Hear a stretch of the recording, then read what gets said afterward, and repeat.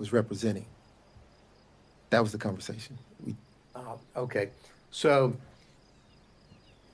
when she would pay you back in cash, were you aware of what her financial situation was? Do you know what? No, sir. Your Honor, I object to the relevance. Well, Your Honor, it's relevant because we've been bombarded with a book, Find Me the Votes, in which... What's at issue is the financial benefit, and if that plays a material interest in an actual conflict of interest. So I think that's relevant. Thank you. Now, have you read the book, Find Me the Votes? I have. You have? I have. Okay. Now, in that book, Ms. Willis is telling the authors about financially destitute she was, or kind of hitting down on the bottom as she was running for DA. Do you remember that part of the book? So let me qualify the response. I've read the book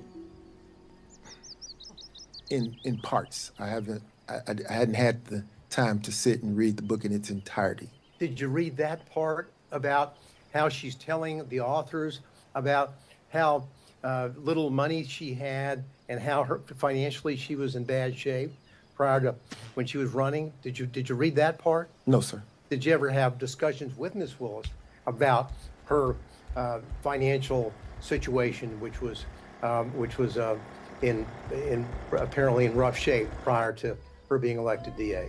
No, sir. Ms. Willis made it clear that her financial business was just that. It was her business. I know nothing about her financial status. I know nothing about how she was faring before or after the election, or even now. I know nothing about her finances. Telling us that she didn't share that with you, but chose to share it with the authors of a book that's been published and printed and sold nationally. I think that's a fair question for Cross. I don't know that she shared it with the author. I don't know that the author is telling the truth. I don't know the author, so I don't know, sir. Okay. Now, did you give an interview to the authors of that book? I've given no interviews, sir. So you haven't talked to them at all, correct? I haven't talked to any media. All right. None. Now, as it relates to the... I'd like to, though. As it relates to, again, from your bank records that you're aware of, there'll be no cash deposits, right? I didn't say that. Are there cash deposits which line up with the money that you have allegedly received from Ms. Willis to, quote, pay you back for her part of the trips? So here's the thing. In my bank records, you will see cash deposits. You will see check deposits. I can't say that you look through the bank records and you won't see cash deposits, because I have two sources of income, sir.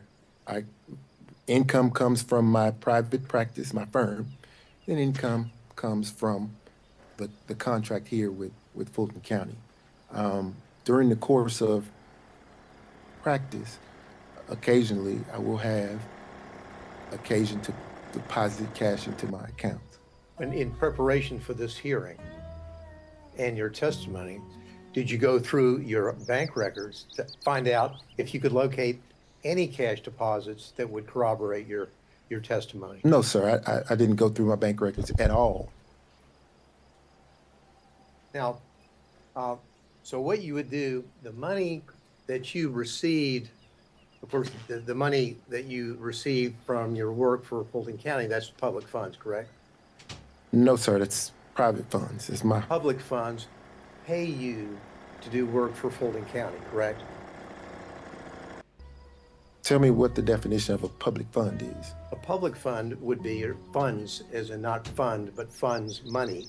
Public money, as in money from taxpayers, either in Fulton County or the state of Georgia, pay you to do the work that you're doing here in this case, yes or no? One or the other, I'm certain. You know which is one? The case. I don't know which one, no, sir. Now, you would take those public funds, and those public funds were then used, deposited in your account, and they were then used to pay for on the credit cards for the trips that you would take with Ms. Willis, correct? I object to the question insofar as the characterization of public funds. The witness didn't testify to that, and I don't believe there's been any evidence to that. Once it's paid to Mr. Wade, it's private funds. Well, the point of it is that you got All money. right, Mr. Gillen's rephrasing. Yeah, let's break it down. You got money from Fulton County for the work that you do here, right? Yes, sir. You would send in invoices, and they would pay you money, correct? Yes, sir. Those money, that the private money, that money was money from either the citizens of Fulton County or from the state of Georgia, correct? That's what I mean by public funds. Agreed? Well, so I guess I'm having trouble with the notion that the citizens of Fulton County have paid me any funds. I'm not certain the funding source. I can tell you that either the state of Georgia or Fulton County has written me a check. So that would be, those two entities are public entities, correct? Yes. So that would be public funds, right? Right? Yeah. Yes. And those public funds are from the same source that you would then use to pay out on your expenses for the trips that you took Miss Willis on, correct? No, sir. As I testified to moments ago, I have income coming in from my law firm. I also have income coming in from the funds that we're here discussing now from either the state of Georgia or Fulton County and or both. I'm not certain what it is. So What to say percent- Sorry, that I didn't mean that to cut I'm you off. Go ahead. so to say that I'm paying a credit card statement with funds coming from Fulton County or the state of Georgia would not be an accurate statement, because the funds could have very well come from my private practice. What percentage of your income in 2022 came from money for your working on this case or from your partners working for the Fulton County office? In 2022, I would say 50-50. You think 50-50 in 2022? Yes, sir. What about 2023? Probably 60-40. 60-40. Yes, sir. So the money that would be in those accounts, at least 60% of those, in your view, would be public funds, that those monies were then used to pay for the expenses that you had incurred for the trips that you took Miss Willis on, the cruises, the Napa Valleys, the Bahamas, correct? Right? Yes, sir. Okay. And now, what you did is that when you signed on in November 1st of 2021, that's when you signed on to be counsel like this for the guy's doing like a anti-corruption filibuster or matters, right? Yes, sir. Now, as you know, in your engagement letter, it doesn't say that you're signing on and your scope of work is to work on the Trump special grand jury investigation, does it? No, sir. It says that you're signing on to work on anti-corruption, the anti-corruption unit matters, correct? Yes, sir. Matters with a plural, correct? Yes, sir.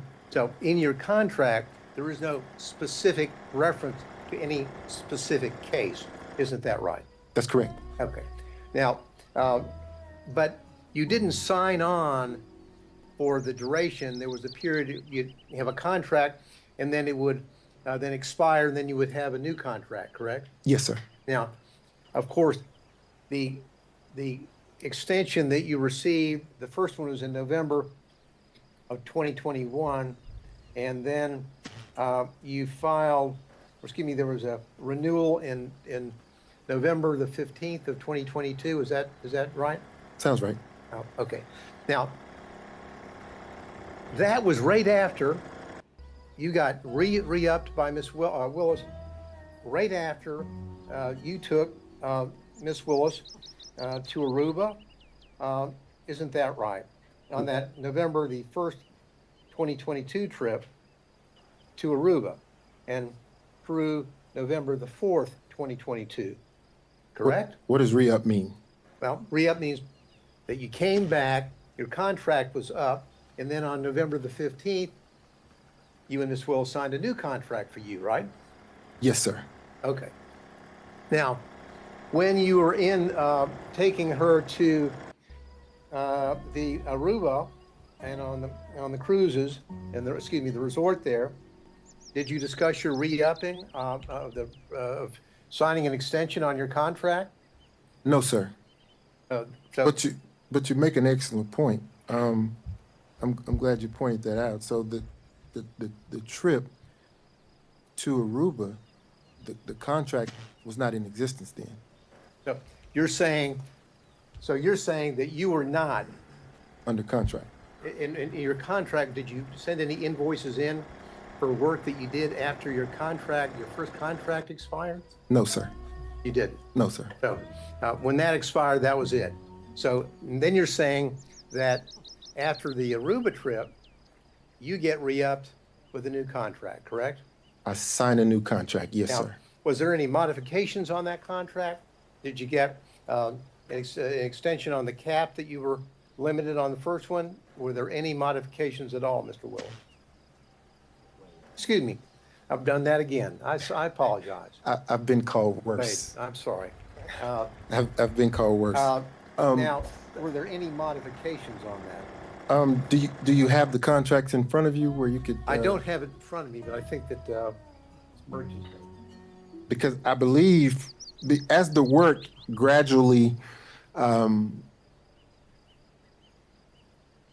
the time of the work gradually increased, the hourly cap would increase. In other words, starting out the investigation, it was impossible to anticipate the level of cooperation during the course of the investigation from some of the witnesses. So if you assume that there would be great cooperation with the witnesses in terms of interviewing and speaking and being voluntarily speaking with you, it doesn't take as much time. So after getting into it, realizing that most of the witnesses were not willing to speak or willing to turn over evidence or information, quickly you figure out that this is going to take a little more time than originally anticipated. And because of that, you have to compensate for those hours. that's why there was a compensation on your extension? Yes, sir. The caps. Cap. Now, did Mrs. Willis, did Miss Willis review your invoices with you when you would submit them? Never. Did anyone ever question whether or not you worked 24 hours in one day and billed 24 hours in one day? I've never worked 24 hours in one day and billed 24 hours in one day. Okay. And I'm glad you asked me that question because I'd like the opportunity to talk about What? that. I My think boy we should go said, ahead. So dog said, if you look at that invoice where it says 24 hours in one day, it actually doesn't say one day. If you look at the top of the invoice, it says date completed. The date that's reflected on that invoice reflects the date that the work was completed. It doesn't say when it started. It just says this is the date that is completed. So if you go through the invoices, probably around the first 5 or 6, you'll see that that's the billing format. I would bill only after that particular task has been completed. That's why you see a 24-hour period with the one day there. I kind of wish some of the experts who had opined on that had called me and asked me the question, but there was never a billing of 24 hours in one day. Now, probably around the 6th or 7th invoice, you see the format changed. I started using a range so that it got less confusing, right? I'm confused, so maybe you can correct it. Okay. In Exhibit 14, you've got down a specific day. Mm-hmm. Prepared cases for pretrial, November the 5th, 2021, 24 hours at $250 an hour, 6,000. No, this wasn't about a range. It was about the work that you did on November the 5th. 2021. No, Mr. Gillen, look at the top of the invoice where it says date completed. What I want you to do, Mr. Wade, is focus on the date that you have down there and tell the court what you billed for on November the 5th, 2021. Mi- I thought it was already in. I thought 14 is in. Again, Mr. Gillen, it says completed date completed. The dates that you see here are the dates that work was completed. So on November the 5th, I completed the task of preparing the cases for pretrial. That's the date I completed it. Just Then read it took me, Just read if you would. Then my question was, read out loud the entry for November the 5th, 2021, and how many hours you billed that day. Just do that for me if you would. Your Honor, I can't do that. Excuse me, I believe the witness is entitled to answer his question. That certainly wasn't the question that Mr. Gillen asked. All right, well, the question now is to read a certain entry, so. Just read into the record, that Mr. judge, Wade. bro. That On judge is November the a dick. 5th, 2021, how many hours did you bill the citizens of Fulton County for on that day? Just read it out, please. I completed the task on November 5th, 2021. 24 hours was billed at $250.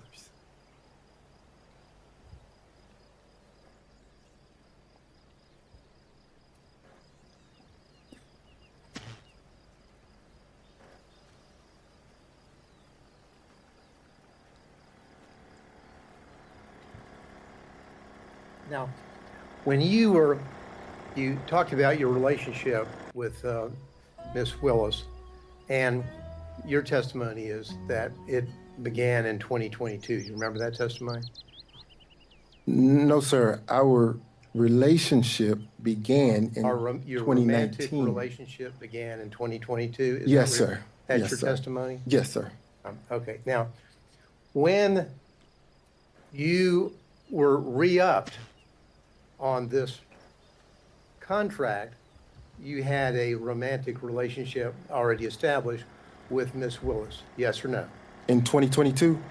Yeah. When Yes, you were sir. re-upped on November the 15th, 2022, you had a romantic relationship with Miss Willis. I signed the second contract. Yes, sir.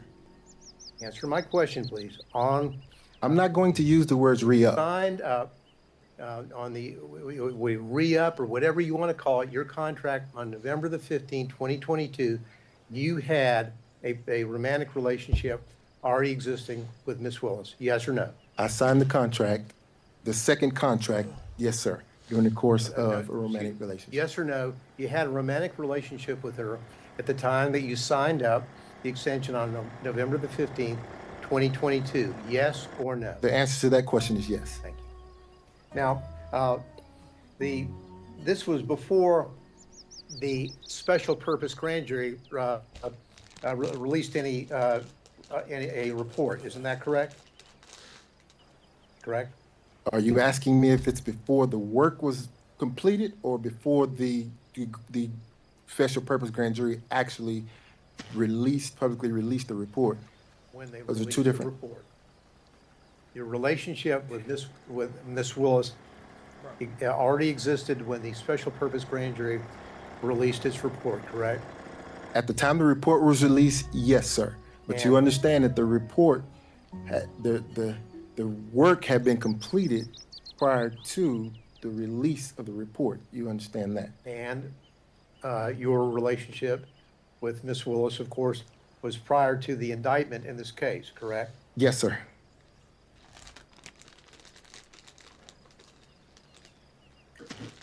Your Honor, if I may just ask my folks over here whether there's anything I need to clean up on. That's all the questions, Your Honor, I have. Thank you.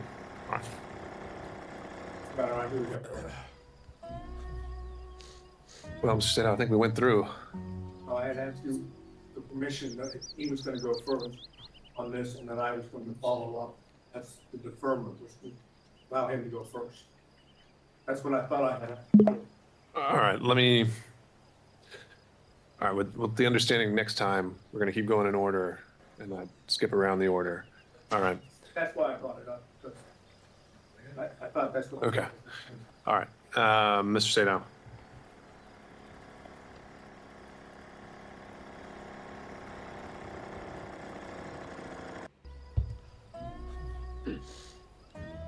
I'm going to try to keep my questions very specific. Yes, Okay. sir. Yes, sir. And I'm going to also, of course, try not to go back into specific questions that have already been asked. Okay? Yes, sir. When did your relationship with Miss Willis end? 2023. Can you give us an approximation of, not by date, but by month? Summer 2023. Forgive me. I'm a man. We don't do the date thing. What? Summer 23, I would say. Bro said, I'm a man, we don't do the date thing. June, maybe. Okay. Using the euphemism personal relationship, did you have any personal relationship at all with Miss Willis after the summer of 2023? I want to make sure that I'm answering your question. Are you, because Let me rephrase, if I might.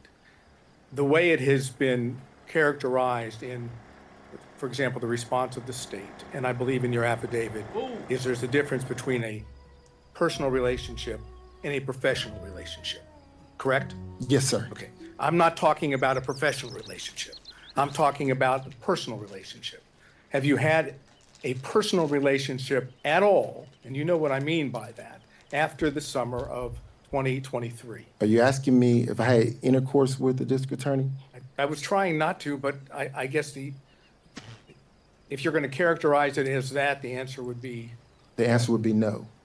so it's been purely professional since the summer of 2023. So that's where we're having issues. Okay, you'll have to explain, because I don't know what the issue would be. No, I will explain to Thank you. you. You say personal. We're very good friends, probably closer than ever because of these attacks. But if you're asking me about specific intercourse, the answer is no. How about if I change it from intercourse to romantic? No. Okay. During the direct examination, you made a statement, at least I believe I heard it correctly, that you, personal relationship, and now I'm talking about that characterized with a sexual romantic relationship, was not a secret. Is that correct? Wait. If you're asking me if people knew that we were having sex, no, they didn't. I'm asking you whether the people knew that you were dating, whether you were romantically involved. You said that it was not a secret. Oh, it wasn't a secret. It was just private. My mother knew, obviously. Did anyone in the district attorney's office that has worked on this case know that you were dating or had a romantic relationship with District Attorney Willis? I don't know what they knew. Well, did you tell anyone? No, Do you have any knowledge of whether Miss Willis revealed it to anyone? I have no clue. Okay. So as far as you know from personal knowledge, no one in the DA's team knew, correct? That's correct. Okay. So if it was a legitimate relationship, is there any particular reason why it was kept secret or private? Wasn't kept secret. It was kept private. And the purpose for that was? It's what we chose to do. I'm asking you why, though, not just because you chose. What, if you're dating someone, why keep it private? So, a few reasons. The first one is, and I want to say this respectfully in the right way, there are some people who are in the public eye who just don't like it, don't wish to be there. I have tried to have lunch or dinner with her publicly, and I can't count the number of people that would approach the table or would accost us as we're trying to walk into a restaurant and just have lunch or have a meal. It is not secret, it is private. We don't want the world asking questions or interrupting that time. So we weren't trying to keep anything as Say that. There's nothing secret or salacious about having a private life. Nothing. I'm not suggesting that there was. I'm asking the questions. When you went on the various trips that have been outlined by both Mr. Gillen and by Ms. Merchant, did anyone in the district attorney's office know that the two of you were traveling on personal trips together? To my knowledge, Mr. Sadal, no. Okay. And again, that was for privacy, according to your testimony. Privacy, yes, sir. Okay. Did you and Miss Willis go to the Hapeville condo prior to your relationship starting at the beginning of 2022? Prior to having physical contact, prior to having intercourse, did we go to the Hapeville condo? Again, you keep going to intercourse. I'm trying not to, but fine. The answer to that, my question would be yes. Did you and Miss Willis go to the Hapeville condo prior to what I want to say November 1st of 2021? Yes. Okay, and the purpose for going to the Hapeville condo with Miss Willis prior to 2021 been what? Or prior to November 1 of 2021? Could have been any number of things, because at that time, That's what I'm asking, so tell me. yeah, could have been any number of things, because at that time, she had a friend living in that condo. Miss Yurdy lived in that condo. My boy was clapping cheeks. It maybe was my question was poorly worded. Let me try again. Your answer is yes, prior to November 1st of 2021, you would have gone to the Hapeville condo and been there with Miss Willis, correct? Yes. And you would have been there, as you indicated, for many reasons, right? Yes. Can you give me, just list a few of the reasons? Miss Yurdy resided there, went to visit her, maybe went to talk about a document that I received. You would go to the condo and talk about a document that you received? Absolutely. Okay, go ahead. Absolutely. Any other reasons? None come to mind. None come to mind. No, sir. And would you say that was frequent? When I say frequent, do you think prior to November 1st of 2021, you were at the condo more than 10 times? No, sir. 10 times. Yes, sir. So if phone records were to reflect that you were making phone calls from the same location as the condo before November 1st of 2021, and it was on multiple occasions, the phone records would be wrong? If phone records reflected that, yes, sir. They'd be wrong. They'd be wrong. Okay. Where did you live during that time period? Same place I live now. Which is not in Hapeville, correct?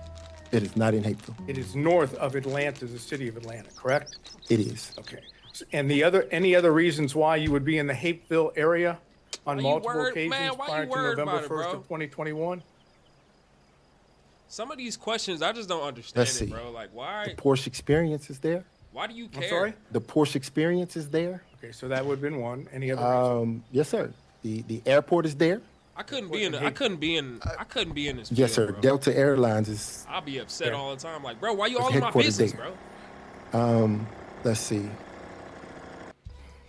I get it though. You trying to get to a specific Restaurants like, there. Okay. but it's like, bro, like all of this for Donald Trump, bro. All of this for Donald Trump. If that's your recollection, Crazy. that's fine. I'm not asking you to try to remember everything, but if that's okay. okay. Did you discuss your affidavit filed in connection with the response with Ms. Willis? No, sir. Did you know of personal knowledge whether Ms. Willis read your affidavit before it was included with the response? I have no clue. So as far as you know, personal knowledge, Ms. Willis did not know what you said in the affidavit. I didn't give it to her. That's what I said. You have no personal knowledge. No personal knowledge. And as far as you know, no one else has told you that she did or didn't. I hadn't asked anyone. And we've kind of worked this up a little bit, and the numbers could be off. But according to our numbers, $10,000, give or take, would have been reflected on your credit card statements in connection with things of potential benefit to Miss Willis, okay? I want you just to assume that. Assuming that there was $10,000 that you had on your credit cards, is it your testimony that Miss Willis paid you back $10,000 in cash? I'm not asking about. Can I object? The characterization of $10,000 for Miss Willis's travel, I don't believe is an accurate reflection of what the numbers, at least the summary that I've been provided by defense, would reflect. I think that's joint travel. And so is that right, Mr. Sato? I'm sorry. No, it's not joint travel. But All right. all I'm trying to understand, watch I'll a little rephrase bit because more I of this and then don't we'll want to get have bogged down on specific numbers. You would have received thousands of dollars in cash from Miss Willis, correct? Yes, sir. Okay. And the thousands of dollars in cash from Miss Willis, do you know, I'm not asking you whether she took it out of her pocketbook or she took it out of a suitcase. I'm saying, do you know the source of the cash? Just that, out of her pocketbook. Yes, sir. You don't know like, where she obtained the cash. I didn't what ask the her. fuck? And the whole time that she What? was paying you in cash, you never said, hey, why do you have this amount of cash? You asking this man? Mr. Sadow, in my practice, people come into my law firm all the time with cash. I never question where they got it. Yeah, but we're talking not about people that come into your law firm. Who's We're gonna talking about question the where district you got? attorney of Fulton Oh County, shit! You just who, gave me 10 bands. I'm assuming Where you get receives this a money paycheck. from?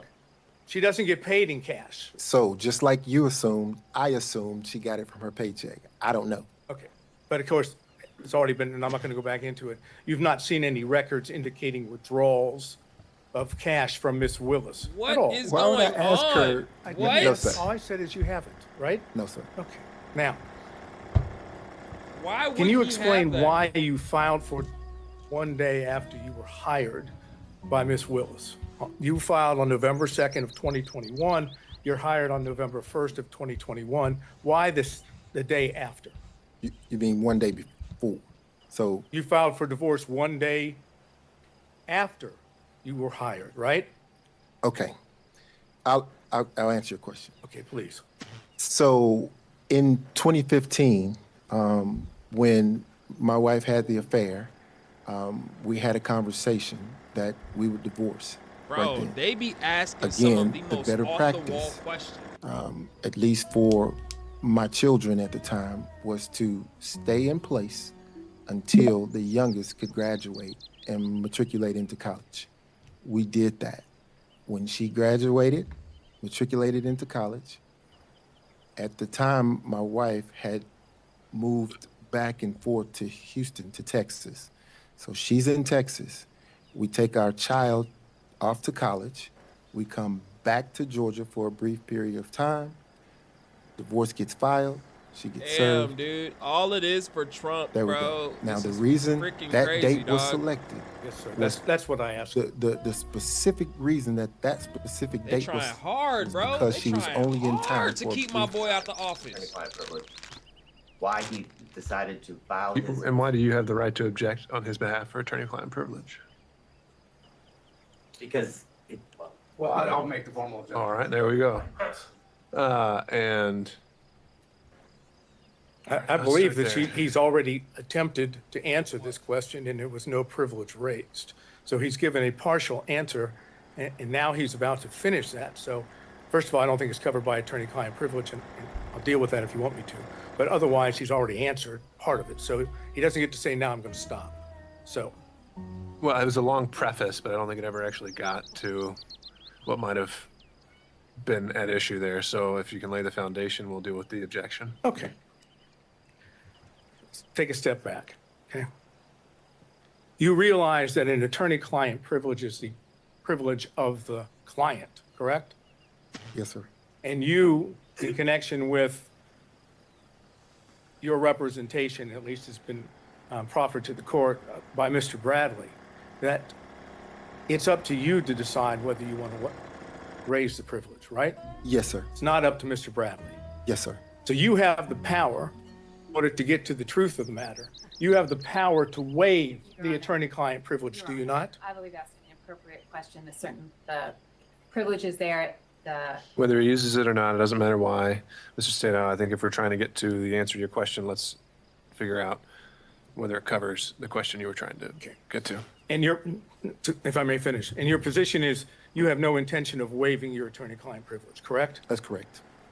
All right, so now, can you answer the question why you waited until November 2nd, the day after you were hired by Ms. Willis, to file for divorce? I can. Okay. So, again, Joycelyn had relocated to Texas, and she had been in Texas for months. She was only here for a brief period of time to drive my daughter's car back with her. And when she came here to do that, I was able to then get her served. So your answer as to why you waited until the day after you were hired by Ms. Willis on November 1st, 2021, to file the complaint for the divorce on November 2nd, 2021, your testimony under oath is because your wife was here. But had not been here in October, had not been here in September, had not been here in August of 2021. She had been in Texas taking care of her ailing mother and an aging father. So the first opportunity that I had after speaking with my lawyers to take care of that was the date it was filed and served, because she happened to be here. It had nothing to do with, that was purely coincidental, that contract. I understand it's purely coincidence, your testimony. Yes, sir, and understand that this was by agreement between she and I, she being my wife and I, that we would divorce when the children matriculated out, and that there would actually have been an agreement attached to the filing. It became apparent that the agreement wasn't going to happen, and things got a little contentious. So that's when the privilege will kick in, and I was forced to do it when I did it. So if I understood correctly, again, you tell me if I'm wrong, is it your testimony that your wife was not in Atlanta, Georgia, or the metro area throughout October of 2021? No. In not your testimony? October of 2021, she was back and forth between here and Texas. So she was, at least on some occasions, in the Atlanta area. But that was during the time when we were working through the consent agreement that fell through. Yeah, I think we're pretty far afield on relevance. The answer to the question about the timing of the divorce filing. Understood, Ms. Cross. Ms. Sato, where are we going from here? We're about to finish this area, since I'm not going to be able to go any further about, if we want to call the X, we'll call the X for that purpose. Well, we might have to discuss whether that's a collateral issue altogether. No, I'm just saying if. I didn't say we will, but we'll. Okay. All right, so you said that you were aware of the contracts that Mr. Bradley and Mr. Campbell had with the Fulton County District Attorney's Office, correct? Yes, sir. And how did you become aware of those? Just through conversation. They With told who? me. Conversation with who? Mr. Bradley and Mr. Campbell. So you were discussing matters with Mr. Bradley which were not related to attorney-client privilege, correct? Related to the contracts, yes. Okay, but you were having conversations that would not, even though, if I understood correctly, Mr. Bradley was your attorney at the time, correct? At what time?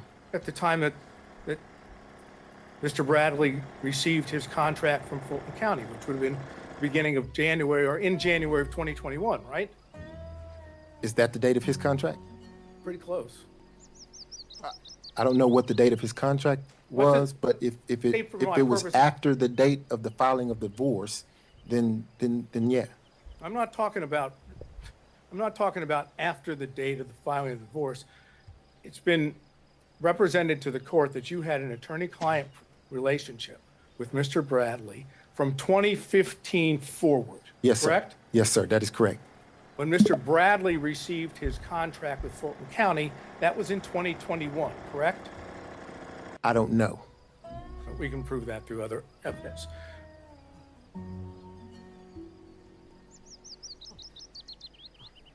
But at the time that Mr. Bradley was doing work for Fulton County, if I understand, you still had an attorney-client privilege, at least you're claiming one, with Mr. Bradley, correct? Yes. So when you talk to Mr. Bradley about matters with his contract in Fulton County, those were not covered by your attorney-client privilege, correct? They were not. Okay, and that meant that not all communications with Mr. Bradley were covered by attorney-client privilege, correct?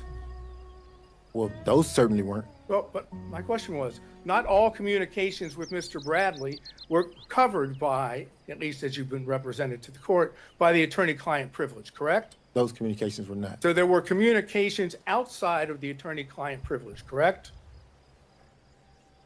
With Mr. Yes, Bradley. if you're asking me if I ever communicate with him outside of the attorney-client privilege, the answer is yes. I've Okay. communicated with him outside the attorney-client privilege.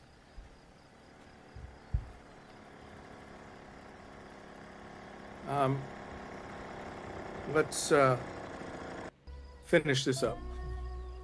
And did you call it Roman number 4, or is it just defense? Okay, in defense exhibit number 4, and Mr. Gillen went over with you your responses to certain interrogatories on May the 30th, 2023. Remember that? Yes, sir. I'm not going back into those. The words in the interrogatories are already in evidence, so we're not going to do that. But the ones that we've gone into, there were 2 of them. And your answer was none, correct? Yes, sir. Okay. Now, on January 25th of 2024, Yes, sir. you again were in a position that you answered those same interrogatories, the 2 that we're talking about. I can get specific if we need to, but as long as we understand we're talking about the same 2, Yes, right? sir. Yes, sir. Okay. And they are in defense exhibit number 6, and they are interrogatories number 4 and number 5. Okay. All right, I'm gonna stop it right there because I don't know how long this is gonna go on for. We'll tune back into it. What is this? Did you know that for over 40 years, Same thing, different angle. All right. Just tap into a little bit of this real quick.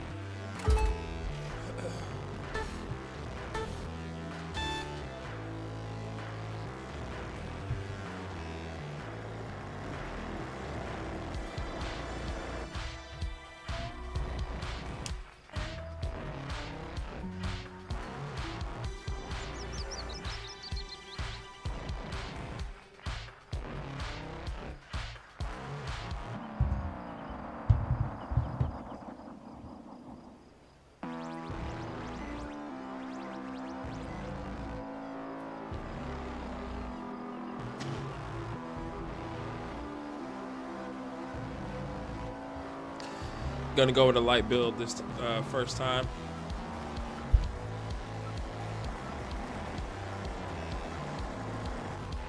Thinking the LH1 with the grapple hook. Spanish bomb, smoke bomb, gold, flash grenade.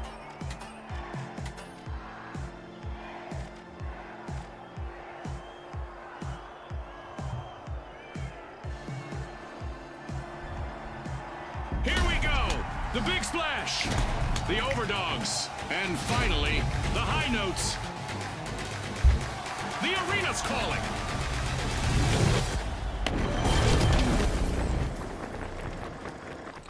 Prepare for a whirlwind cash dash in quick cash. The team that secures a big enough stash first will triumph. Spot on, Scotty. It's all about staying focused under pressure. The high notes are harmonizing at Vault 1.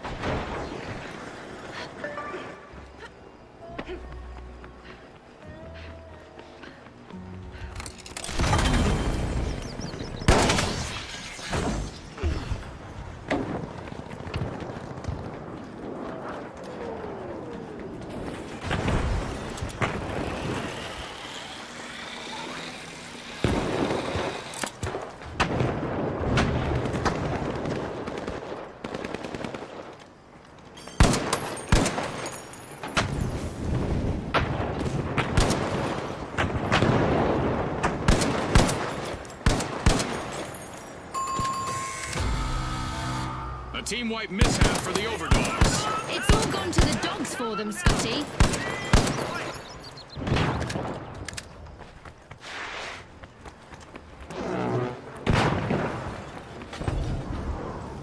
The overdogs have returned to the arena.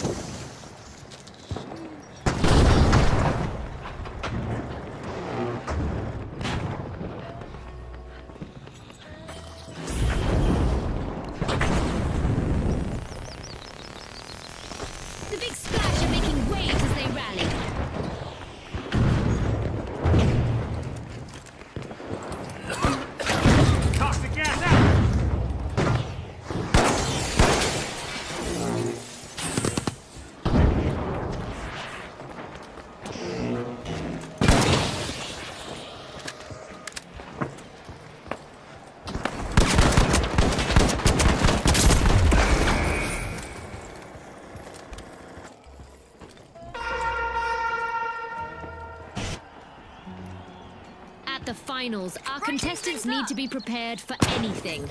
Let's see which team is best equipped to deal with our upcoming event.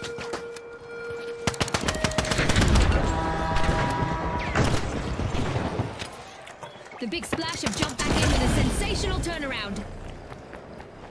We have a surprise for any contestant that remains still for too long, and it's not a pleasant one. I'll give you a hint. It's an enormous laser beam.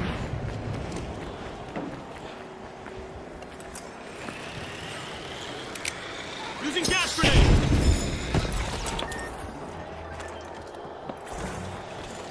The match is starting to heat up, as the Big Splash have started our first cash out.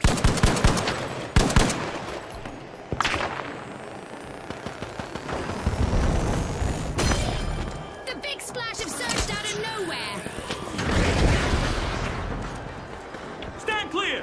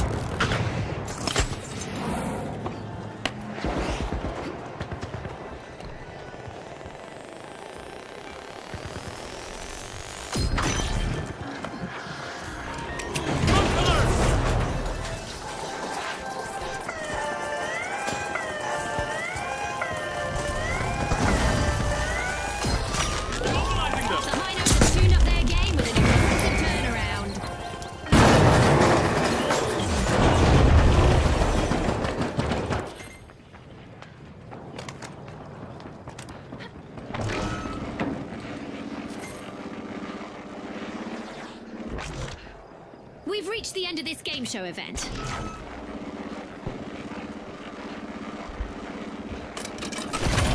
A fantastic steal by the Big Splash. One skilled play can change the game. Special delivery. This is exactly what the Big Splash needed. They've pocketed our first catch out.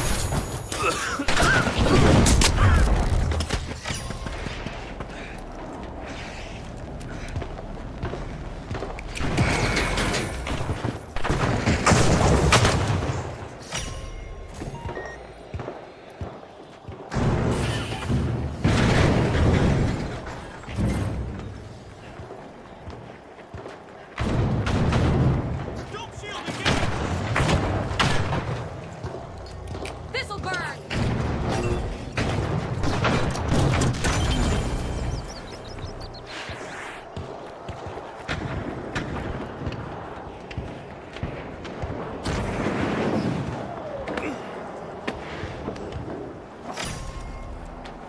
The Overdogs are opening Vault 2.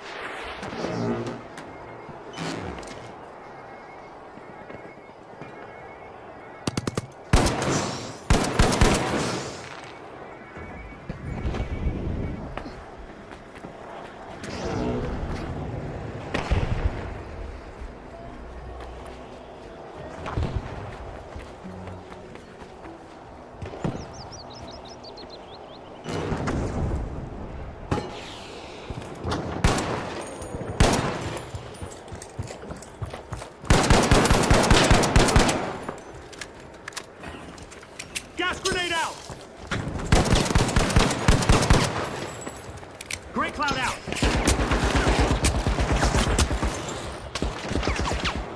Smokes out!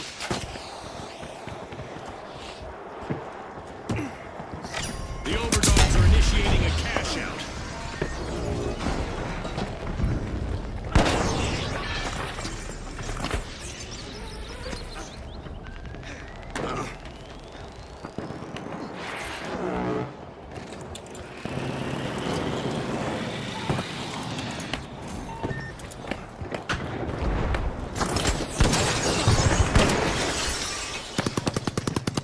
Using gas grenade. We just passed the midway point of this great match.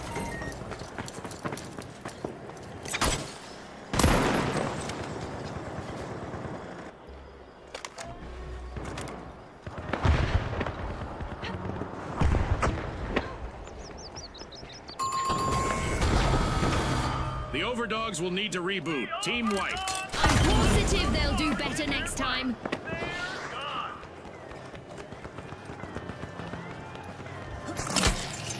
The Big Splash turned the tide, stealing a cash out with a splash of cunning. Can you believe Charges it? set. Toxic gas set. Great cloud out. Smokes out.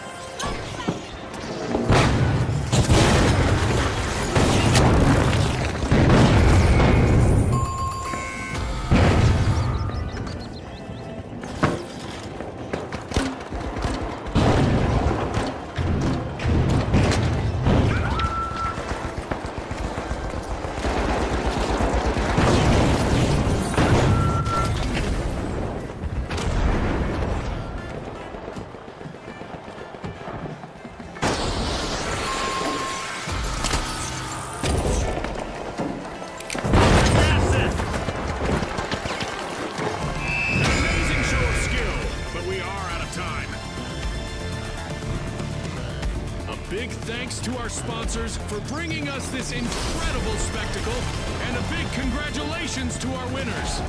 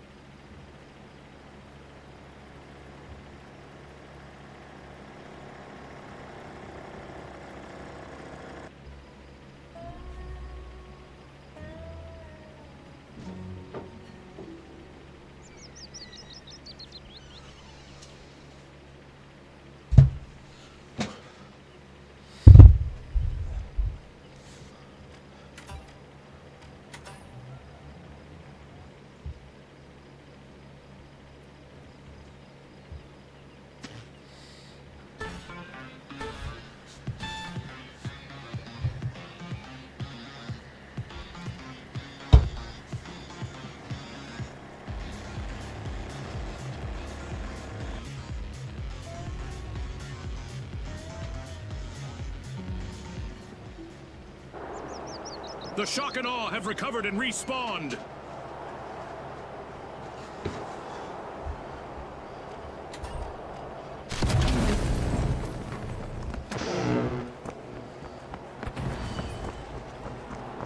The Overdogs bite back with a fierce comeback. The Overdogs are showing they're no underdogs, stealing that cash out with ease. Alas, the Overdogs have been wiped out. Scotty, I bet there'll be some boneheads and top tails on that team.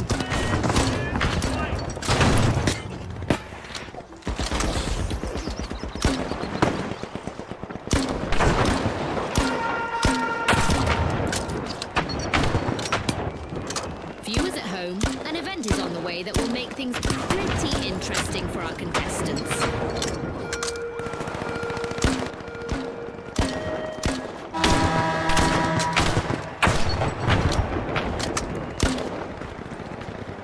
That's right, we're making the arena Percy's playground. Our contestants are now titans of destruction.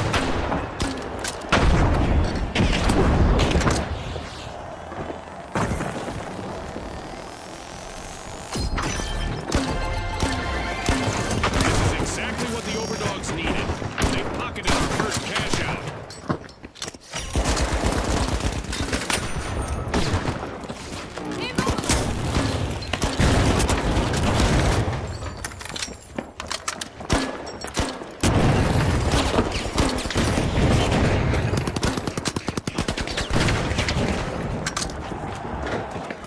Shields up! Here's the barricade! Reinforcing the area!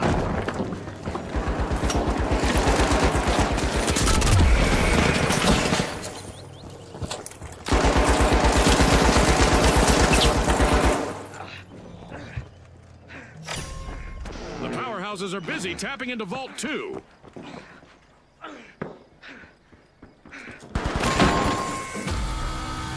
The Shock and Awe will need to reboot. Team wiped.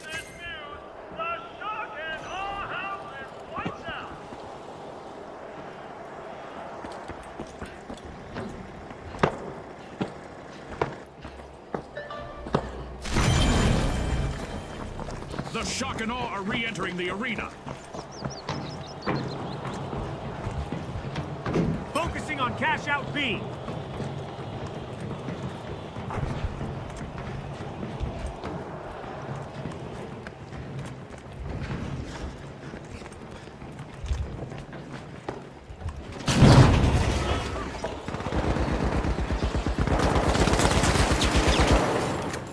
And that's a wrap. This Mega Damage event was proudly brought to you by our generous seasonal sponsors. Go! Go! Move to cash out B.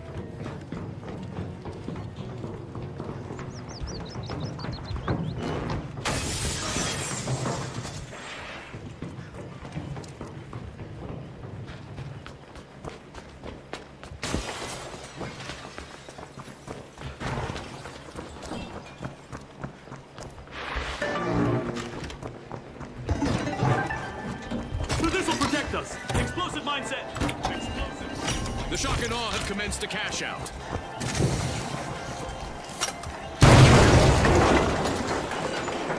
Don't seal the gate!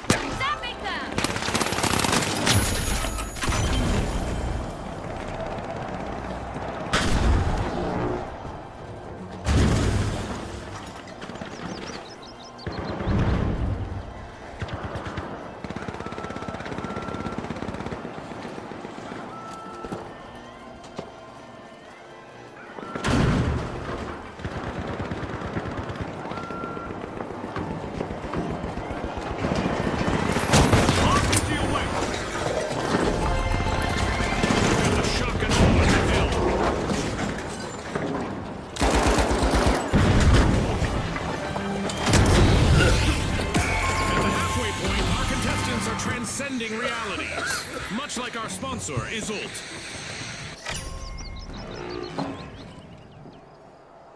Much like our sponsor, Isolt.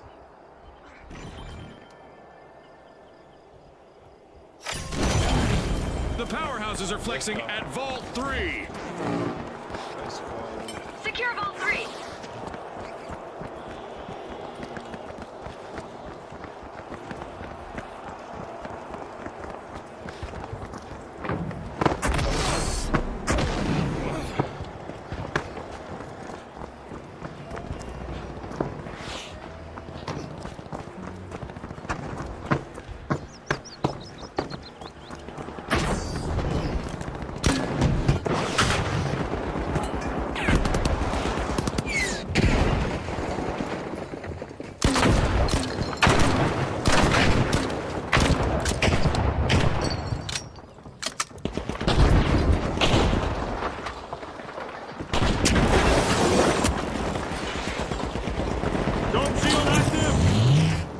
The Shock and Awe is in command of the match. RPG away.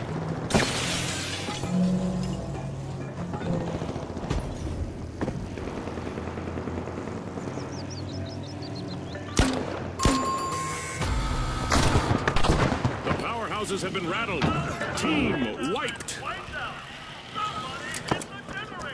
Focusing on cash out C.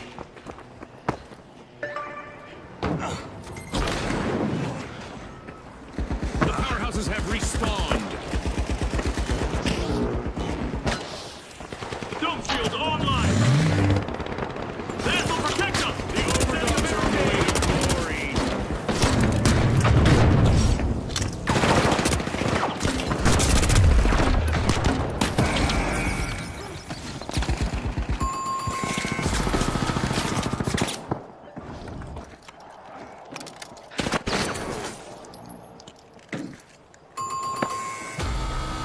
Complete team wipe for the Shock and Awe. Scotty, they've picked the wrong way to inspire awe.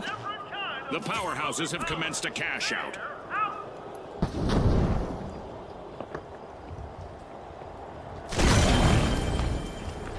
The Shock and Awe are back. Team respawned.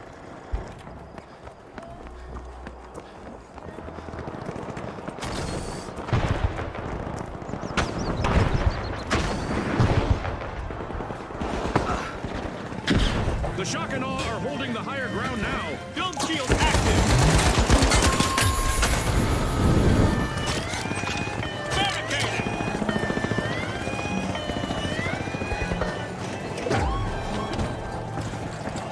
That's a steal.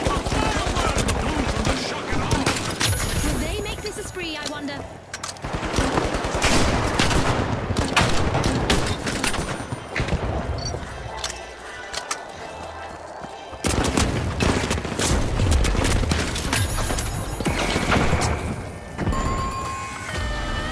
A wipeout and a setback for the Shock and Awe. The Overdogs have established a lead. The powerhouses pilfered a cash out. But will there be consequences? Respawn alert! The Overdogs are back in action.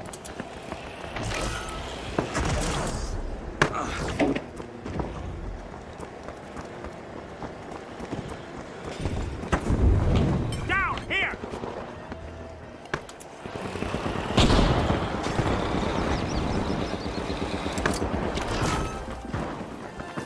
The Shock and Awe have the advantage now. Dome shield active.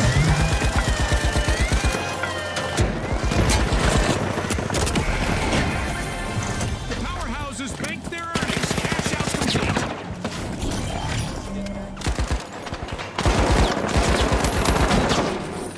And there is another vault available for our cash-hungry teams. Looks like a team wipeout for the Shock and Awe.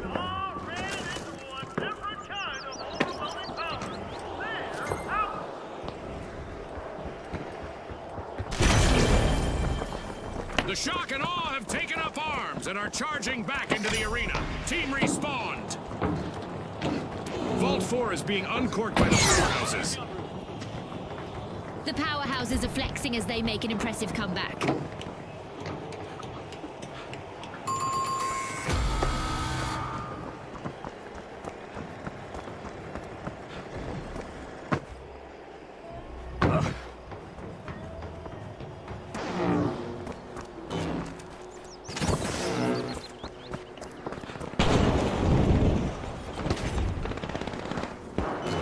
The overdogs have ditched the leash with a tenacious turnaround.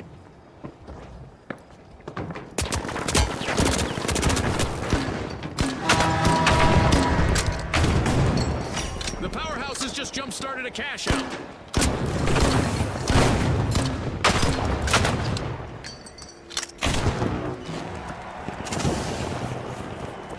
The shock and all looted a cash out.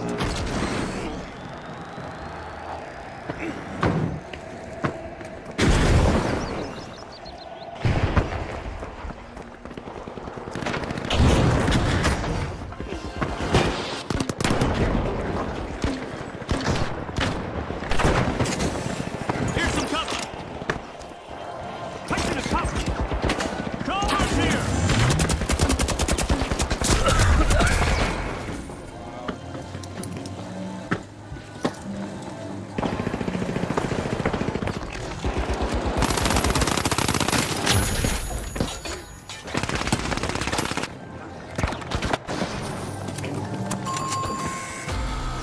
Adversity for the shock and all. Wipeout. That's an absolute shocker, Scotty. 60 seconds left. Our contestants need to pick it up a notch. Setting them up. Grabbing first place, it's the overdogs. The shock and awe have a chance to strike again. Team respawn.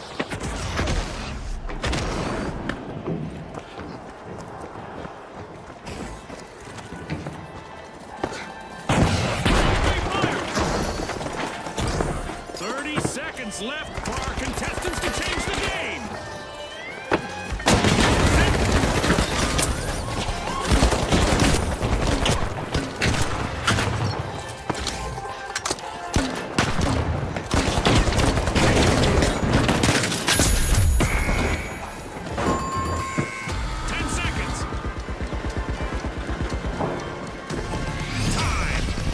Left is to confirm the result.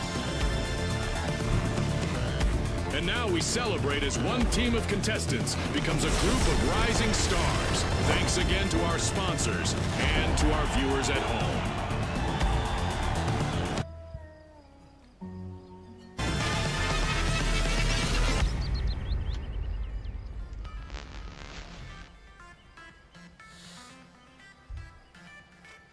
I'm gonna go with the big build this time.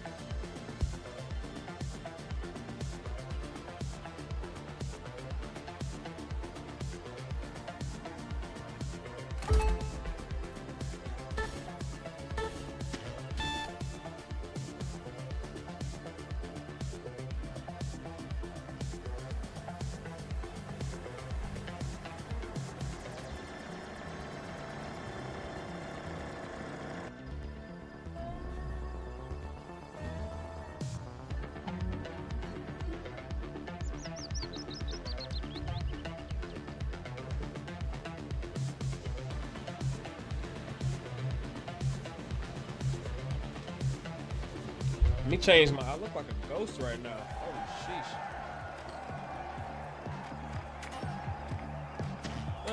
You know what? I'll go medium build. No, light build. Light build. Nah, with the glue gun. All right, the retros, the live wires, and finally the mighty. And they are off. Let's go.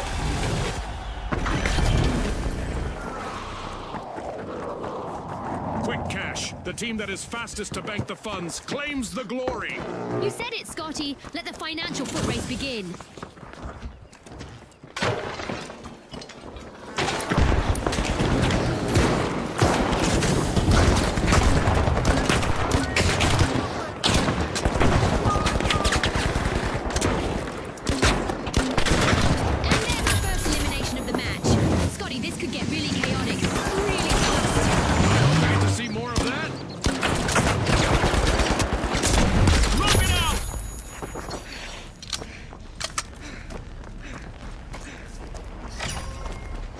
The Retros are eyeing the contents of Vault 1. All right, I see him. I feel like it's this building though.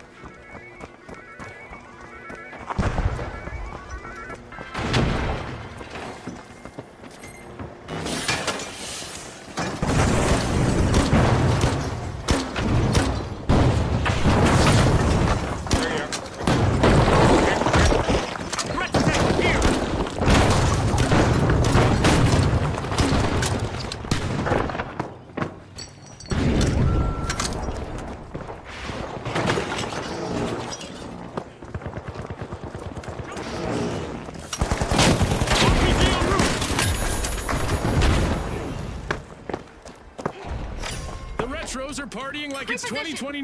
They've started our first cash out.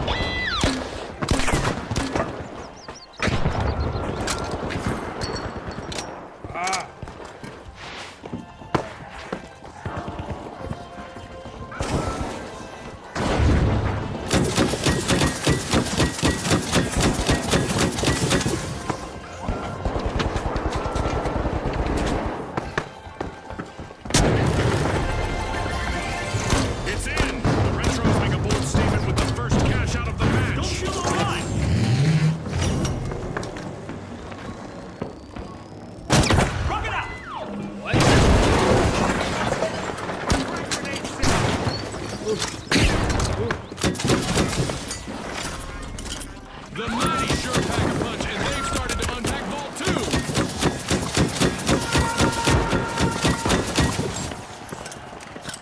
2. Contestants might want to have a plan B ready because an event is about to interrupt their strategies.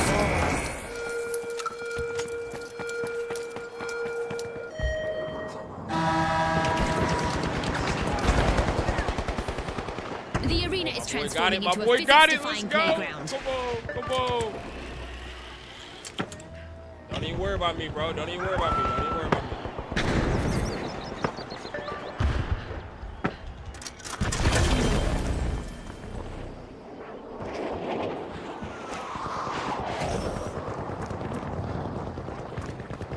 Watch, you know, I got you. I got you. I got you.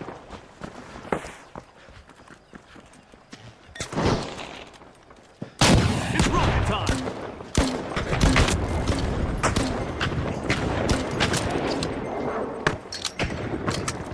Contestants are probably contemplating a track and field career, at least in high jump, as our low gravity event continues. The Mighty just jump-started a cash out. Don't field deployed! Barricades up! On my position!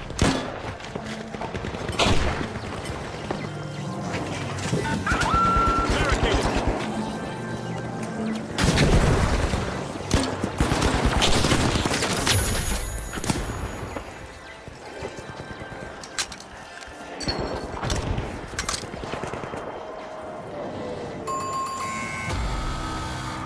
Complete team wipe for the live wires. I think that's what they call low voltage.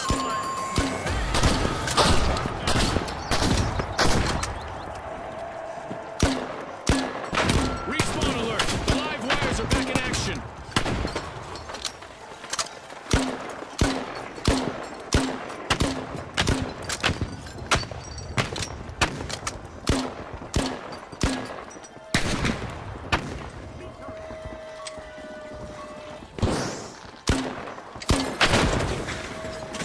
Who is that? Who is that? Who's pushing the button, bro? Oh, I knew it! I knew it! I knew it! I was like, what's going on, dog? Oh, they robbing us, bro. Dang. Don't let them get it. Don't let them get it, bro. There you go. There you go. There you go. No. Fall back. Fall back. The Retros will need to come back from that wipeout.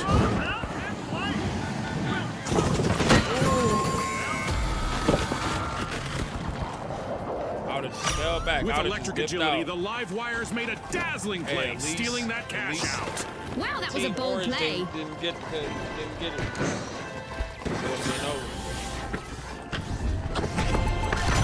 The live wires are out on top.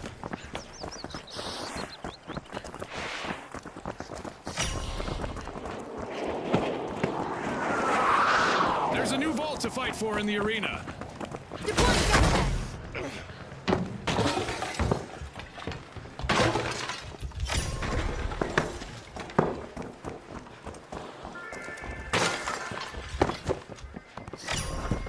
Vault 3 is being unlocked by the Retros.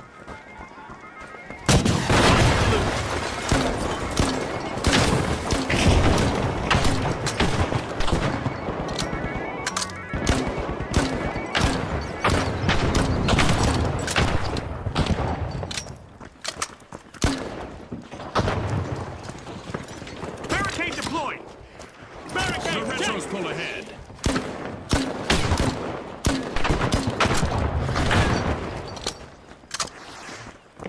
Danger at cash out C! I saw somebody over there. I was about to be like, ooh! Where'd they go?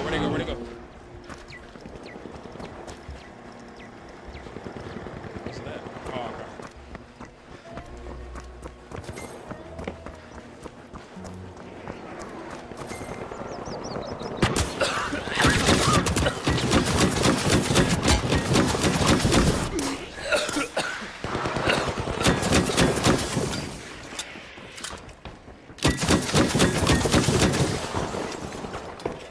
For the moment, we have the live wires out in front. The Retros will need to reboot. Team wiped.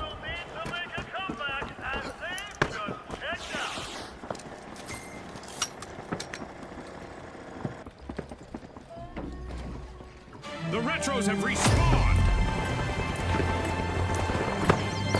Rocket delivery. We just passed the halfway point, and I'm really impressed with the team so far, Jude. Don't field engage! Reinforcing the area!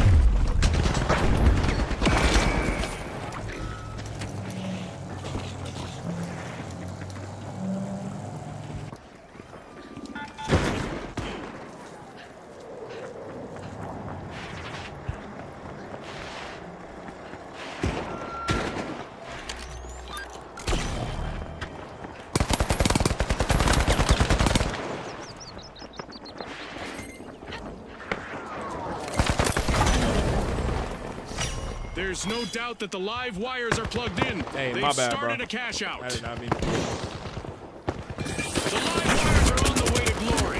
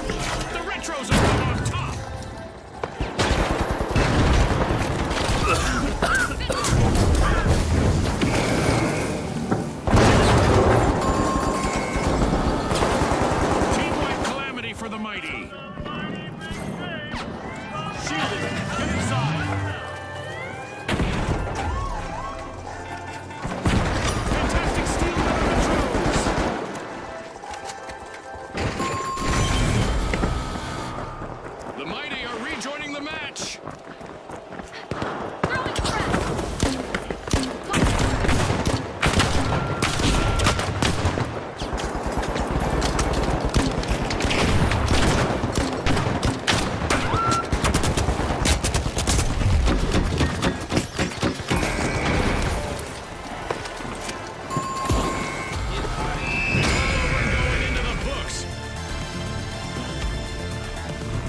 Lights out in the arena, just as the spotlight swings to our winners. From all of us here at the finals, thanks for watching.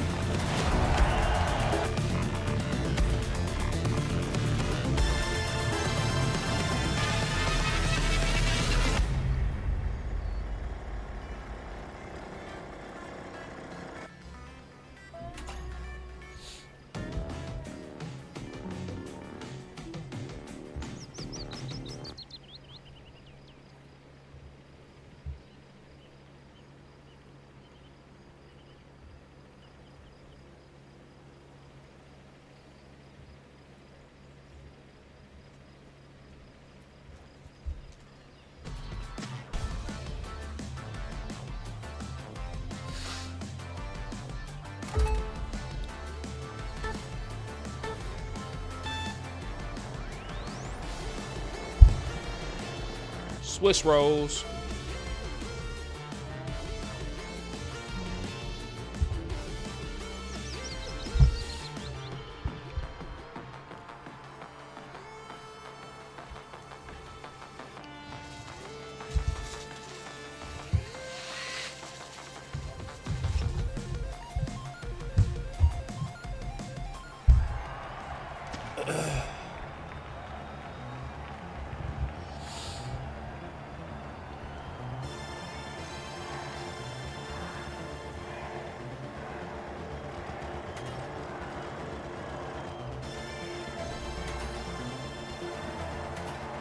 Now, the Overdogs, the Retros, and finally, the Ultra Rares.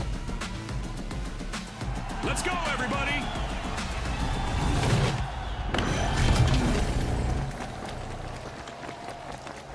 It's a fortune-fueled frenzy in quick cash. The first team to grab enough cash will win! Exactly, Scotty. Let's see who rises to the occasion.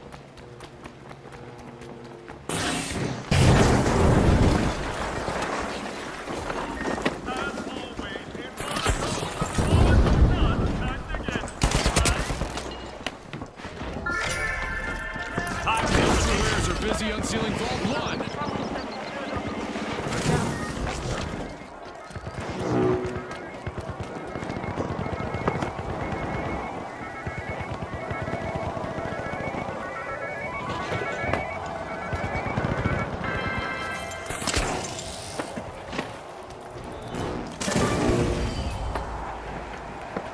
Let's go down there.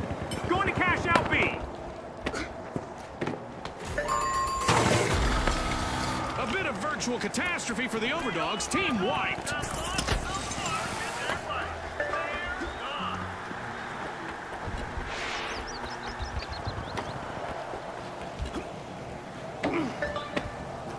The Overdogs are back in action. Reposition. Out there. Creating a smoke screen. The Ultra Rares are looking to make a name for themselves. First cash Smoke out out. started. Charge deployed. Vanish bomb out.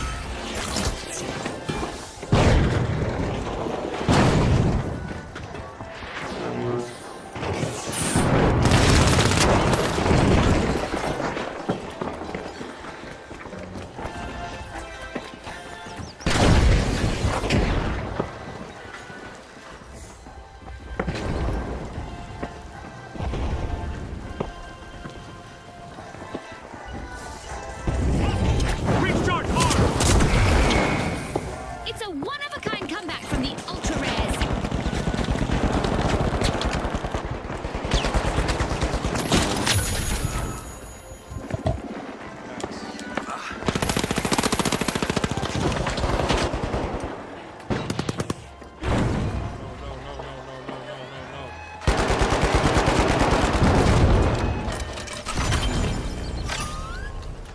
Like a a blast from the past, the retros have made a comeback.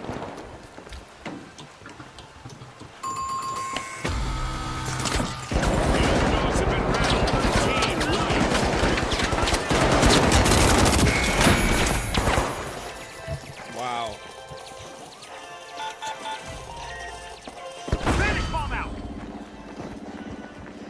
The Overdogs are re-entering the arena.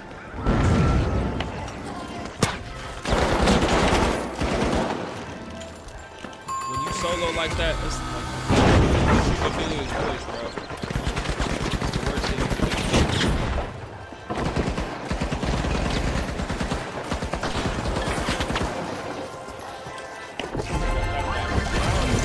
What a way to open the match. The Retros land the first cash out.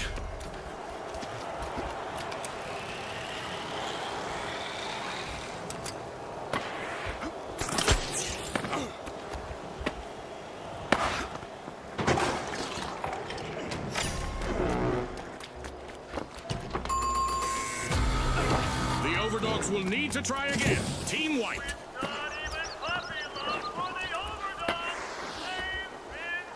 Time to disappear. The Overdogs are back in the arena, folks. Vault 2 is being opened by the Ultra Rares. Great Clouder! It's event time. Contestants are ready for a surprise out there.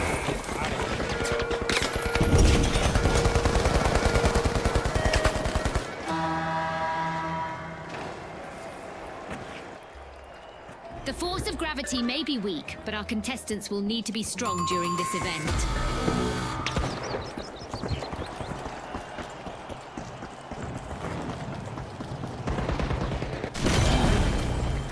They just threw it. They threw it in the air.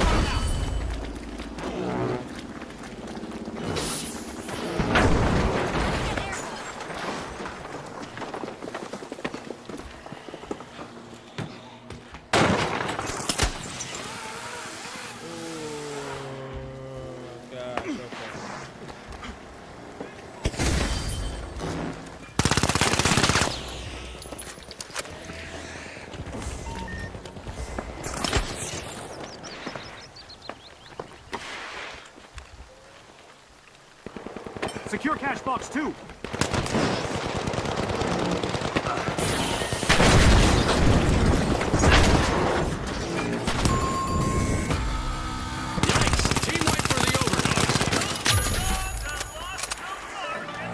The Retros are respawning and hoping to recreate those glory days. Moving to cash out station C.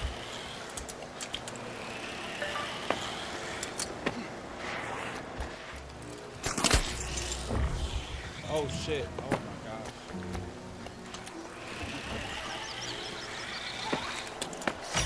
The Ultra Rares have a cash out in the works. Come over here!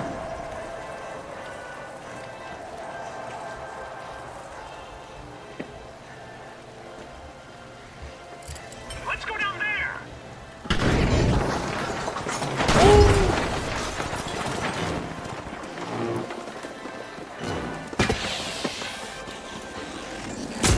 Oh, wow. Wow. We've reached the end of this game show event.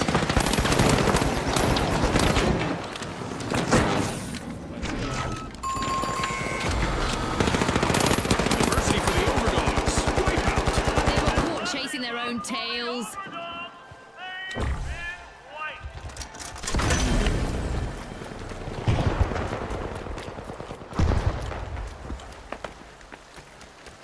The Overdogs are back. Team respawn.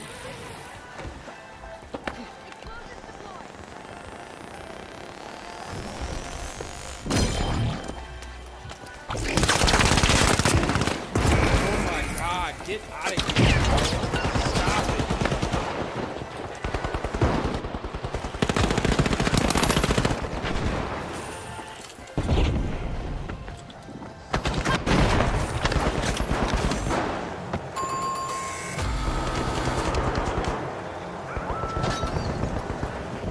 They already got it. They got it.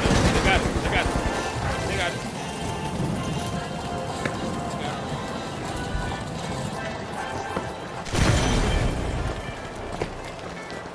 Yeah, there's no way. There's no way. Yeah, possible. Yeah, they got it. Unbelievable determination from the competitors. With fame and fortune on the line today, our contestants sure gave us a great show. We'll see you next time on the finals.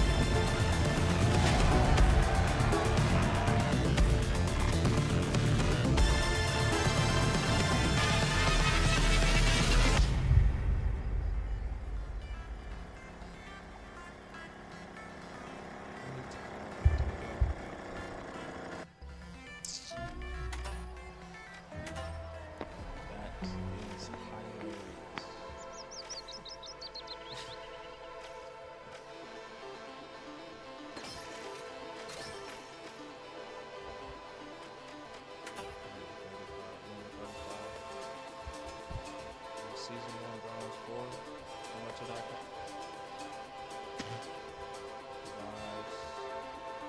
I won 90. I got 90 wins. Out of 381 matches, that's trash. That is terrible. That's terrible. That's terrible. I gotta step my game up, man.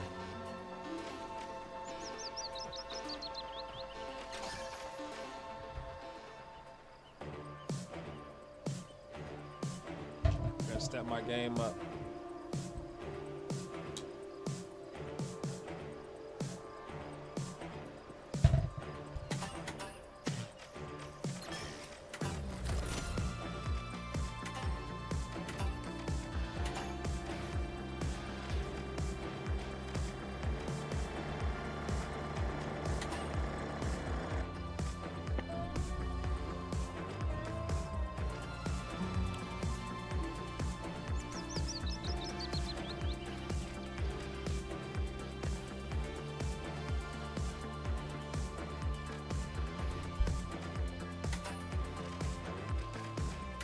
Actually, that dome shit. Damn, all of these are pretty important. I'm not gonna lie.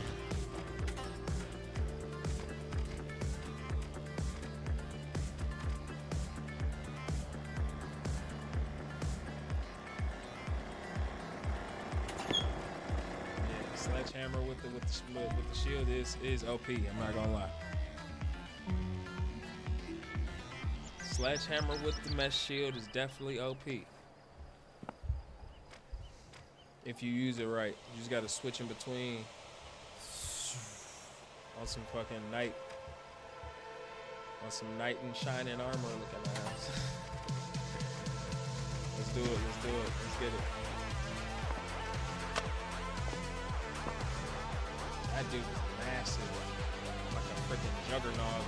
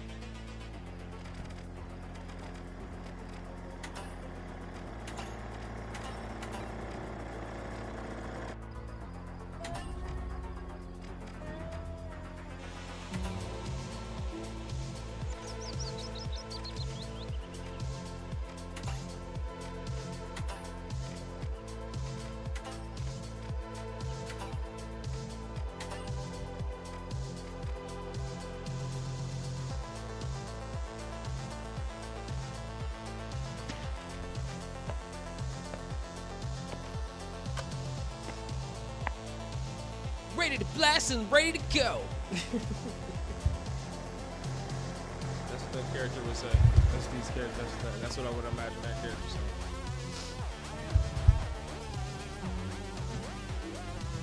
Ready to block. Ready to go. There you go. A little bit more bass in the voice. I was so happy. I felt so included when I opened the game and they asked me to be his Valentine. I was like, damn. Of course, I'll be on Valentine in the finals. Of course. I'm lonely out here. You know what I'm saying?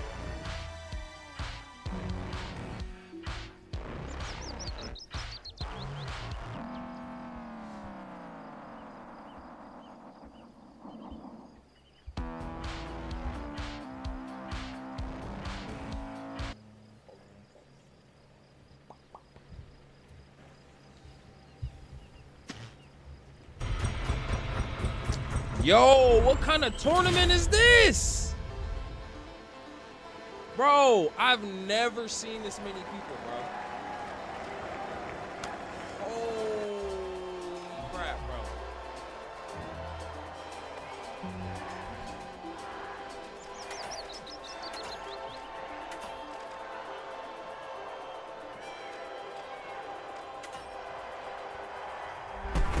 Our opening round is about to take off at our Skyway Stadium, equipped with Volpe's own athletic VR tech and jump pads. Massive. I've never played ranked.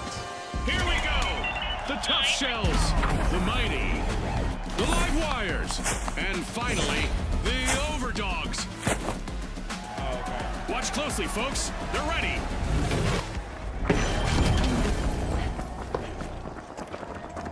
Access The vault 2. thick fog is putting our contestants to the test as they strive to cut through the haze and emerge victorious. Ready for a spatial scramble? Cash out stations overhead and cash boxes zipping around the arena. It's all up, down, left, right from here. The Overdogs are dropping into Vault 2.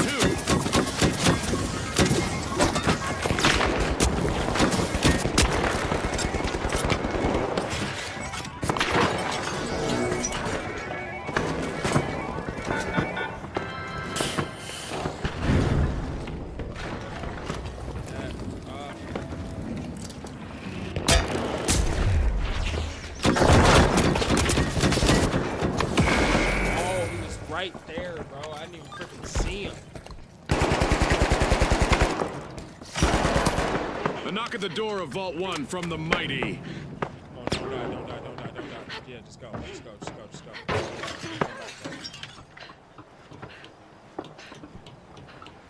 Woo. Gotta afford that team white, bro. Alive and alert, the Live Wires have started our first cash out. Good shit.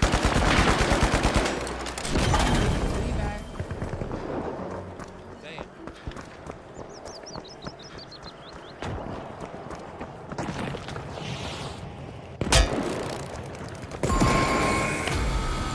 Complete team wipe for the Overdogs. They lost the scent of victory that time.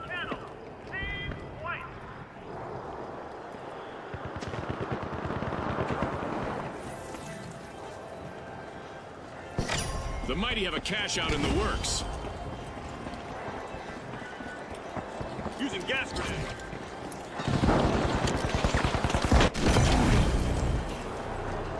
The Overdogs are back. Secure cash out A. Certainly. Certainly. Impressive steal by the Tough Shells. Now that's how you play to win this game show. Grenade.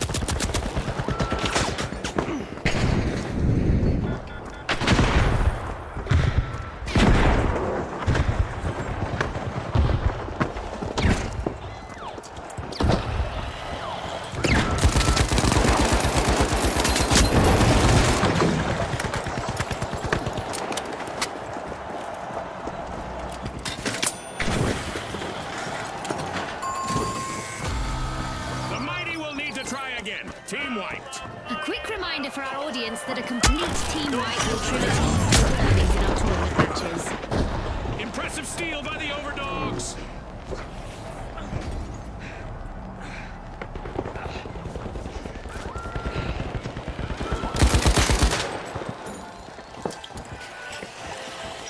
The Mighty are back. Throwing some poison.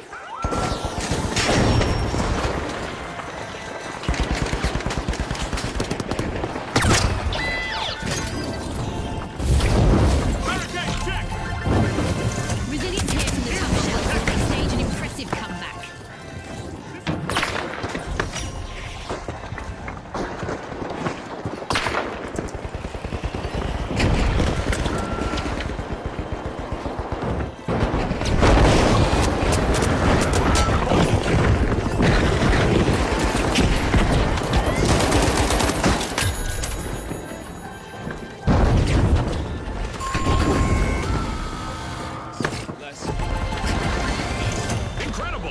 That's a cash out secured for the Overdogs.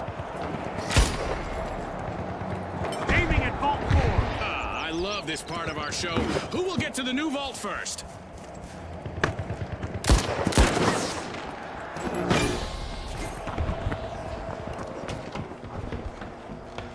The live wires have respawned.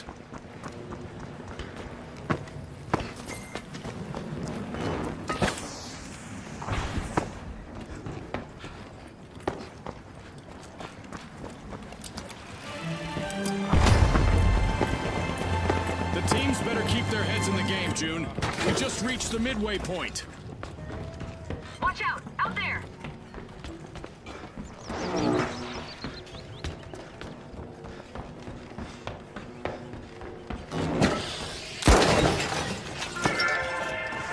The Overdogs have pulled away from the pack.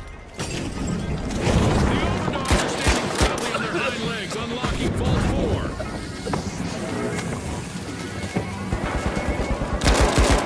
The Tough Shells just jump-started and cash out.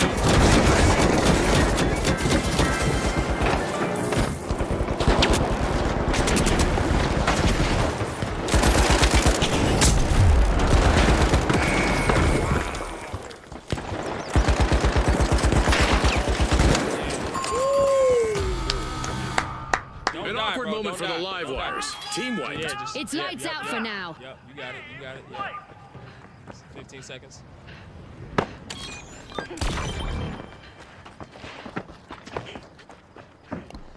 APS defending.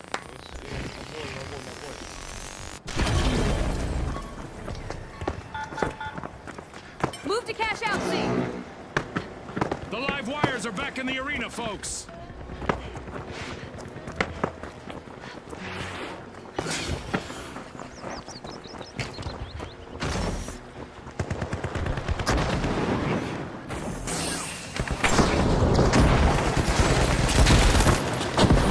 Cash out in progress, thanks to the mighty.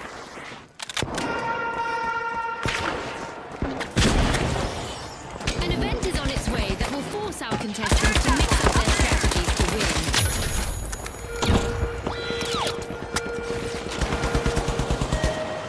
No matter who is in the lead, our sponsors are always watching, so our contestants will want to dazzle us with plays here. Absolutely. This is definitely sponsorship material. Active. Placing a cover. Here's the barricade. Our contestants had better watch the skies, as our show seems to have attracted intergalactic visitors. And they don't seem to be friendly. The Overdogs are ahead of the field.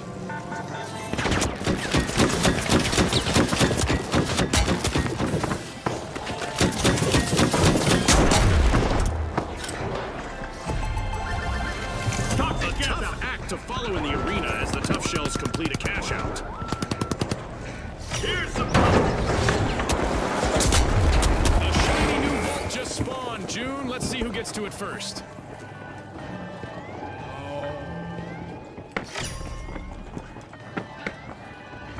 A potent play from the mighty as they steal a cash out.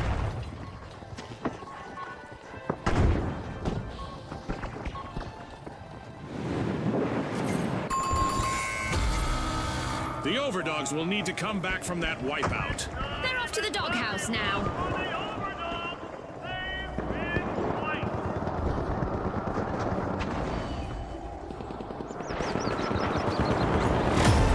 Our contestants will need to stay focused out there. Another minute to go.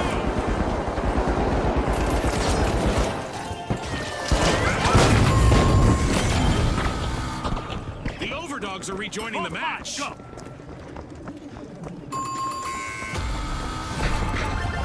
The mighty have grabbed the advantage.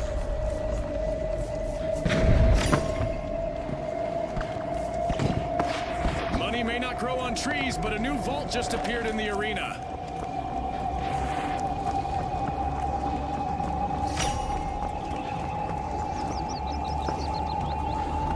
Thanks a million.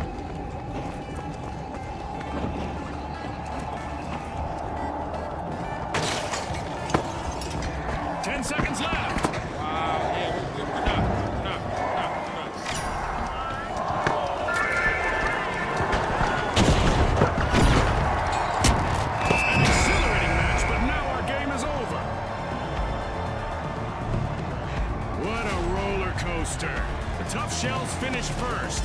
be targets on their shelves in the next round, I guess.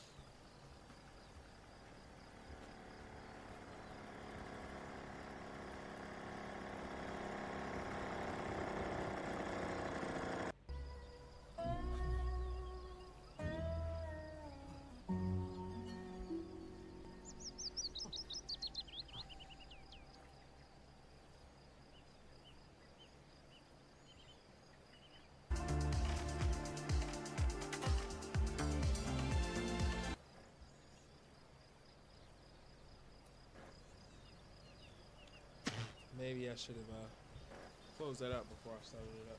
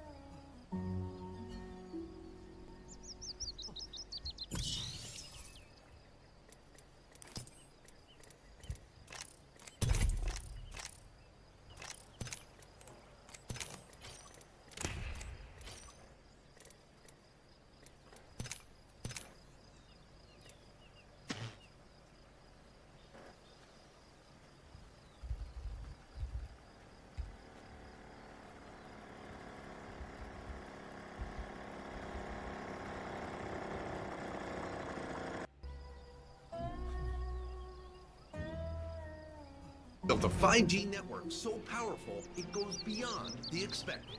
And now T-Mobile...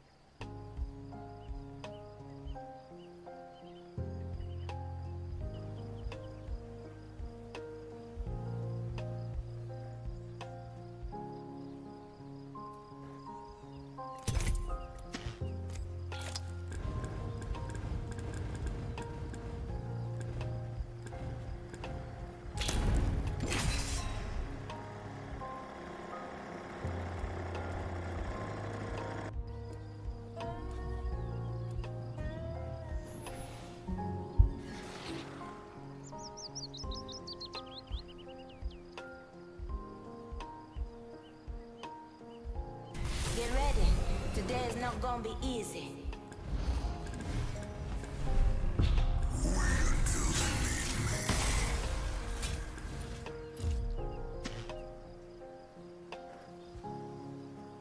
The pull toward disorder is relentless. I embrace it.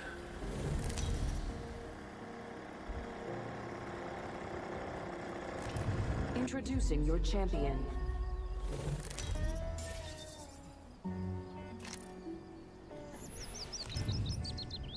I'm Jumpmaster. Follow me or stay out of my way.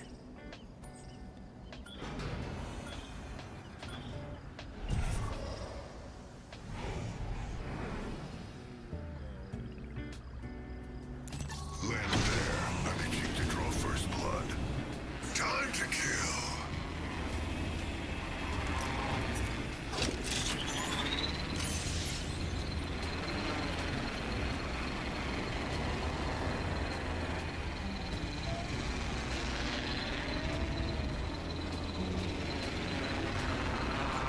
Check yourself or wreck yourself.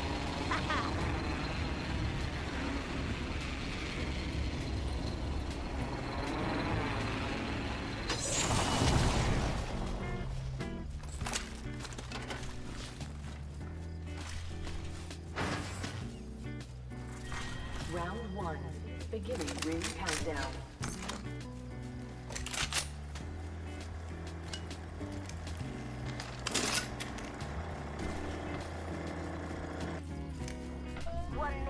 Rings nearby.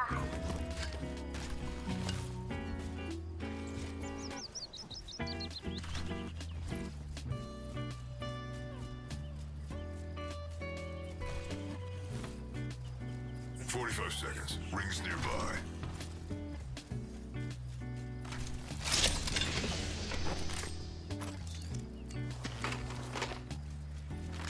Extended heavy mag here. Level 3. 30 seconds. We're close.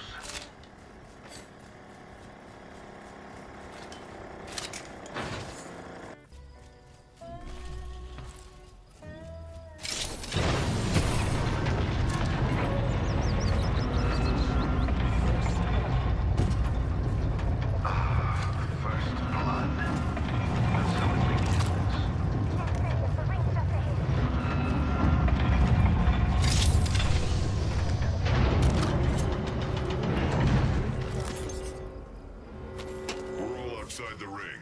Can't kill if you're already dead.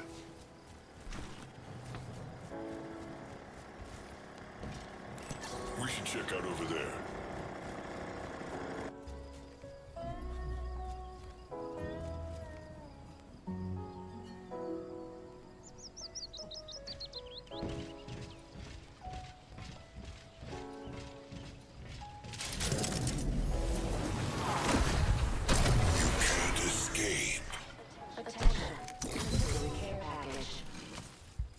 My ultimate's ready.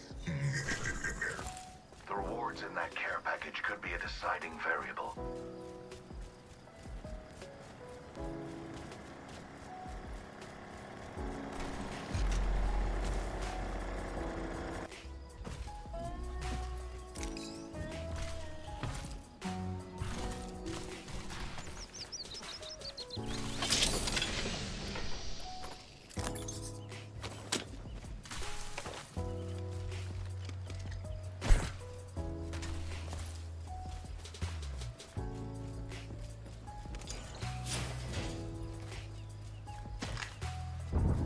Let's go that way.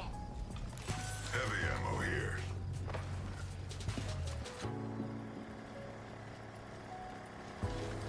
Getting shot. Someone's gonna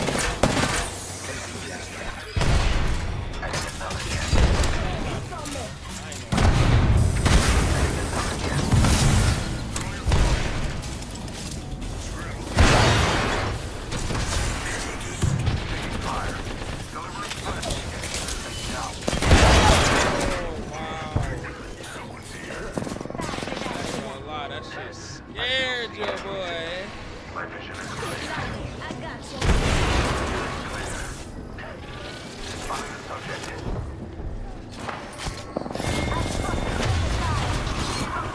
Now, you and me now. Reloading. Enemy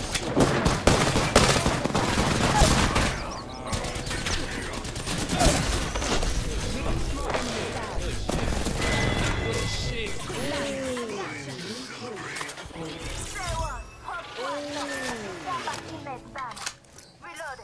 recharging shield. Well done, using a Phoenix key. Breathe easy, I got a vault key.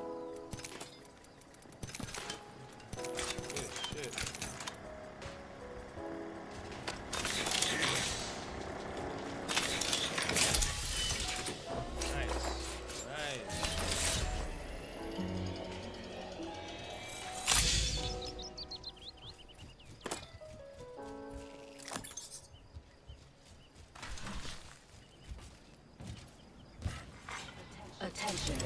There is an You can't escape. New kill leader. They're next on my list.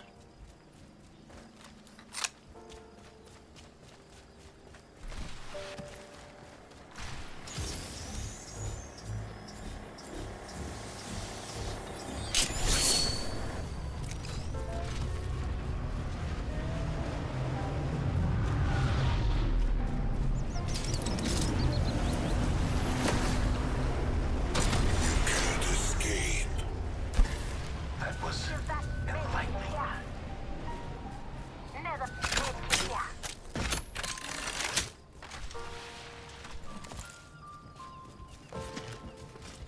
thank you. I won't falter again. Hostile close. Introducing a new variable.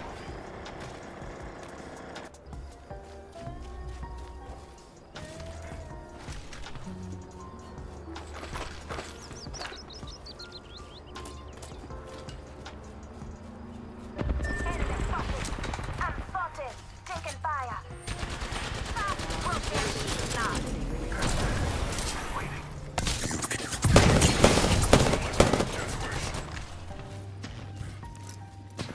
Getting shot at. Doesn't look like shields are recharging. Air drone if you need it. I was born in the shadows.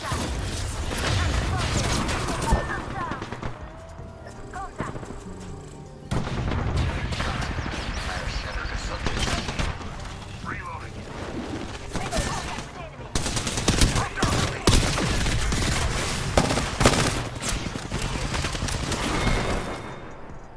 The gods have decided.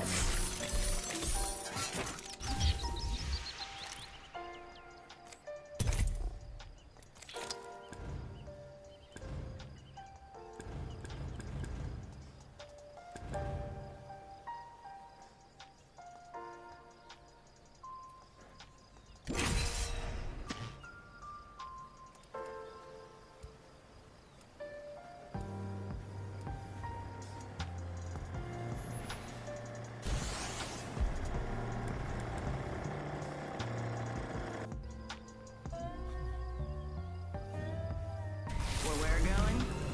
Today will be one of those experiences where you'll sit back and say, oh yeah, I remember that. Better to die fighting than to live in fear.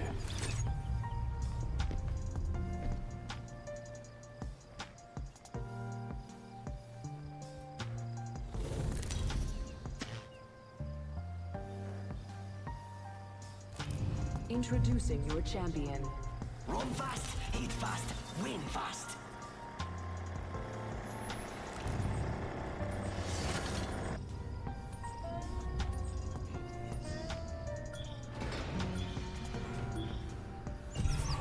Hey, maybe we land here. How about here? Maybe we don't. I'm fine with whatever.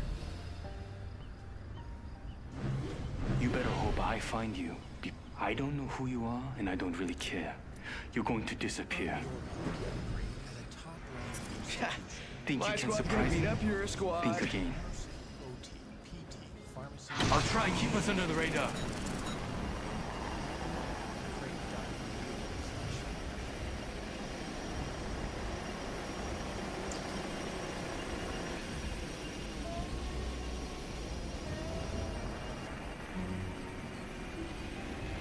Let's transfer to that spot. I think we should move that way.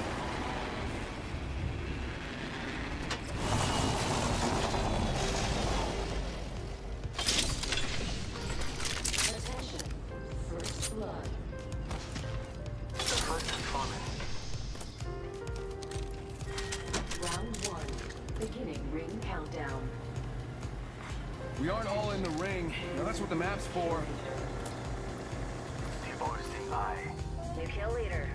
They can have it. My sights are set higher.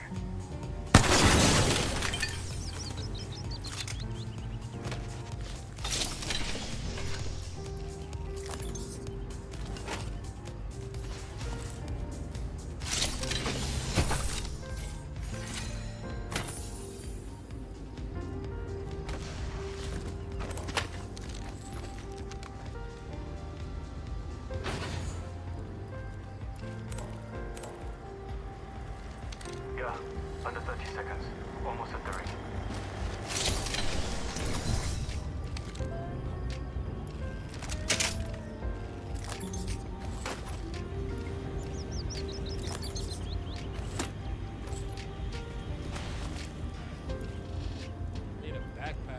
10 seconds. The ring is basically knocking on the door. Patching into my eye in the sky. I'll let you know what I see. 조심하자. One squad nearby. I'm back. Logged on my phone.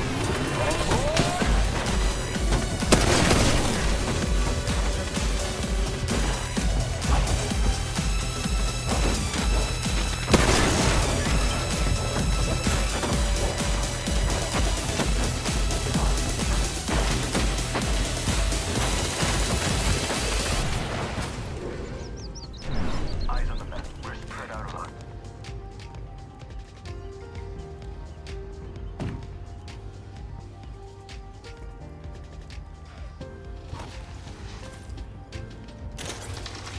Care package being delivered.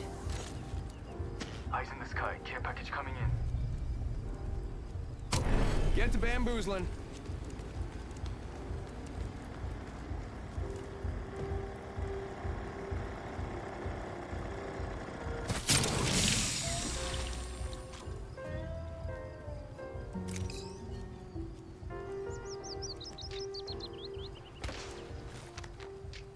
Switching to drone view.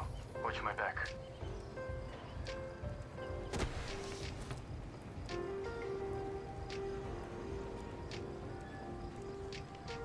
좋아. I've located the enemy's positions. Check your map. Backing out of my drone. I'm good to go. Signaling my drone back. This upgrade may be stronger, faster, and chiseled-er than before. It's a word. Knockdown shield here. Level 3.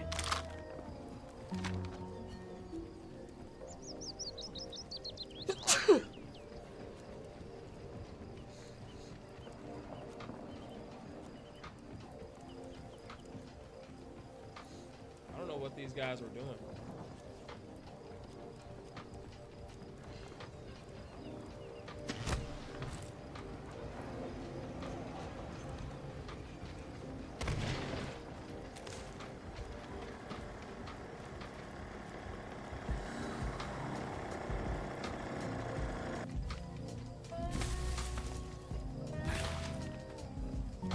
Sending out another me. Damn, he's good looking.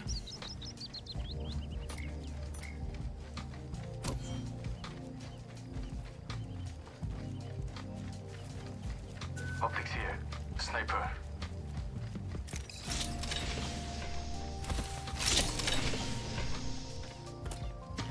I'm not gonna lie, this is a beautiful game. Apex Legends is definitely a beautiful game. Bro, don't this part of the level look majestic as fuck? This shit look like this shit looks nuts. The way that sun hitting the grass, bro.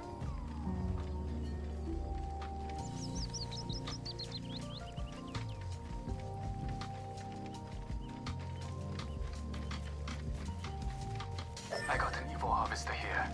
Bet that, bet that.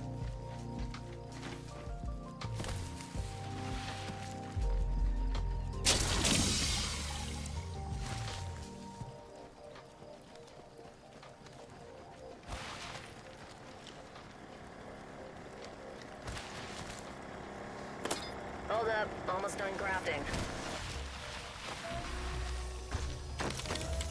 Crafting, hang on.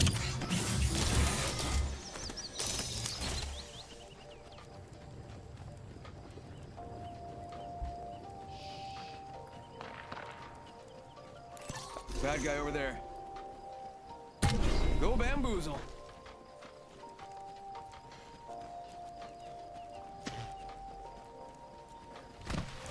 Let's link up again, right here. On you. 따라갈게. Another bogey. I'll confuse him in here. In the tunnel. Bam! There goes a boozle, or something like that. You got bamboozled.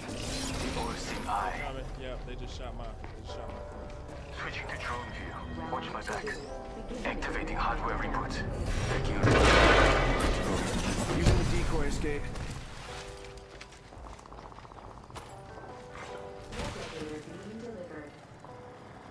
Replicator incoming.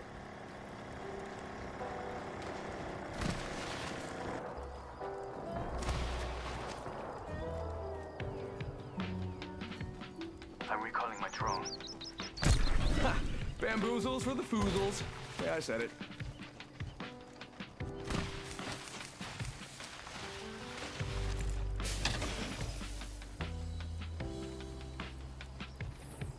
Looks like only half the squads are left.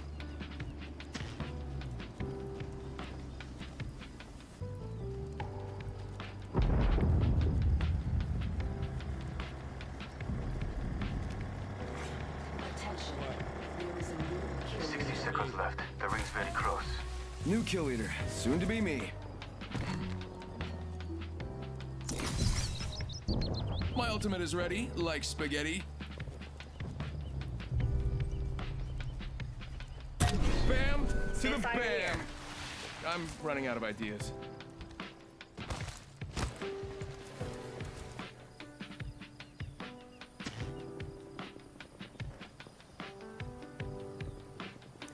Find me again over there.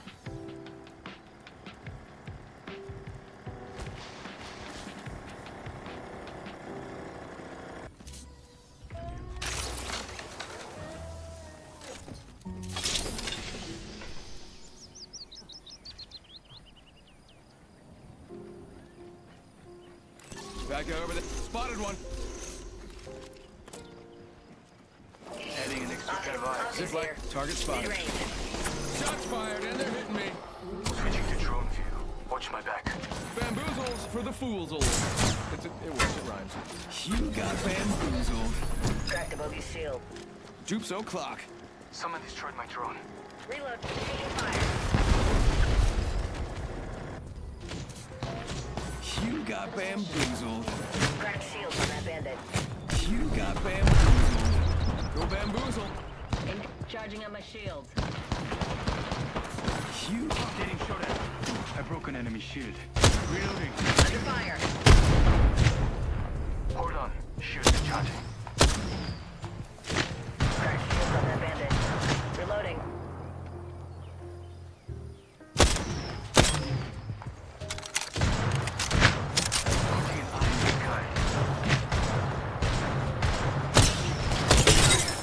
Throw back the shield. Executing reboot. Load off my drone. Taking fire. Getting hurt over here. You got bamboozled. Opening fire. Bad news. They're cracked. He's almost done. They're almost done right here. Hostile right here, right in front of me. Popping the Phoenix.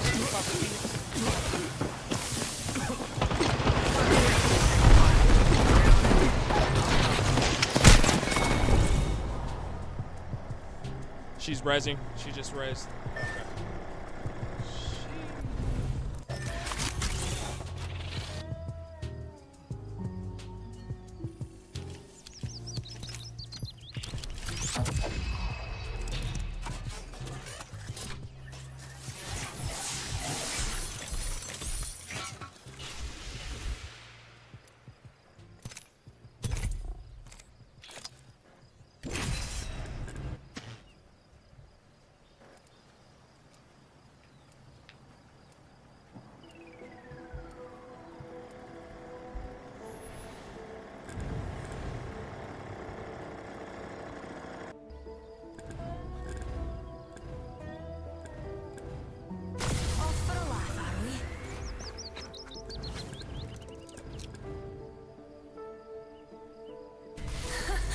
Being on this side of the screen never gets less exciting.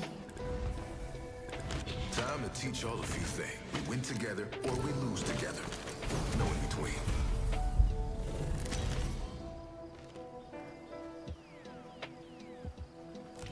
This is your champion.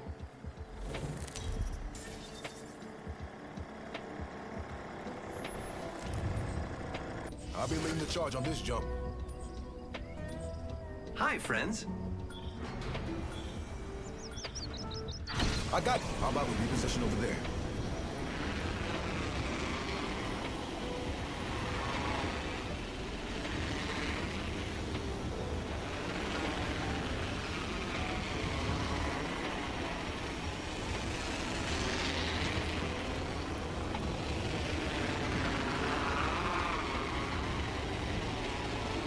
How about we reposition over there?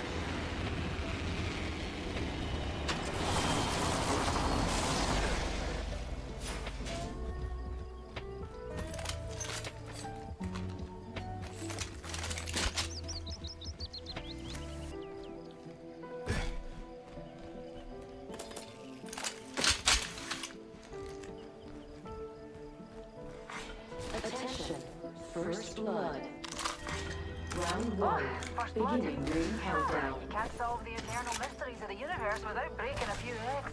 Alright, we're all inside the ring. Fantastic.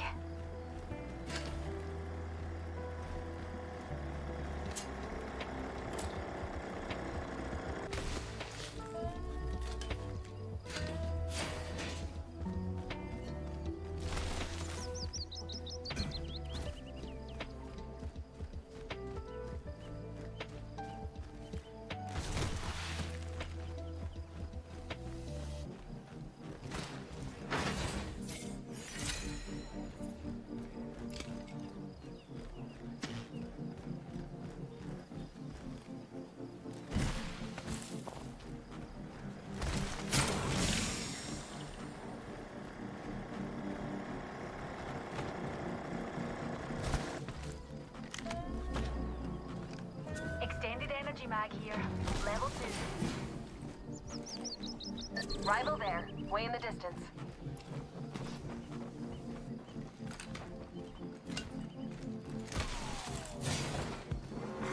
Warning, room closing. Watch your back. Enemy there.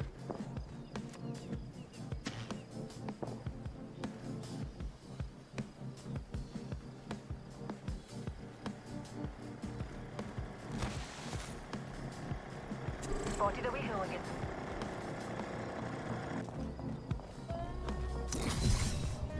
Oh, my I ultimate's got ready. a hooligan over here. Brace yourself.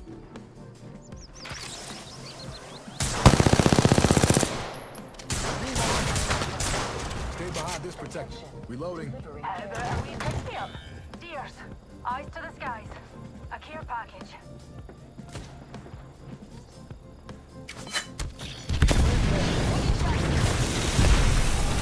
Watch out, predator's bottom. I've been down. Reloading. Get out of here. Bad guy, outside their orbit. Lying, bro. I cracked that hooligan shield. Deploying jammer. Recharging my shield. One second.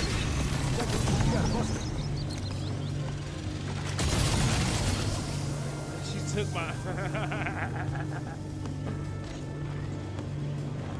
Dang. Took my evil butt.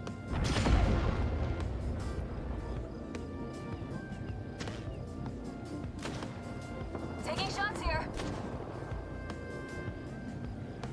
Unregistered offender. Down. And this battery's not Why helping. would his name be that, bro? I just realized his full name was like. Being shot at. Broken enemy Yeah, shield. we're done. Reload. Don't fast yourself. Here's a pick me up. The shield's recharging.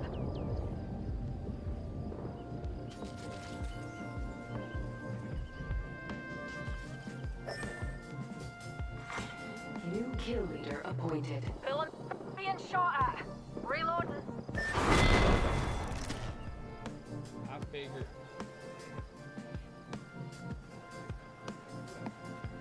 Optics here. Mid-range.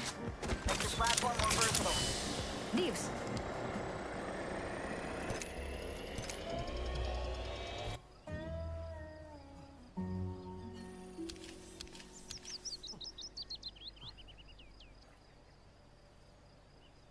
Ready to launch your business? Get started with the commerce Hold on, I'm platform gonna make some made food right for quick. entrepreneurs. Shopify is specially designed to help you. I'm so bored. I wish I knew what to do. What the hell is that? Sounds like Irish folk music. Oh God, I hate Irish folk music. What the hell? A rainbow! Oh my God. Oh, there's never any rainbows in these parts of the world. Oh my God, a pot of gold. That must mean there's leprechauns around here. Oh. Oh my God, Mr. Leprechaun, now that I found your gold, do I get to keep the pot of gold? No. To keep this pot of gold, you have to review all of the Leprechaun films. The horror films from the, the 90s and early 2000s? Yes, the ones with Warwick Davis. Warwick Davis. But it must be an honest review. No tricks. I don't know how I would trick you with it. I mean, yeah, I'll give you an honest review of the Leprechaun movies, but just to be sure, I'm gonna watch these movies, I'm gonna get this gold, right? Yeah. All right. Yeah, I'll do it. I had nothing else better to do today, so fine. Yeah, I mean, I'll do it. Whatever.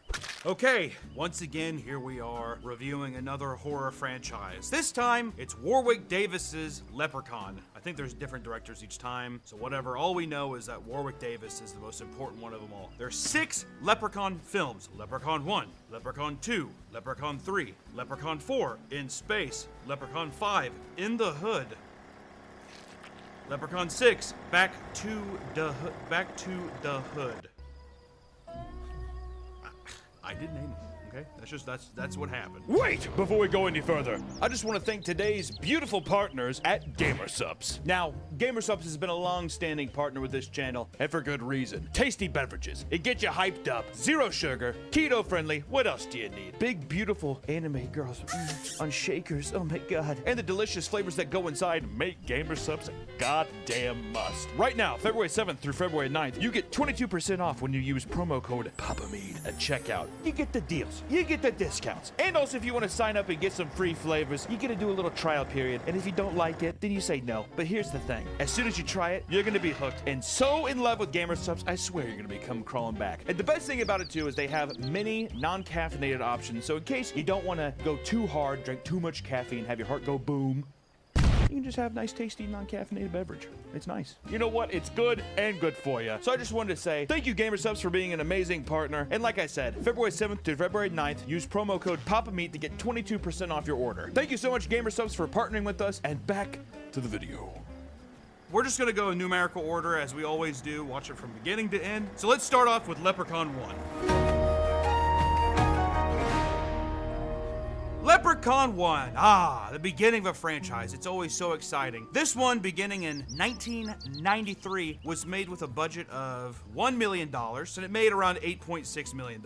This is why hell starts. These are why mediocre things rise to the top. But I will be honest, out of all the horror franchises we've seen, this is the first one. Well, I guess you could say Final Destination kind of is a bit campy and a bit humorous. I feel like from the beginning, Leprechaun was trying to be more horror and comedy, but it was definitely a mixture. Like, they wanted to do horror comedy, and then obviously they turned up the schlock way more. So these do, in a way, they are fun to watch, but they're still like bad horror films. It's a good and bad. It's sweet and sour is how I describe these. Which the first movie, it falls perfectly into this category because one, you have Warwick Davis. I mean, God forbid, the guy was in Star Wars. Willow, hello, he's Willow, right? Also in this movie, it's Jennifer Aniston's first movie ever. So that's why usually whenever you look this up, Jennifer Aniston is the biggest person on the poster, and usually there is no Warwick Davis to be seen. That's unfortunate, because in all of these movies, you're gonna find is Warwick Davis, the majority of the time, is the absolute highlight of all of these movies. His performance always sings through. Which, without further ado, let's talk about Leprechaun 1. Which Leprechaun 1 starts off pretty funny, with an older Irish man who kind of comes home shit-faced drunk. Feels very stereotypical. It almost feels borderline racist towards Irish people, if I'm being completely honest. And it's 2 extremely thick accented Irish people. A wee person, a leprechaun. I caught him and made him show me where his gold is.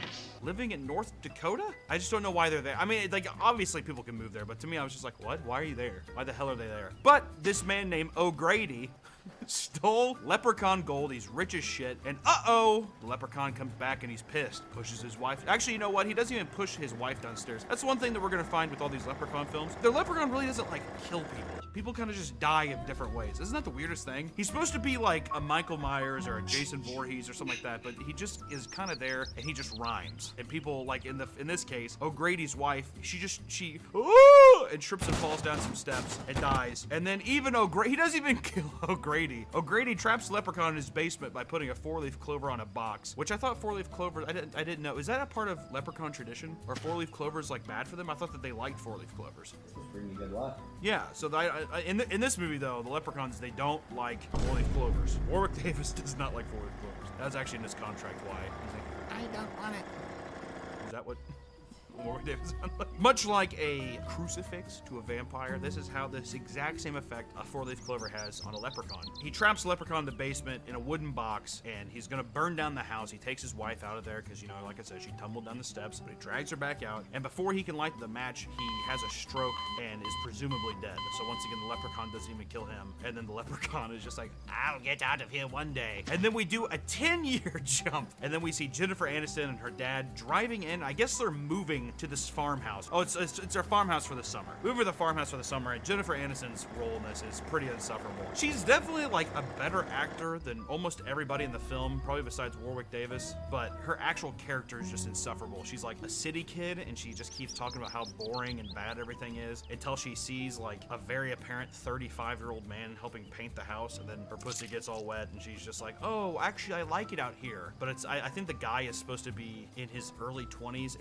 He looks so old. And then our other cast of characters is a large Down syndrome man, or they say dim-witted, named Ozzy, and his like Macaulay Culkin wannabe brother Alex. They're all siblings, which the 35-year-old Giga Chad guy is apparently brothers with the dim-witted man Ozzy and the Macaulay Culkin wannabe Alex. Alex is his brother, and then Ozzy's his brother. Whatever. Who gives a shit? Doesn't matter. One of them is wearing like a fucking Dr. Seuss shirt, and he's walking around and he's like, oh, I don't know, what are we doing? Paint falls on his fucking head. All of a sudden, Ozzy walks in the house and he hears a little girl because Warwick Davis got woken up from Jennifer Aniston trying to suck this guy's cock in the basement. She gets spooked, runs out of there. Ozzy comes down because he thinks he hears a little girl, wipes off the 4-leaf clover that's been sitting there for 10 years in this cobweb-ridden basement. And here we go. Warwick Davis comes out and starts rhyming. And that was kind of a precursor that we should have known that there's going to be a lot of rhyming in these movies. I didn't really understand that either. Do leprechauns rhyme a lot? Does that show that something's more whimsical or fantastical if they rhyme? Yeah. I guess that's true. Like a Dr. Seuss book is supposed to be kind of whimsical, right? But needless to say, Ozzy freaks out, but because he's like borderline fucking, you know, no one believes him until, uh-oh, there they go, we see him. Now, this whole rest of this movie, I really cannot paraphrase this enough, is minor inconveniences happening until we crescendo to the end, which this is supposed to be like a slasher movie. It's kind of the pacing of it. Usually in a Friday the 13th, you have all the annoying characters building up, and they're all sucking and fucking, and they're all joking around, and then Jason kind of picks them off one by one. That's kind of what happens here, except once again, Warwick Davis doesn't ever really kill anybody. The leprechaun never really does anything. He scratches Jennifer Aniston's leg, he bites the dad's hand, I think he tries biting Ozzy's ear. He kills the pawn shop guy. Or he kills a pawn shop guy. Or no, it's not even a pawn shop guy, it's an antique coin guy. They find some gold there, which Ozzy eats one of the gold coins, and then the rest of them are like, oh, here's this coin. I bet it's worth a lot because it's old, because they find a sack of gold coins in an abandoned truck, which I'm guessing is supposed to be O'Grady's, because there's a rainbow, and he's like, we gotta go sing into the rainbow. So then they bring the coins into town, and then for some reason there's just an antique coin dealer conveniently in this town, and he dies. He's the only one who dies in the film, I'm pretty sure. Moral of the story is, though, the rest of it is like, they give Warwick Davis a tiny little cart, like a little crazy cart in a barn. He rides into town on a tricycle. They definitely fast forward the footage, and it's really embarrassing. He gets pulled over by the police for speeding. The officer gets chased by the leprechaun into the woods, eventually getting killed. Okay, so the cop does die. But none of the main cast dies. And the moral of the story is they keep going like back and forth at the house. They keep having these like weird back and forths. And the movie kind of just ends with Ozzy gonna be like, that's it, I'm gonna kill myself. He wants me. Because he ate the gold coin, but that doesn't really happen. And then the Macaulay Culkin kid takes a 4-leaf clover and slingshots it into the leprechaun's mouth, and he explodes, or he melts into a skeleton. And you're like, oh, thank God. And then they have to do the trope where the guy comes back. So the leprechaun comes back, except now he's just a gooey skeleton. And then they just like push him down the well and blow it up with gasoline. And you're like, we did it! We beat the leprechaun! And then once again, of course, they have to do the cliche of, oh, but wait. Curse this well that me soul shall dwell, till I find me magic that breaks me spell. No, he's gonna get his gold. Leprechaun won. Which, you know, okay. Look at this. What did you think of my movie, Leprechaun 1? I'm not even gonna sugarcoat it. It was like extremely mediocre. I actually feel bad saying that too. Because all in all, it was fine. It's like a fun, schlocky kind of movie. Oh, you hurt me feelings. Okay. I don't even know what the fuck I'm looking at right here. Okay, is that... Oh, there he goes. He's just crawling down. He is very short. It's taken a while. I'm sorry. But at the same time, I have to get this pot of gold. I have to get the gold. So I'm reviewing these honestly. So, you know, I mean, all in all, though, for a first movie, I kind of wish there was just more deaths. They had the funny scene where he polishes the shoes. Oh, yeah, there's a part, yeah, he throws all the shoes out and he polishes them because apparently that's like, I think I should have done more research on what, like, standard leprechaun, superstitions or, like, tropes? I didn't know leprechauns shine shoes. You know what I mean? Okay. Get away from my shoes. These are fucking air monarchs, dude. They don't need to be polished. He's like trying to polish my shoes. Get out of here! God, this fucking guy. This is terrible. This is horrible so far. We have 5 more of these, by the way. Which I will say, for a slasher film, they did something that I was very stoked on, and they didn't show any boobies. Usually in these films, there's just, you gotta sell tickets, you know, to kids, 13-year-old boys, 14-year-old boys who love seeing tits, all that kind of stuff. There wasn't one. Kind of strange. For a slasher, pretty strange. Leprechaun 1. There you go. LegalZoom makes it simple to start an LLC in 3 easy steps. Okay, Leprechaun 2. Still before any of the gimmicky names, which is nice, so that's pretty good. Okay, and we're already another leprechaun crawling up. Don't they have powers? Can't they just, like, not crawl like this? I feel bad. You're gonna watch Leprechaun 2. Yeah. That's what I said that already. What the fuck? I hope you enjoy it. Whatever, it doesn't matter. Leprechaun 2, 1994, which is just a year after. Same kind of budget. They got 1.5 million, so they got a little raise because, you know, the first movie did make a profit, but this time the profit, 2.3. Not even $1 million in profit. Usually that takes a while. By the 4th movie, we see these kind of profits, but already it just doesn't, whatever. Which I think this one was still in theaters too, which is the last one to get a theatrical release, which, you know, what do you do? This one starts off and it's like 1,000 years ago. It's like medieval times, so the leprechaun has a slave, and basically him and the slave are homies, and he goes over and they start peeping this chick, and we find out very quickly that this movie is going to be centered around leprechaun trying to get some pussy. In all honesty, I hate to say it, right, but that's just what it is. That dims is the facts. We know what that dirty dog wants. I know what he wants. Okay. I don't.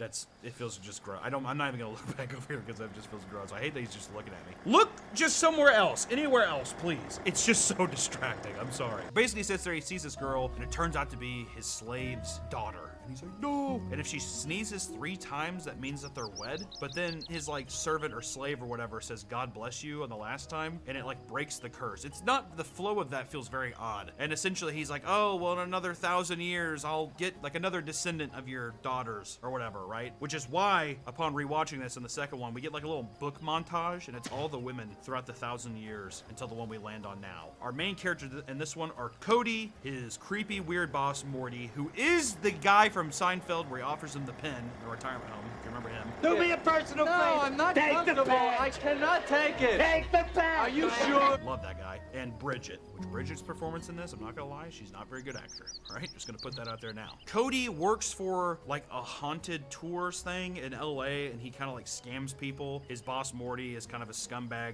gambler, drunk, degenerate as well. And it's just about them like hustling people. But then Bridget gets mad because Cody won't take off work even though he's like stressed about money or something. And then she goes off with a guy named Ian who works at a go-kart track, which as soon as I saw the go-kart track, I'm like, God damn it, they're gonna put Warwick Davis back in a tiny go-kart because apparently maybe that was popular enough in the first movie. I don't know. So now Cody's all bummed. I mean, he's like watching TV, he's all sad, and he sees Bridget with Ian making out on the TV, and he's like, no! Let me paraphrase this first. The introduction to the leprechaun this time is this door opens on a tree, and the leprechaun steps out, and he's like barraging a drunk homeless man for drinking Canadian whiskey. But I will say, I like the door opening. I thought that was kind of cool. A lot of fog, big fun light. And he does rip out the homeless man's golden tooth. So, you know, a little more violent right away than the first movie, which is what I like too. I will say, though, that when they rip out his tooth, like, I don't think they put all the makeup on the tooth properly, so it's like they ripped out his tooth to reveal his actual tooth underneath, and it just kind of looks shitty and funny. But, you know, what do you do?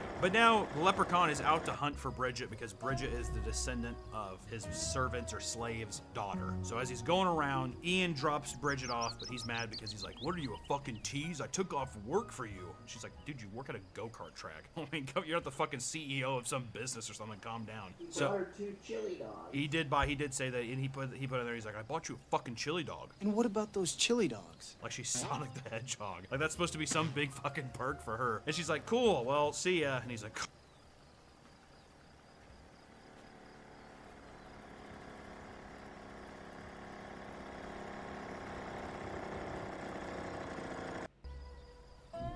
from Paspinozo, you rock. Thank you. Thank you, thank you, thank you. Daily Wire, keep Pearl's name out of your mouth. Okay, to be fair,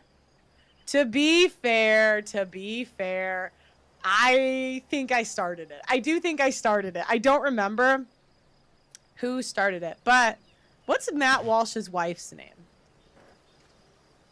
Alyssa Walsh. pearly things. It's like her name is like... How do you... Walsh pearly things? Alright, let's see. Oh my gosh, yeah.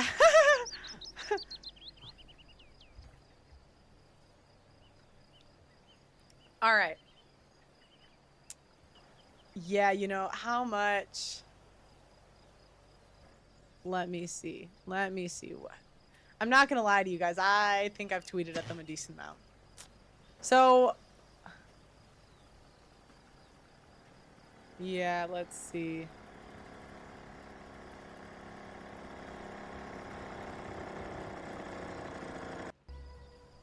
Yeah, okay. We got so many. Oh, here we go. Oh my gosh, I've done so many of these. Sorry, guys. All right, all right. Let me go. You know what? Let me just... And I think I've done a show on this one before. I think I did a Pearl Daily episode. Okay. So, let me find this. Oh my gosh. Where is it? I'm sorry. I should have been prepared. I should have been prepared. I know. Pearl, have it up. Da-da-da-da-da. Pearl, just... Okay, well then go be prepared on your channel. That's the... I'll tell you what. There's a sector of the manosphere that'll just call me dumb 24/7, da-da-da-da-da. And I just say, okay, then go be smart on your channel. Bye. I mean, just some people, they just sit to hate watch. Go away. Go. You're like a fly I can't get rid of. Go. Go. Okay, thank you. All right, now, Pearly Thing. Someone made an account called Pearly Things is an old hag.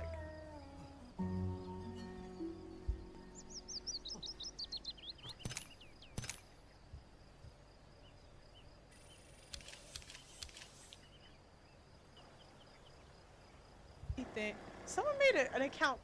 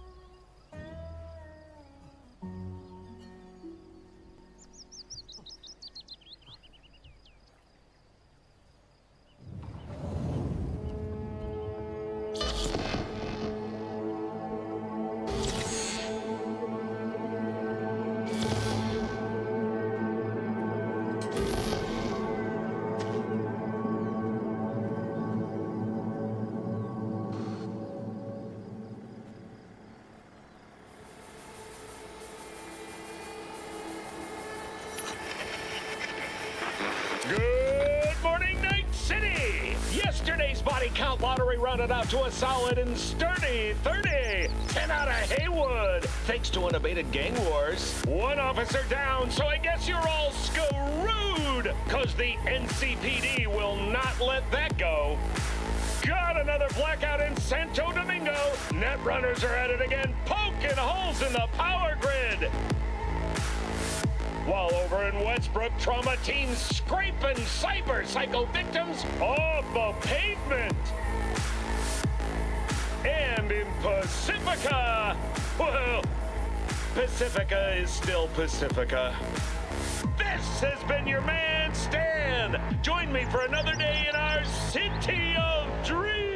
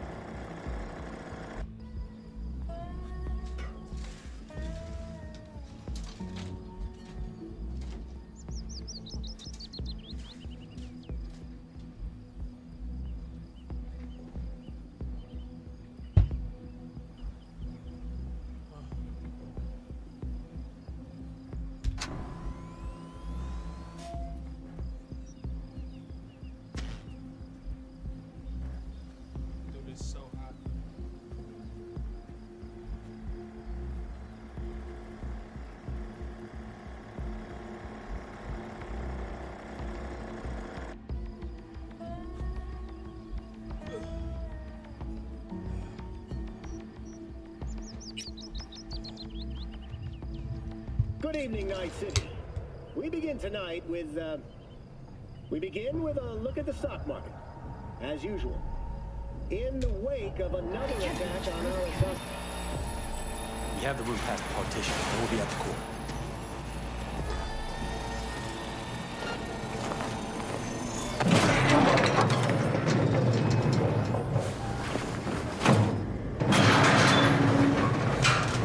You can do this.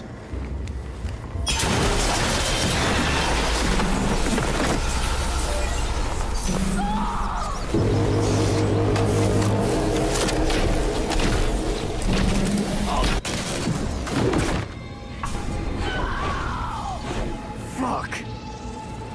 Interesting.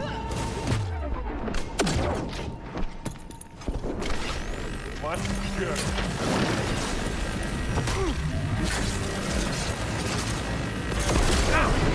You won't leave here alive.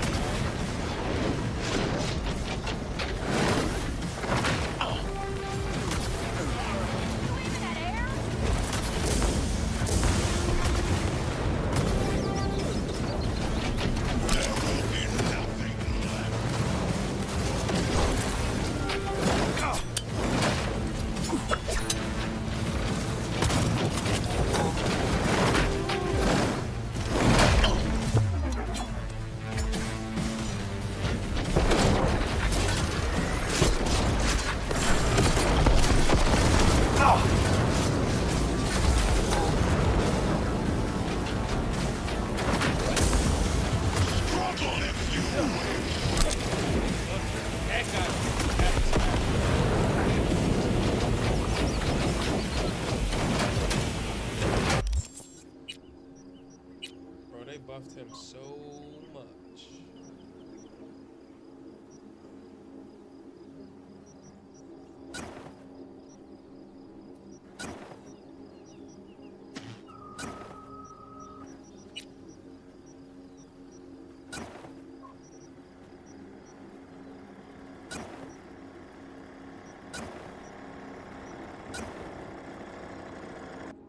It's got attachments and mods.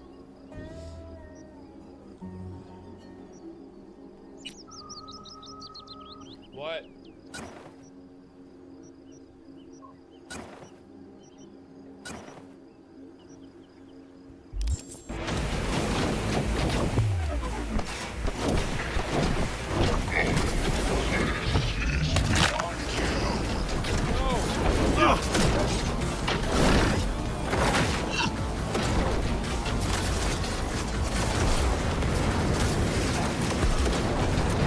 Oh my god!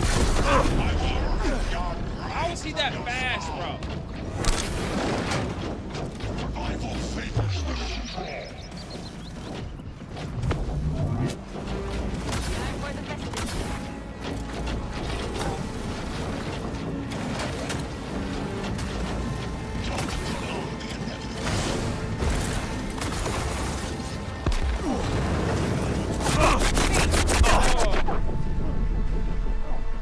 Bro, why is this man so strong, bro?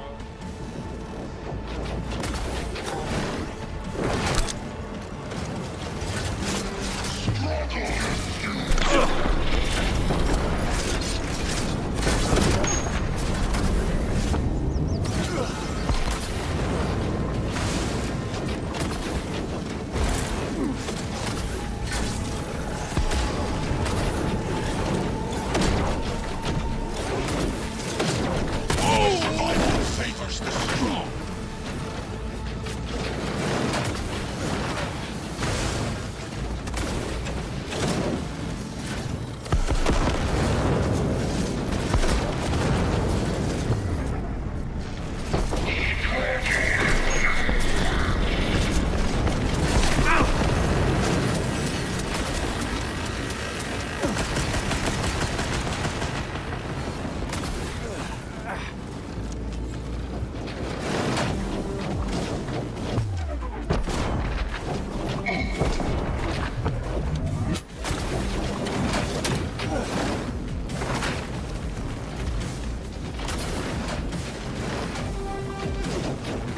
Survival favors the strong.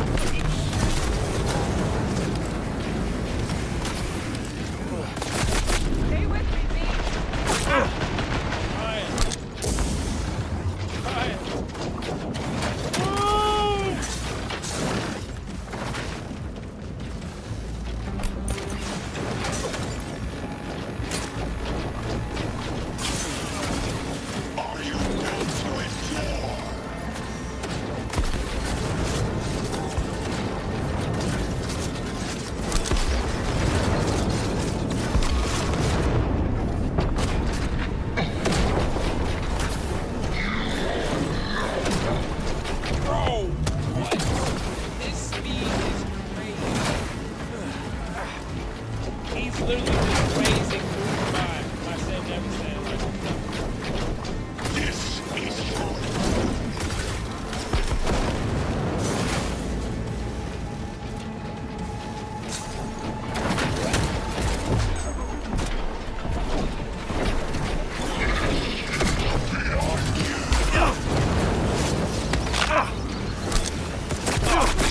Oh!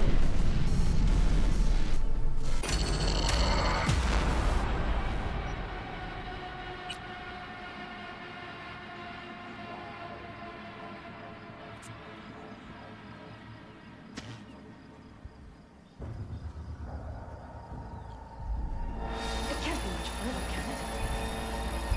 We have the room past the partition. Then we'll be at the core. You're gonna die, bro. Just letting you know, okay? Like as soon as we walk through that door, bro. Just letting you know. Okay?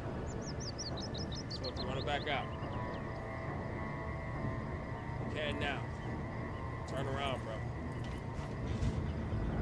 I'm gonna tell you. Skedaddle.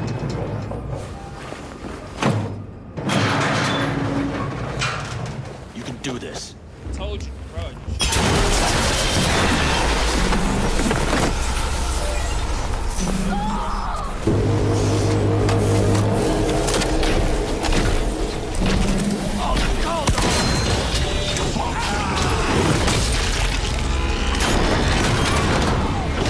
fuck. Bold and stupid. They will regret this.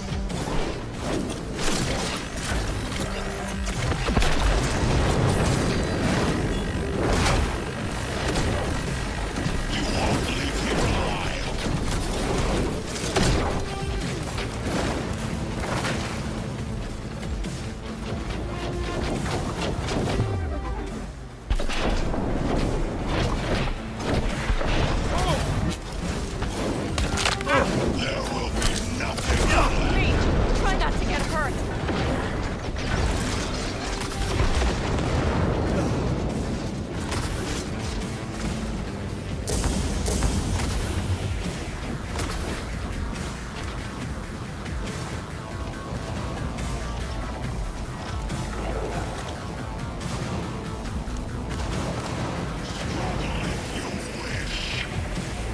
Hey, we're almost at our throat.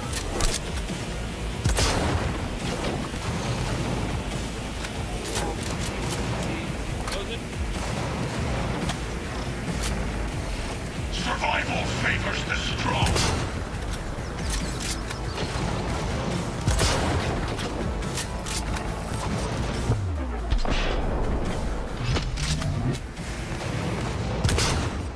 Yeah, he's frozen.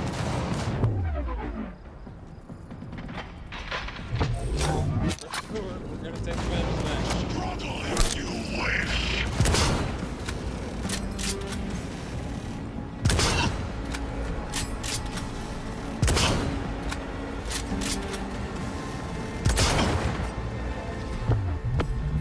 Survival favors the strong. Crazy, bro. Fire. Boy, you strong. Can't be having you over here running around. Come here. What? No.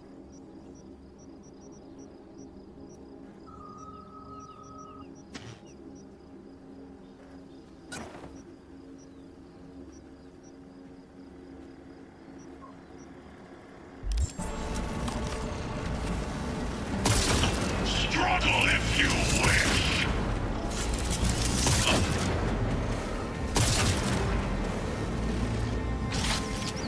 Like an electric sniper.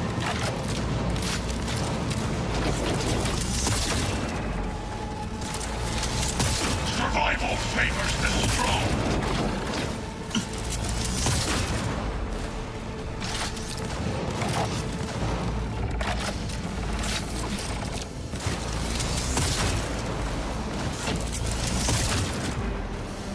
Struggle if you wish.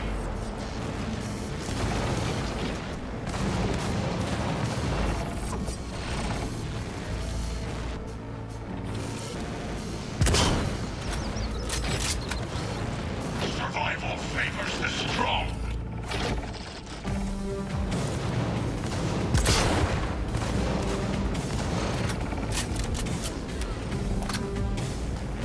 I already know at 60% he's about to call his moves. Struggle if you wish.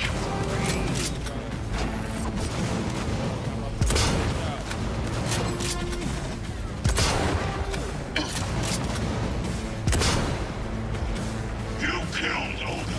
Good. He was your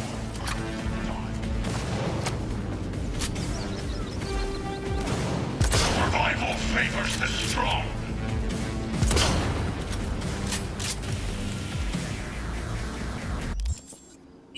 I need a strong, long range.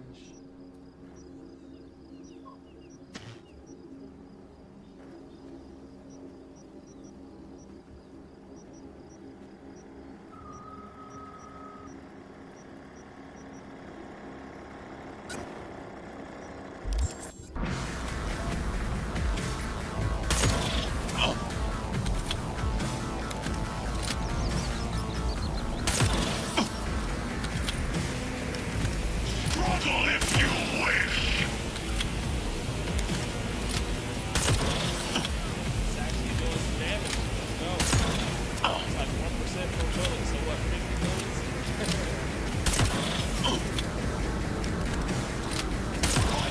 No bullets either? That's crazy.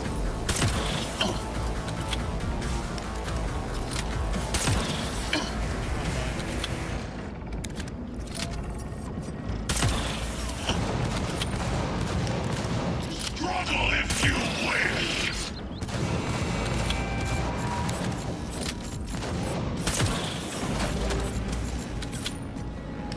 You are nothing. They changed it to 50% instead of 60%. Target wounded.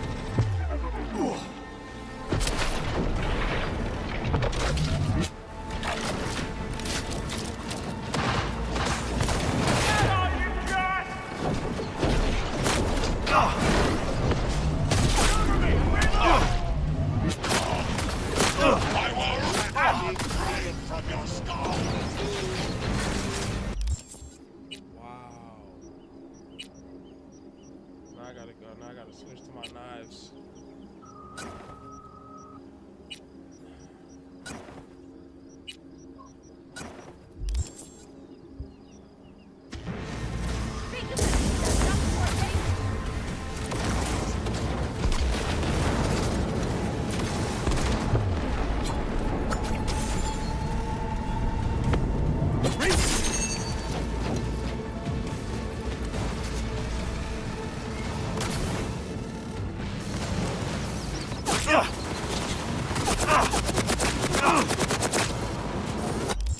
Stop playing, bro.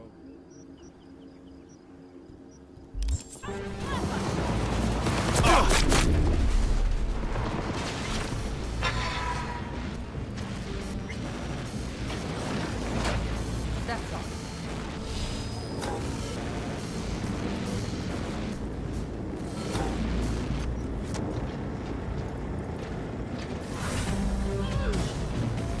Let's get them!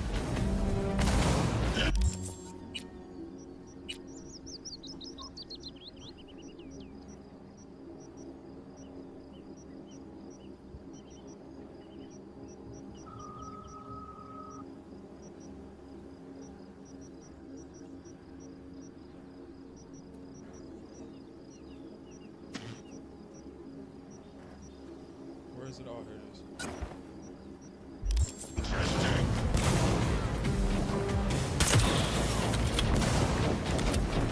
Cover you! Find a large caliber?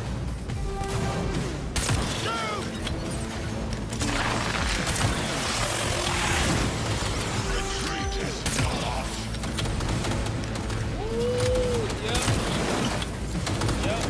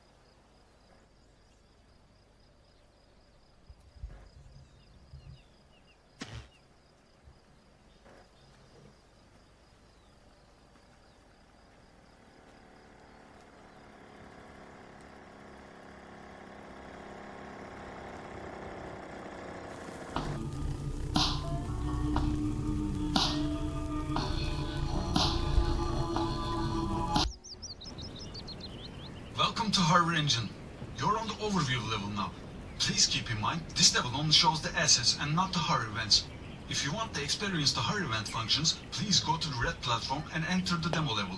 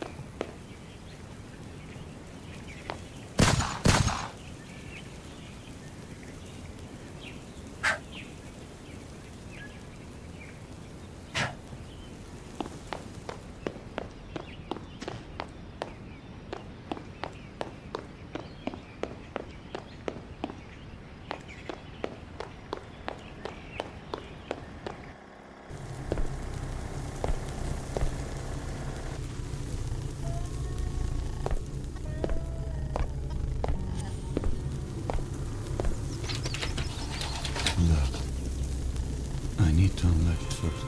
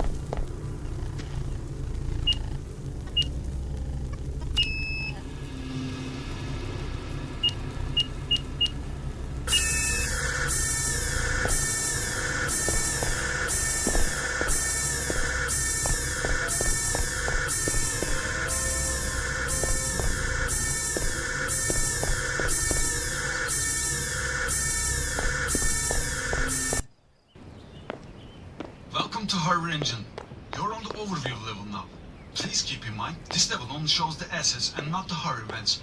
If you want to experience the hard event functions, please go to the red platform and enter the demo level.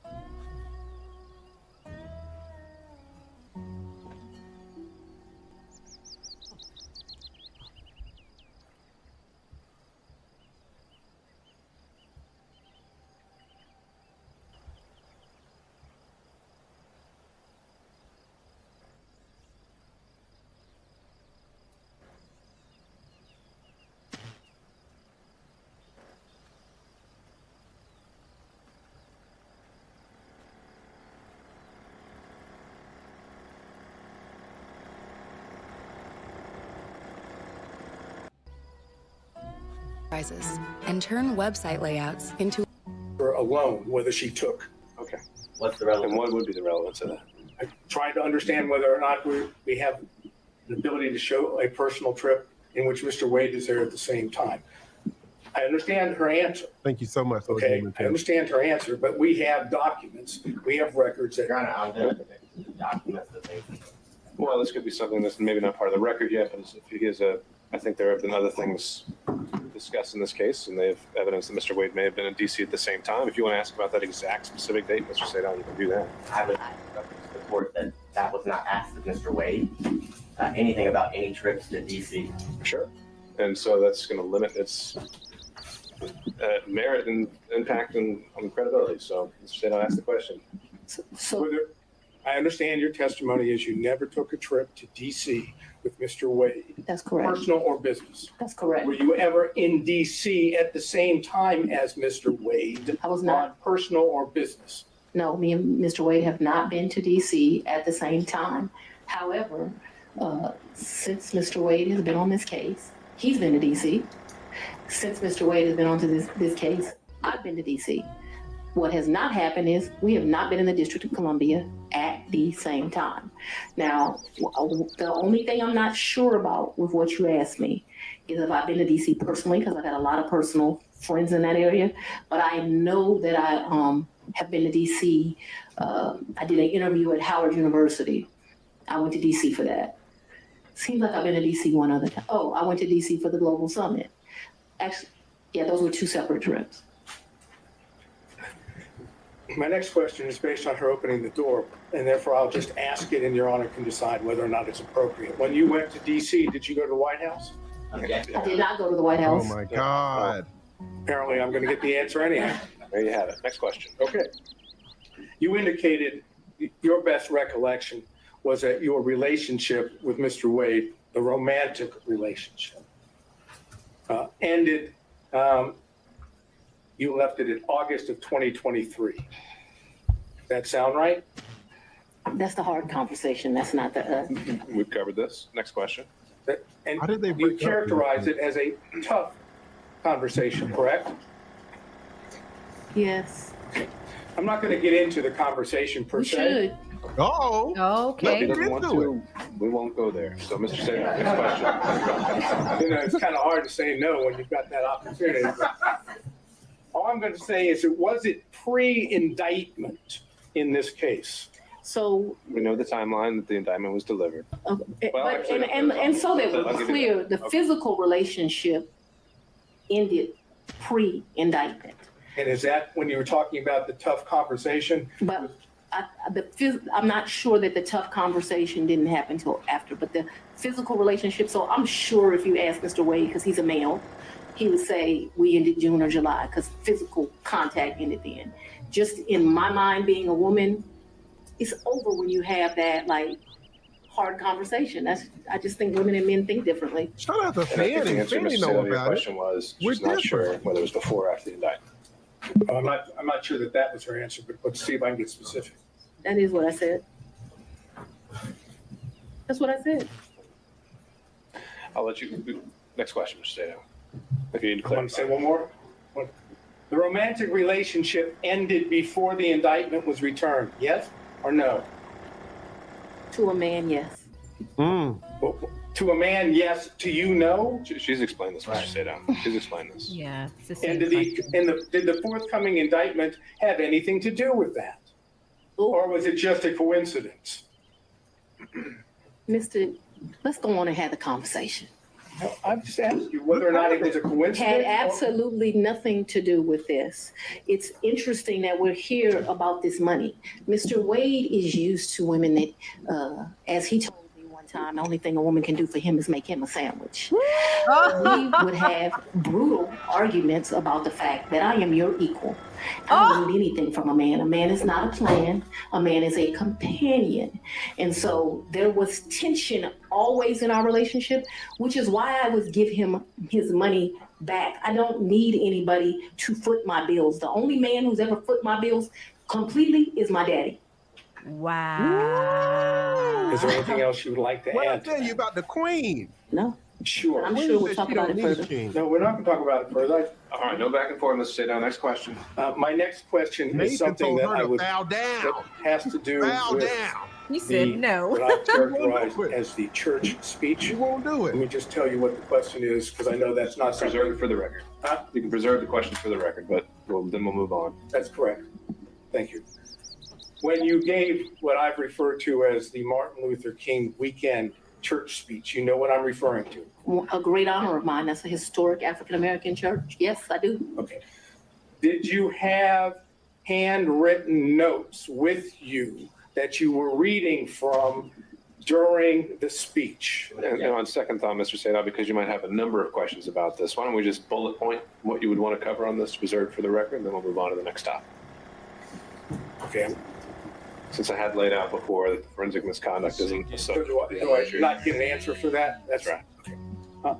Did you read your speech? Well, no, Mr. Sadov, for everything related to any forensic. Oh, you just want me to stay out of it now? We're just not. We can do it in a bullet form if you just want to cover what you would have asked, but it's not in a question and answer format. Okay, so I should do that at this point, or do it when you're ready? We can do it right now. So I'm going to ask her about, did she prepare the speech? Did she have notes on the speech? Did she read the speech? When did she do this? When did she write the speech? Who was she referring to when she was talking about others? Who was she referring to when she said they? Who she was referring to when she spoke in terms of their, that is. I would love to answer those questions. Well, Ms. Willis, you could certainly do that in some other format, but for today, that's what we decided we're not going to cover. Who was she talking about that was playing the race card, and why she didn't tell people at the church that she had had a personal / romantic relationship with the, all due respect, the way it was characterized, the black man that she was referring to, and was the black man she referring to, was that Mr. Wade? Okay. That's that area of inquiry. Noted for the record, Mr. Sadov. Next topic. Okay. Why he gotta say black man? So you're not going there. I realize that you testified that you have no records that with regard to cash payments. Yes. Correct? Mm-hmm.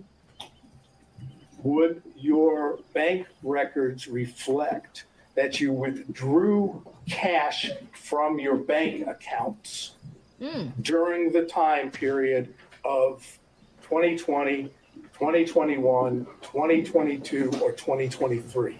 I'm not asking you, I'm just asking whether they would reflect that you withdrew cash from any of your bank accounts.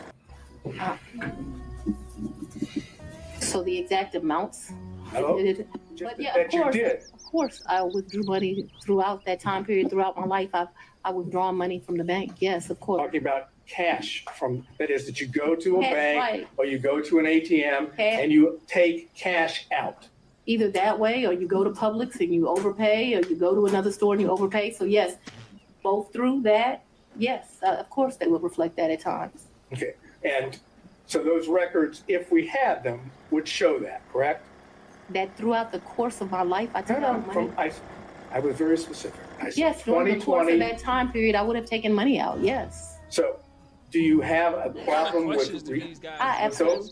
Yes. You don't want the bank records to be made available for the court and the court alone. I'm going to object this to the relevance, and this has already been addressed earlier as it relates to other records. This is an improper line of question. Yeah, like, doing it what do you need to see her for the bank purpose of account harassment. for? Right, I'm just going to sustain it on relevance. Mr. Sadov, that's something you want to follow up privately? You can do that. Okay. Last area, briefly. Yes, sir. You had contact with Mr. Wade in the year 2020, correct? Ooh, I had some contact with Mr. Wade. Would you explain when you say some contact? Please tell us, talking about 2020. I had some contact with Mr. Wade in 2020. One of the reasons your allegations are so preposterous, or Miss Merchants that you have joined, is. Ma'am, I didn't ask you about the allegations. I asked you about your contact. That's all I ask you. Okay? I appreciate that you want to say something, but I'm interested in, did you have contacts with Mr. Wade in 2020? And your answer so far has been yes, correct? Very limited contact because Mr. Wade had a form of cancer that makes your allegations somewhat ridiculous. Wow. And I do appreciate the I'm not going characterization. to emasculate a black man, but I'm just telling you. I'm sorry, what? I'm not going to emasculate a black man. Did you understand that? All Well, I don't think we get should back on discuss track. further. Mr. Seda, next question. Trying That to, white Your man Honor. was not expecting that black. Can you tell us on the occasions in 2020 that you Oh my God. had contact with Mr. Wade? I'm sorry, I thought I had answered that. Yes, That white man yes, was sir. like, There were "Wait, times in 2020 I had contact, but 2020 was a year I was running for office. It was a year that he was going through some serious medical issues, and I did not have much contact, but I certainly had contact with him in 2020. Did you go out to eat with him? Maybe, probably. Did you visit him in any location, his office or? Hold on, guys. Let's go back a little bit because is she saying that he had some form of testicular cancer or something? Yeah, he said that he had some form of cancer. I don't think she wants to say it, but for her to also say right after that she didn't want to emasculate a black man. You know, I think we could put the reference together. Let's hear the question. What was the exact question that he asked? Yeah, please tell us. Talking about 2020. I had some contact with Mr. Wade in 2020. One of the reasons your allegations are so preposterous or Miss Merchants that you have joined is All right, so let's go back. Let's hear the question before that. All right, here we go. Would show that, correct? that throughout the course of my life I took out money. I was very specific. I said Yes, during the course 2020. of that time period, I would have taken money out. Yes, So, do you have a problem with? I absolutely. Yes. You don't want the bank records to be made available for the court and the court alone. I'm going to object this to the relevance, and this has already been addressed earlier as it relates to other records. This is an improper line of questioning. He's doing it for the purpose of harassment. Right, Your Honor. I'm just going to sustain it on relevance. Mr. Seda, if that's something you want to follow up privately, you can do that. Okay. Last area, briefly. Yes, sir. You had contact with Mr. Wade in the year 2020, correct?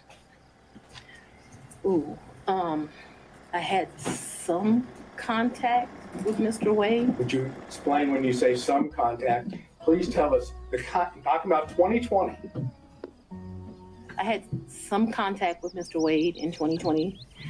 One of the reasons your allegations are so preposterous or Miss Merchants that you have joined is. Ma'am, I didn't ask you about the allegations. I asked you about your contact. That's all I ask you.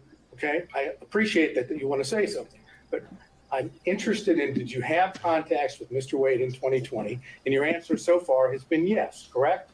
Very limited contact because Mr. Wade had a form of cancer that makes your allegations somewhat ridiculous. No, wait. I'm gonna stop it right here. I thought that this dude was asking some type of question, like, did you have sex with him? And she says, oh, well, you know, he had a form of cancer that would make your allegation ridiculous. But did you guys notice his question? He was like, did you just have contact? Did you have contact with this dude in 2020? Yeah. He didn't say anything about sex. He didn't say anything about anything. And this bitch went straight to his cancer. She's bringing it up. She's offering that. He keeps stopping her. Like, I did not ask you that. She's offering all this extra detail. She straight threw that dude right up. He threw his cancer right under the bus. He didn't even ask. That'd be like, hey, lady, did you see Lead in 2019? Yeah, his dick was small. Wait, what? Nobody in the attorney. Nobody asked for that. And then he's like, well, I'm not gonna emasculate a black man. This is what you just did. You were asked, did you have any contact with me in 2019? Now you're talking about my dick small. Did y'all hear that shit? I was like, oh, well, you know, he must have opened the door. He must have asked her something to make it appear that, oh, well, this is a reasonable answer. She pulled that fucking testicular cancer out of nowhere. Listen to this, guys. Listen to this fucking question. I can't believe this lady did that. Please tell us. Talking about 2020. 2020. I had some, sir. You had contact with Mr. Wade in the year 2020, correct? Okay, that's the question. You had contact with Mr. Wade in 2020. you had contact with Mr. Wade in 2020. Does that have anything to do with this motherfucker's cancer?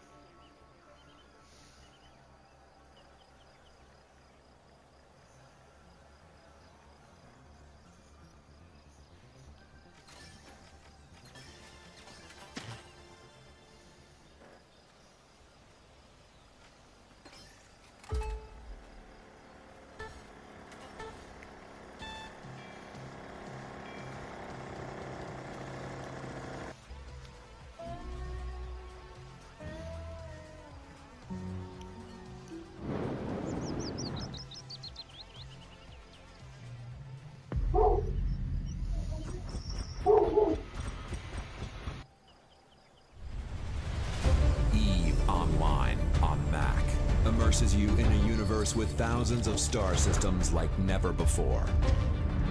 Follow a path of your own choosing and become distinguishable from a Negro.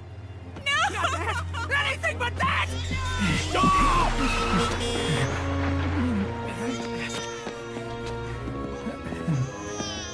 Hey, you! What are you doing there? Hey!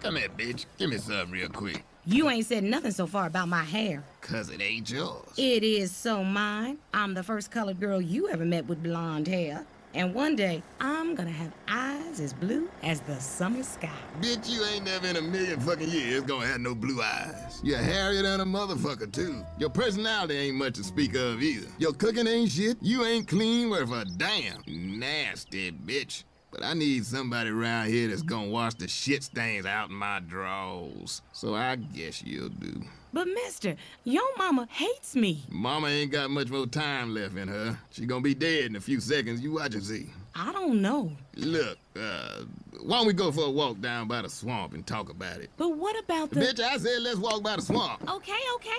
Hey, Juju, tell Mama I'll be right back. Lord have mercy, what? Who left this motherfucking baby on my steps? Sweet Jesus. I ought to cut this motherfucker. No! This ain't no regular baby.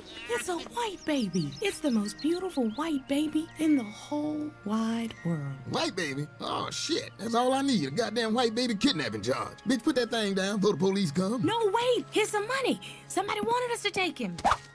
Shit. Finding white babies might be better than I thought. What's this? Some kind of birthmark? Don't look like no birthmark I ever seen. Who knows? I'm sure it's nothing. Mister, can we keep him? Can we love him forever and raise him to be our own beautiful white child as husband and wife? Fine, bitch. Oh, thank you, mister. What should we name him? We gonna name it after my uncle. Okay, Uncle Ruckus it is. But if the authorities come, you going to jail, bitch. I didn't know nothing about this white baby shit. I'll never forget the day my grandmama, Nellie Ruckus, showed up at my house after all them many years. I'll never forget it, 'cause it was a day that scarred me for the rest of my natural bone life. Ah! Ow! God damn it! Oh, Uncle, it's you. Nellie? Nellie, is that you? Nigga, I thought you was a burglar. A big, fat, funky, nasty, stinky, black, one-eyed motherfucking burglar. Why the fuck didn't you knock, nigga, you raggedy son of a bitch? I live here. You sass me again, boy, and I'll cut you. What are you doing here? Uncle, I'm dying. Doctor says it's gonna be any day now, and I just couldn't do it. I couldn't die in your father's house. I haven't seen or heard from you since the day Daddy threw me out 53 years ago. Yeah, so? What's new with you? Your daddy always used to say you wouldn't amount to shit. Do you even have a job? I have 47 jobs, actually. Yeah, right. Is one of those jobs the Unabomber? And how am I supposed to die in this fucked up chair? No lumbar support? You want me to die with back problems? You raggedy motherfucker, fucker. Hey, Robert, I just finished retiling the roof. You still need me to snake out them toilets upstairs? I can do it right now. Only take me 3-4 hours. Right now? I don't know. It's getting late. Hey, boys, I got an idea. Why don't we turn off all the lights? I'll get under a sheet, and we can play Clan and the Little Negro. Well, how about you go on a hot date, and I'll stay here and babysit the little coon kitties all night? Ruckus, are you trying not to leave my house? My grandma Nellie just showed up, and she's... Well, I can't explain it. I just can't go back. Ruckus, everybody got a messed up family. Shoot, look at the boy. What? No, mine is different. The revitiligo spread rapidly across my whole body, like that black symbiote that turned Topher Grace into Venom in Spider-Man Part 3. By the time I was 3 years old, I was indistinguishable from any other African Negro child. Uncle! Uncle! I'm coming, mister! Hey, let's go get lunch. What's wrong? Man, it's tax season and I don't know what to do. My accountant is so expensive. You know you can do that yourself at freetaxusa.com. I can't do my own taxes! That's ridiculous! No!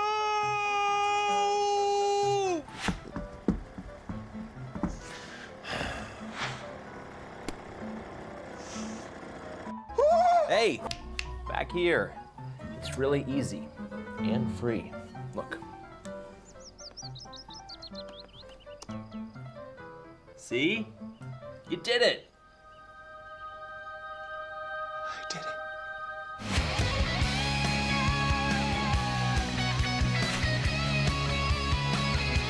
Yeah! In your face!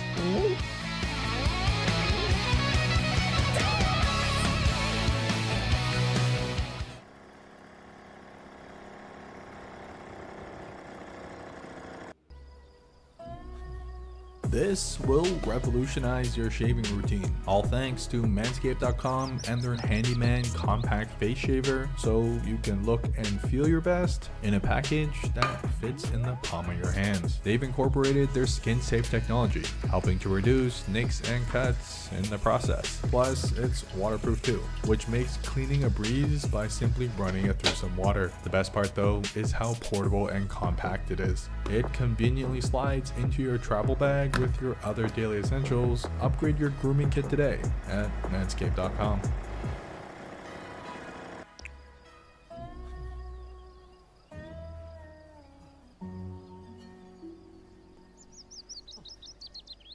I dreamed about my biological father returning to take me away to white people land, but it never happened.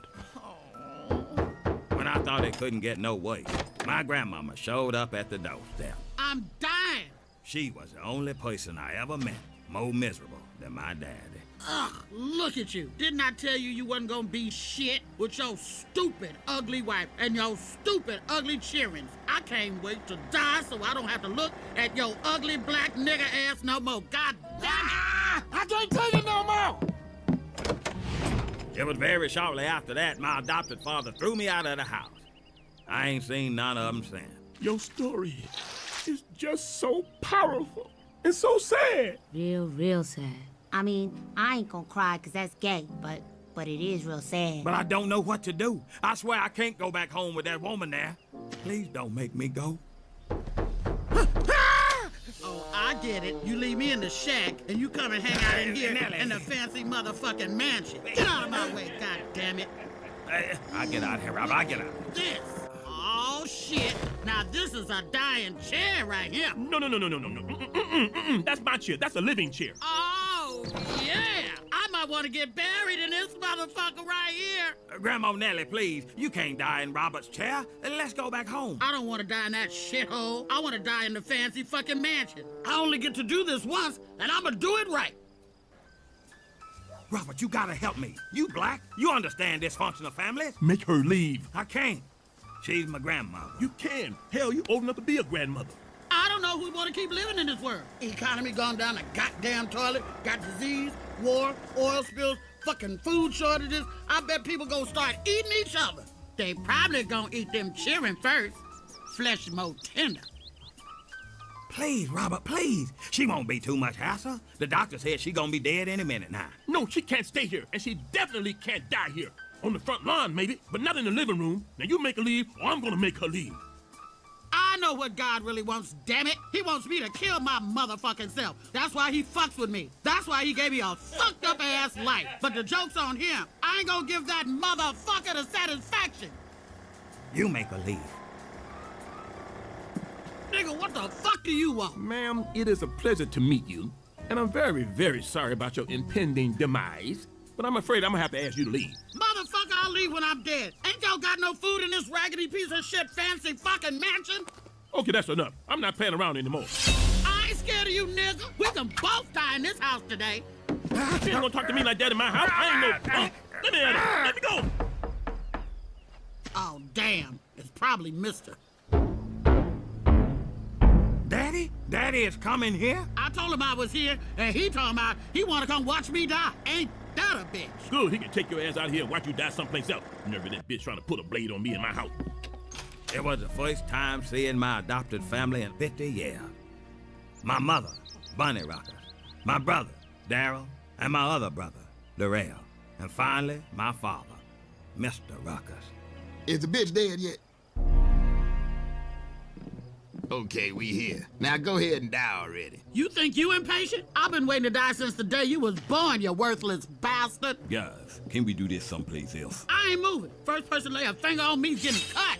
You know what? You've been talking that same dying shit for 96 years. Now, I ain't got all day. Hurry up and die so I can go back home. Oh, if you got shit to do, nigga, leave. I can die on my own, goddammit. No, I'm gonna make sure you dead. Then I'm gonna celebrate. For the first time in my life, I'm gonna be truly happy. I'm gonna have some balloons and some ice cream and cake for your motherfucking funeral. Then I'm gonna put some cement over your grave so even if the dead come back to life like in them zombie movies, your ass ain't gonna be nowhere. Look, guys, enough is enough. We shouldn't do this in other people's houses. Let's go. Come on, Nellie.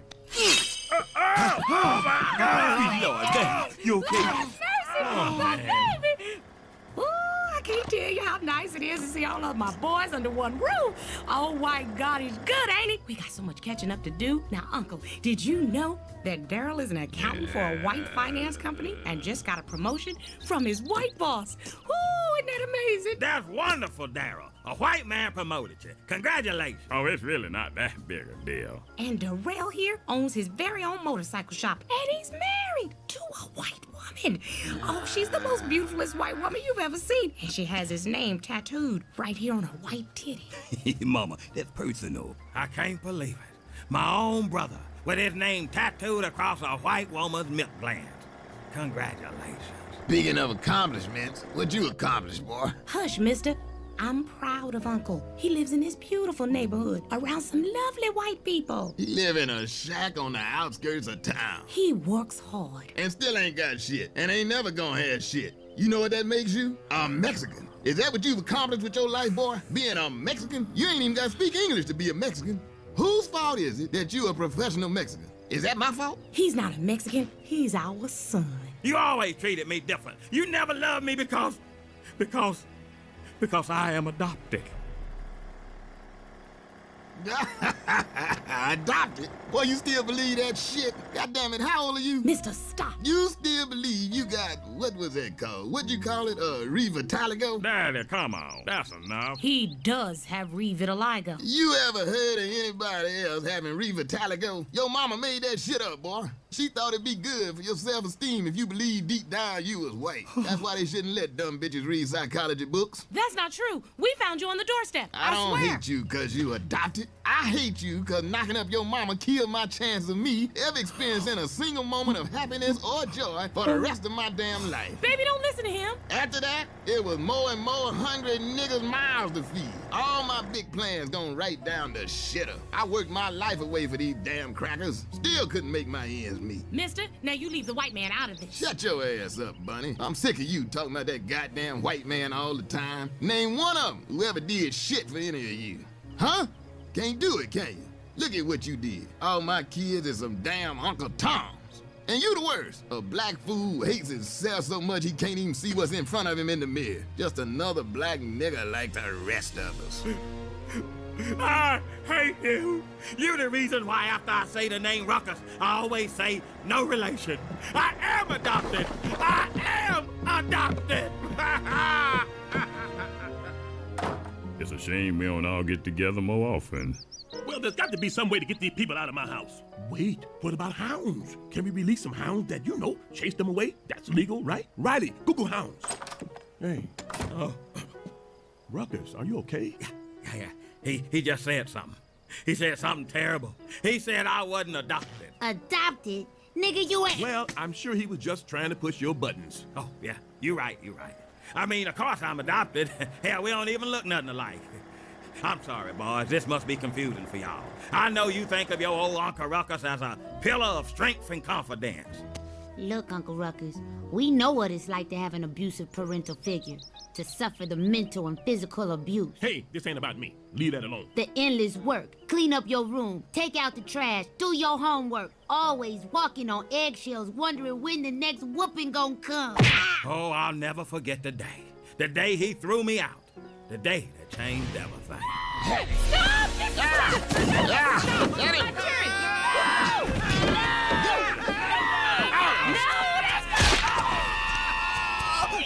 Get him! Someone's supposed to put that away! Stepped in the animal trap! Ooh, that's lead and paint. No, we'll have to freeze soak that or it won't come out! Damn, nigga! I see. Lazy, worthless nigga. Why?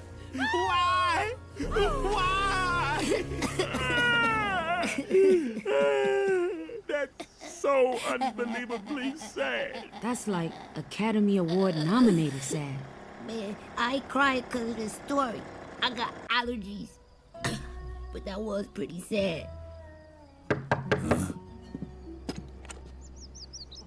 Uncle, she gone. In my living room? Oh, no! In my living chair? Oh, no! Huey, get my chainsaw. Where we going? Back to the hotel, Daddy. Already? Let's keep partying. She's finally dead. It's not true, is it? What Mister said? You know you can't listen to that black fool. Your dad is just miserable because he never learned to love the white man. Mark my words, he's gonna end up just like his mama. Just be happy you're adopted, son. We doctors are a mess. Buddy, get them molasses out your ass and come on. On Thursdays, between 2 a.m. and 7 a.m., I dig graves. The family decided it was best to bury Nellie Ruckus here in Woodcrest. That was on account of the generous 70% discount offered to employees, such as myself. Mind if we help? Don't seem like this should be all on you. Oh, that's so silly. That's a good one, Darryl. Good one too, Darrell. You did always seem to get it the waste, Uncle. What I never could understand was how the man got to be so hateful, so mad at the world, for no reason. Look, nothing excuses what Mister did to us growing up. But as we got older, we saw things. The white folks Mister worked for, well, they didn't always treat him very well. No, that's crazy talk. No, Uncle, it's true. Every time Mister went out into the world, the white man took a little more of his dignity, and his sanity, and his humanity. He served white folks his whole life. He even worked for the police department as a practice dummy.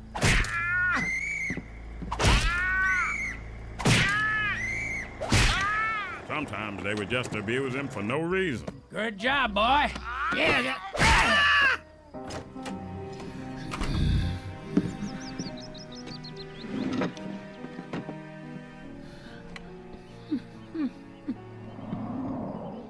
Well, he must have done something. It just ain't in the white man's nature to act cruel for no reason. Sometimes I think him being so hard on us was his misguided way to try and toughen us up for a tough world.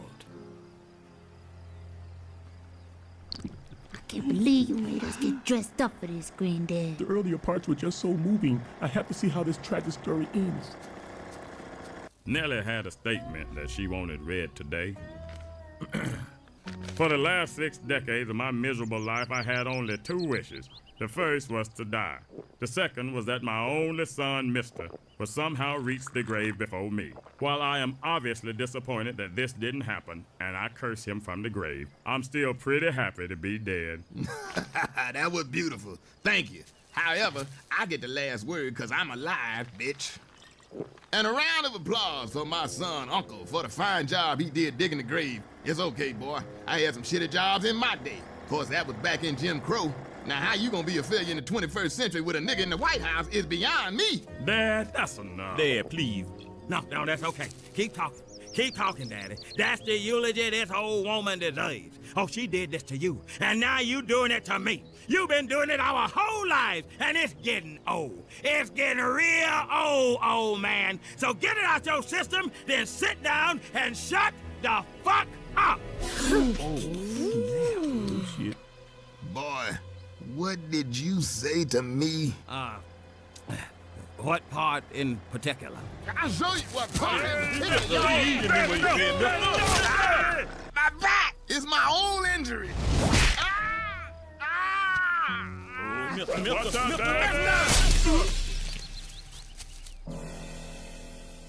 He's dead.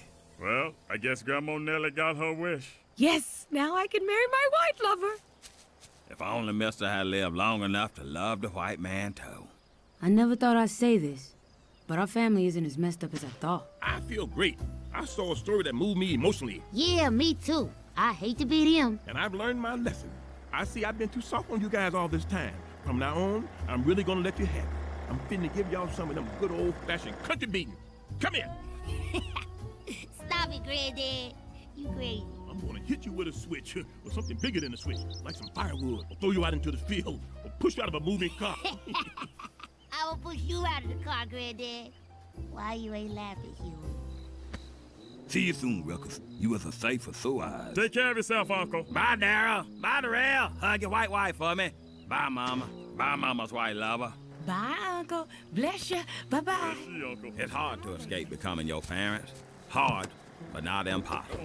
Hopefully it's easier when they're your adopted parents. I hadn't realized before how much my hatred of the Negro came from my hatred of Mister. Maybe it was time to stop hating niggers for being black and start having sympathy for them for being hopelessly inferior to white folks. But as far as darkies go, my adopted family is all right.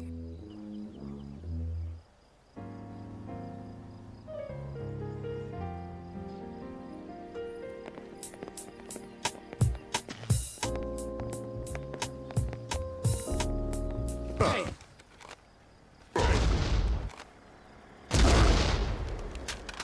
Watch where you walking, nigga. Hey, what you say, nigga? Watch closely. You're about to experience a nigger moment. Webster defines the nigger moment as a moment when ignorance overwhelms the mind of an otherwise logical Negro male. What did you say, bitch, nigga? Hey, squeeze it, nigga. Causing him to act in an illogical, self-destructive manner, i.e., like a nigger.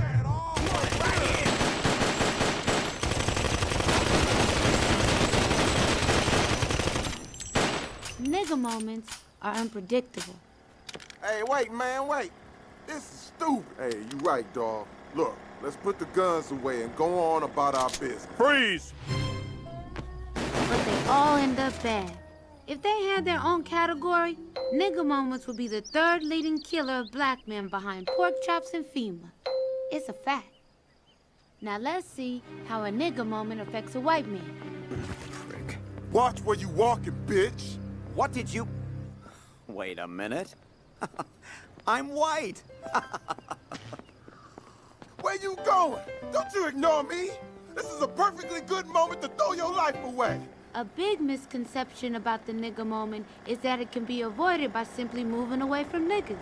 If only it were that easy. See, niggas always got a new trick right around the corner.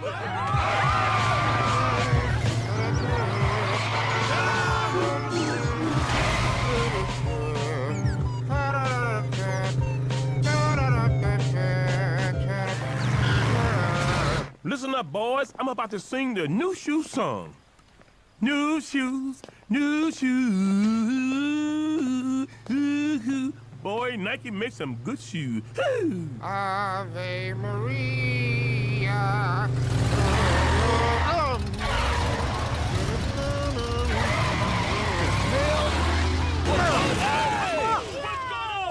I know nobody in my street other than handicap party. Whoa, man, what were you in there? Son of a bitch. Every nigga moment begins with the nigga. Without that key element, all you're left with is peace and quiet. Colonel H. Stinkmeaner is and always has been a cantankerous, ornery old man. He has spent his childhood disagreeing with most things, especially things involving happiness, unity, and kindness.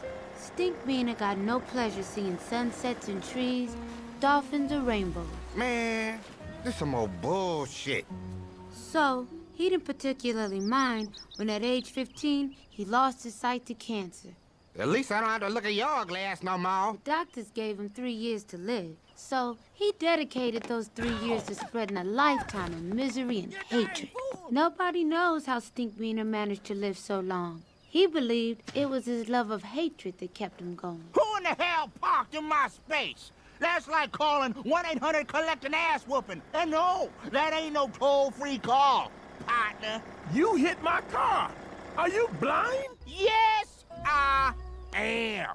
So? Wait, you're blind? Yes, blind. You got a problem with that, nigga? You could have killed somebody. I'd be doing him a favor. Getting run over by me is as close to an honorable death as most of these people gonna get. Some days, I'm quite the humanitarian. I think I hit a wheelchair on the way over here. Oh, look what you did to Dorothy. You better have insurance. Nigga, you better have insurance. Ass-whooping insurance, and you about to pay a deductible. And just like that, my granddad was trapped in a nigga moment. At this point, he can A, walk away and let insurance handle the damage to the car, or B, fight with a dumb, crazy, blind nigga. Let's see which one he chooses. That's right. I'm backed into your car, nigga. What you gonna do? What you gonna do?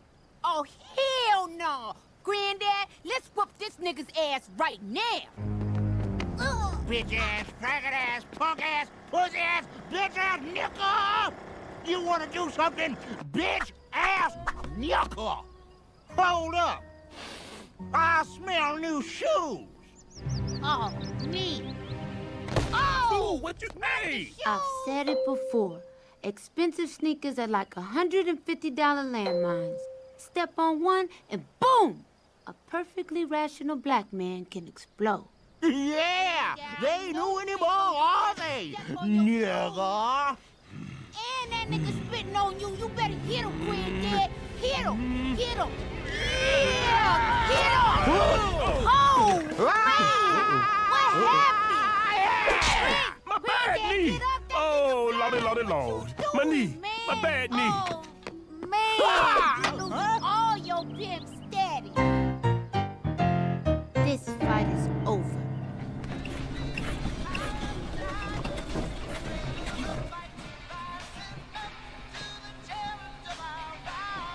I hate this damn song. I can't believe you got your ass kicked by a blind man, Granddad. My knee went out. You know I got a bad knee. Bad knee? That nigga had bad eyes. He couldn't see, Granddad. He beat you like a piñata. No. Yo, we can rig Granddad out for Mexican birthday parties. We can call him Senor Piñata. Hola, Senor Piñata. Stop it, boy. Stop it. Where's my belt? Woo! Woo! I must be blind too, cause I sure didn't see that ass whooping coming. Boy. Yo, how bad you gotta telegraph your purchase for a blind nigga to see him coming, Granddad? Riley, the man obviously had a heightened sense of hearing. Oh, I thought Granddad had a heightened sense of falling. No, that's enough. Now you just stop laughing at your granddaddy. It ain't that. What's wrong with you? Granddad had hit me written on his forehead in braille. I said that's enough. Okay, what you gonna do? Beat me? Maybe I should get a blindfold first. Okay, I'm ready. Wait, maybe he gon' fall on me. Riley, stop. Granddad, Rodney King just called and said, damn, I thought I got my ass whooped. Ow!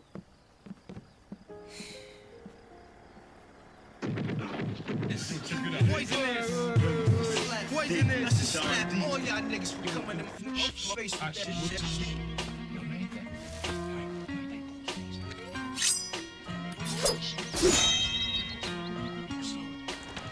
That night, I dreamt of a blind swordsman.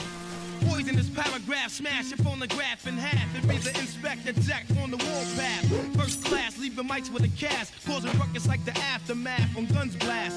Run fast, here comes the verbal assaulter. Rhymes running wild like a child of the walker. I score from the inner slums, the raw. He knows my every move, yet he cannot see. As my mind fights to make sense of the impossible, he has turned my sight into a liability.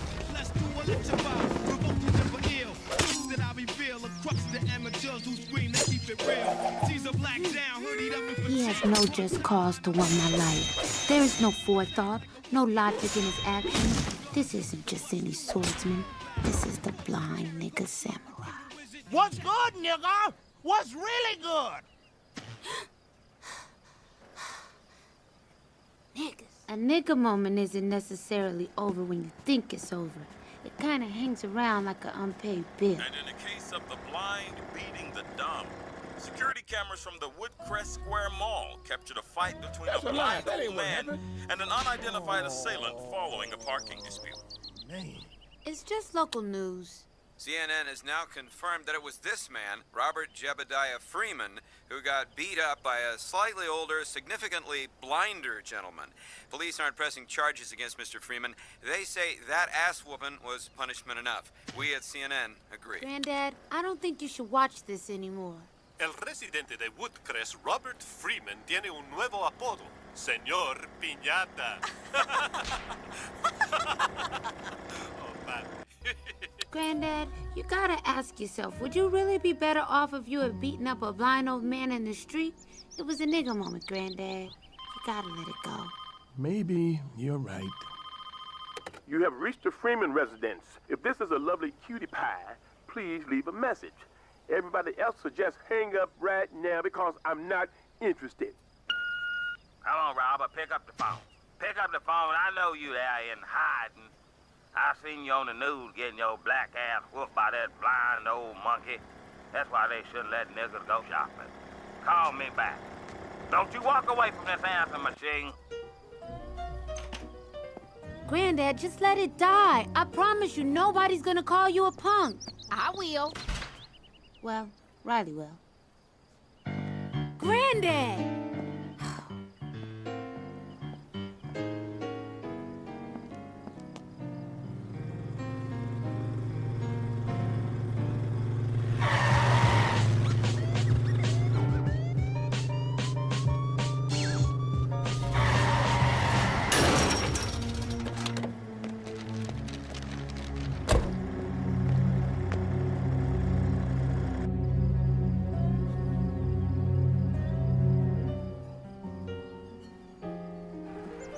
I can't believe Granddad went back to fight that man. Yo! Check this out, Huey. All right. Wait. What? Here it comes. Oh!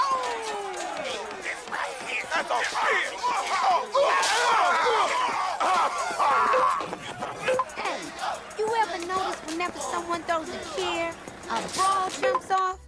Aren't you worried about Granddad? Look, you want to see it again? Hey, look. See? I bet you don't even have to hit nobody with a chair. And niggas would still start wilding out.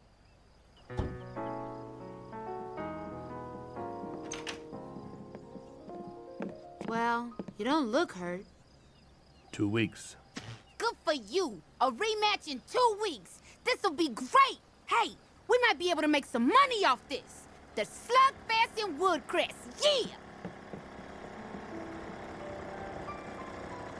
You don't understand, boy. I have to do this. Follow me.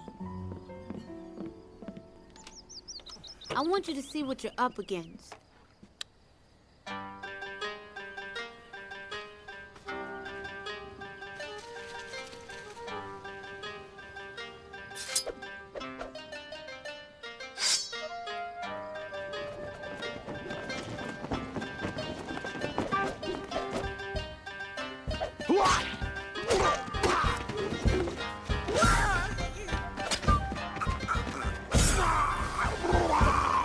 Holy shit! You remember the way he dodged your punch? Your enemy is the Sadawichi, the blind swordsman. His ears give him more information than all your senses put together. If you underestimate him, he will kill you.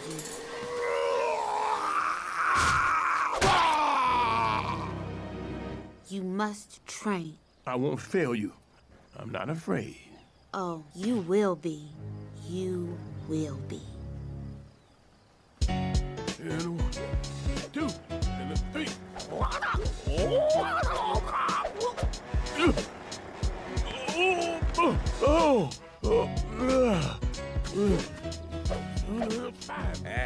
Between me and you, your granddaddy shouldn't be too worried.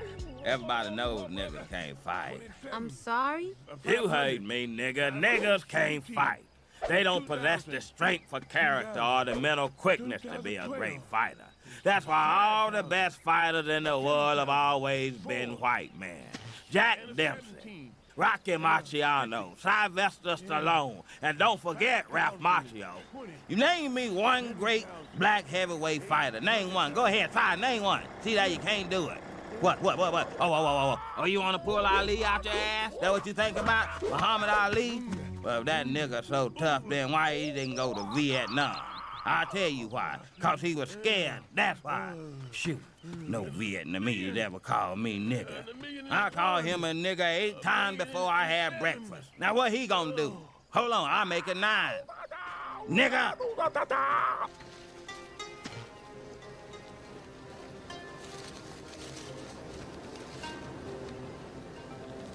I don't understand why I'm blindfolded. Because the enemy cannot see. But see, the thing is, I don't have super hearing, so I don't get why I'm... Fight!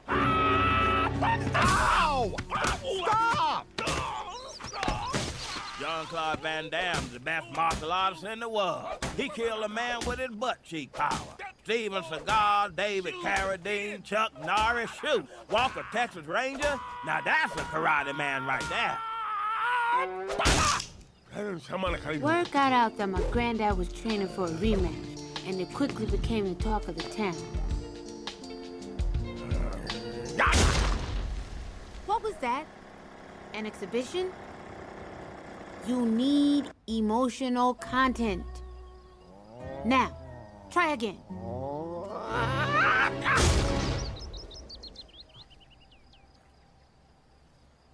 Damn, that hurts! Damn it, boy! Ooh, ah. Ooh, everybody knows niggas climb trees, not kick them. Riley had the brilliant idea to take advance orders for the DVD release of the fight and take a little action on the side.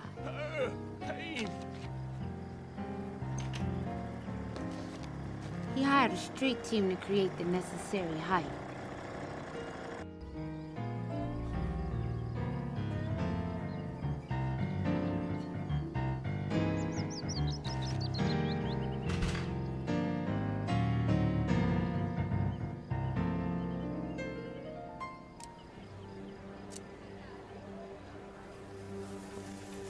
The fight had a huge turnout. Seems like watching niggas act stupid is becoming America's favorite pastime. Hey, listen up! I'm gonna tell y'all one more time. This fight ain't starting till I get $10 from all y'all. Hey, you. Nah, nigga, I didn't get yours yet. Give me that. That's the difference between private nigga moments and public nigga moments. A private nigga moment shames you. A public nigga moment shames the whole race. Oh, this is it. I'm gonna kick some ass now. Granddad, the only way to win is not to fight. That's right, Robert. Nobody's gonna call you a fruity boy or a pansy pants if you don't do this. I will. Right. Well, Riley will. I mean, everybody's just talking so far. Go. You scared? Yeah, you scared, ain't you, bitch nigga? I can smell the bitch in you. Ooh, that vintage bitch. You must have Alzheimer's, old man. You already forgot that ass whooping? Uh-oh! I hear you coming. And as I watched Stinkmeaner move blindly around the ring, I had a terrifying realization. He wasn't a trained swordsman, and he didn't have super hearing. He was a blind old man who had just gotten lucky. Granddad! Wait! No! Stop! Yo, Come on, Granddad.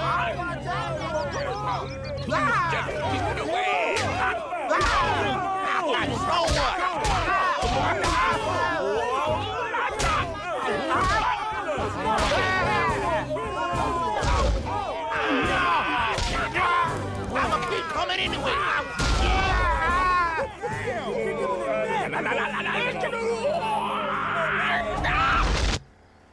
You know, we could all be reading a book right now.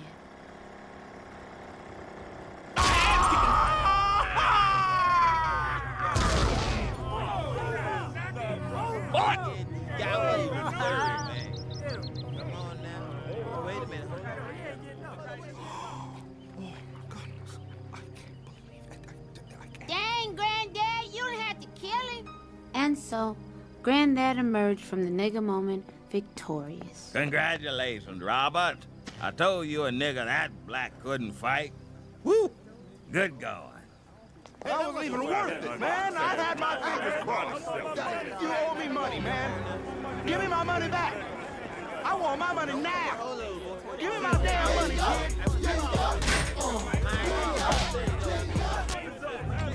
Oh my God, it's Sharon!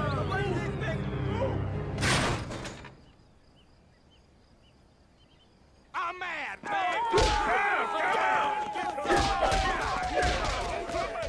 Niggas. As he contemplated spending the remainder of his natural life in prison, Granddad never stopped to realize that he had gotten the respect he so desperately wanted. Yo, that mug killed a blind old man with his bare hands. Now that's gangsta. Robert Jebediah Freeman? Tom and I had gotten a fight license by the State Boxing Commission at the last minute, legally indemnifying Granddad against Stinkmeaner's death. But he was still pretty shook up by the whole thing. Colonel Stinkmeaner had no family and no friends. He lived a life without love or companionship or even pets. He was a horrible, awful human being, and in truth, the world was better off with him dead. Still, he was our brother. Please forgive us for taking this man's life. Why you say us? You killed him. Shut your ass and pray, boy.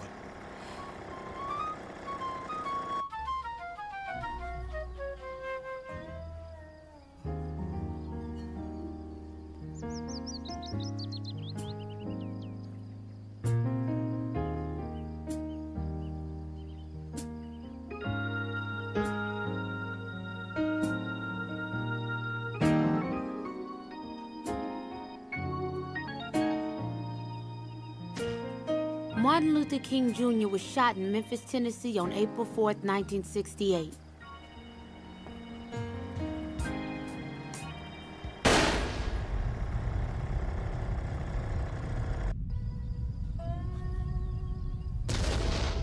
He was critically injured. Dr. King fell into a coma. The world waited for news of his fate. There were no riots. Time passed. King faded into memory. There was no national holiday. Then, on October 27, 2000, 32 years after he was shot, Martin Luther King Jr. came back. King amazed the world when on November 2nd, 7 days after awaking from a 30-year coma, he showed up to vote in the 2000 presidential election. He was turned away due to voting irregularities. People took to the streets to celebrate the return of their king. Oh shit, my nigga, Hey, that kind of dream shit was off the chain, nigga. Hey, hold up, folks. Let a nigga roll. Let a nigga march. Thank you very much. What's up, nigga? He learned that streets named after him weren't the very safest. King inked a 7-figure deal to write his autobiography called Dream Deferred. Columbia Pictures greenlit a $100 million biopic of Dr. King starring Cuba Gooding Jr. Oliver Stone was attached to direct. Spike Lee was pissed. King Mania was at a fever pitch when on August 1st, 2001, Martin Luther King presented Video of the Year with Puffy at the MTV Video Music Awards. Well, you know, Puffy, like you, I can't stop. I won't stop. I don't even know how to stop. That's right. Take it.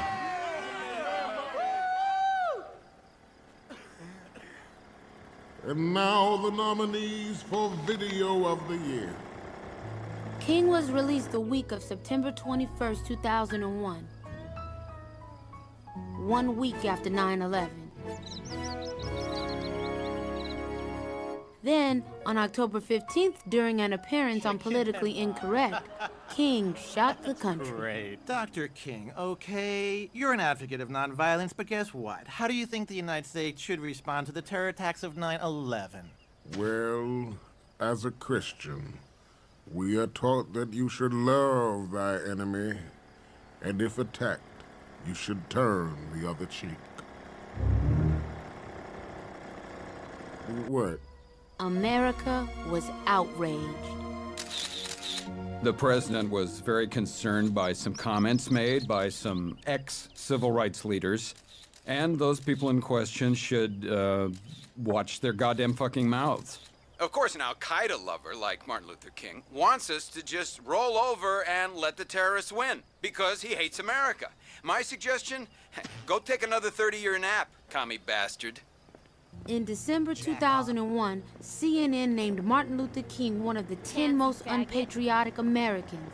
His book was canned, his house was vandalized. King renamed his book Dream Deterred, and it was finally released by a small publisher. It was called Unimpressive by the Woodcrest Post-Gazette. Okay, now. And who am I making this out to? Huey Freeman. Son of a bitch trying to take my parking spot. I should have whipped his ass. Robert Freeman? Dr. Martin Luther King Jr. I never thought I'd see you again. How you been? Well, I was shot and had a bit of a coma for a few decades. Yeah, I heard. I sent you a card. Did you get it? Well, I don't remember. Oh, you remember this one. It was a get well card especially for people who got shot. And I thought this would be perfect for Martin Luther King. But they didn't sell them separately. I had to buy the whole pack. You know, I've been thinking about starting my own greeting card line. Hey, you should come over to the house for dinner.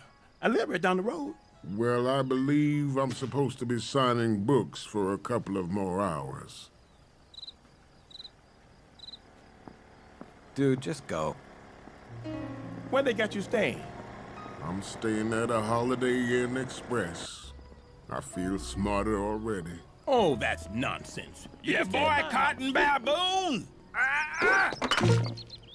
Dance there, you goddamn chunky cheek monkey. Ruckus, what the hell is wrong with you? Don't interfere, Robert. This here's between me and Martin Luther so-called King. Only king I know is Elvis Presley. God rest his soul. Oh, you don't remember me?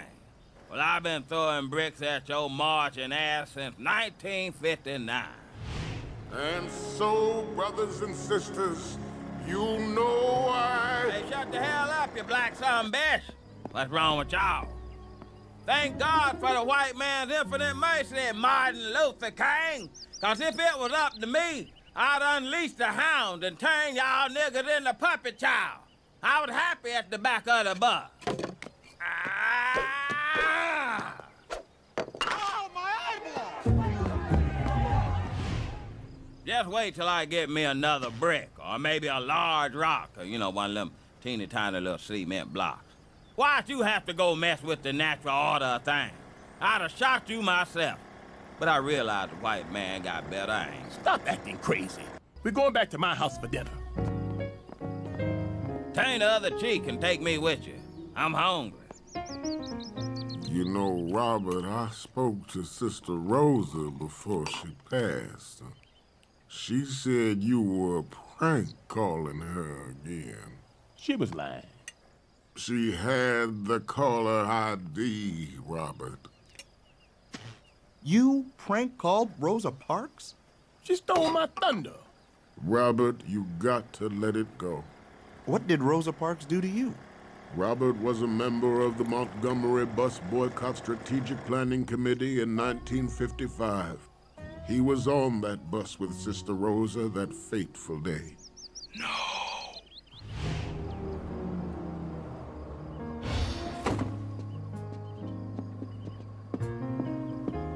Okay, this is it, brother. Remember, no matter what they do, nobody gives up their seat. You dig? We shall not be moved. Mm-hmm. Y'all can go head on to the back.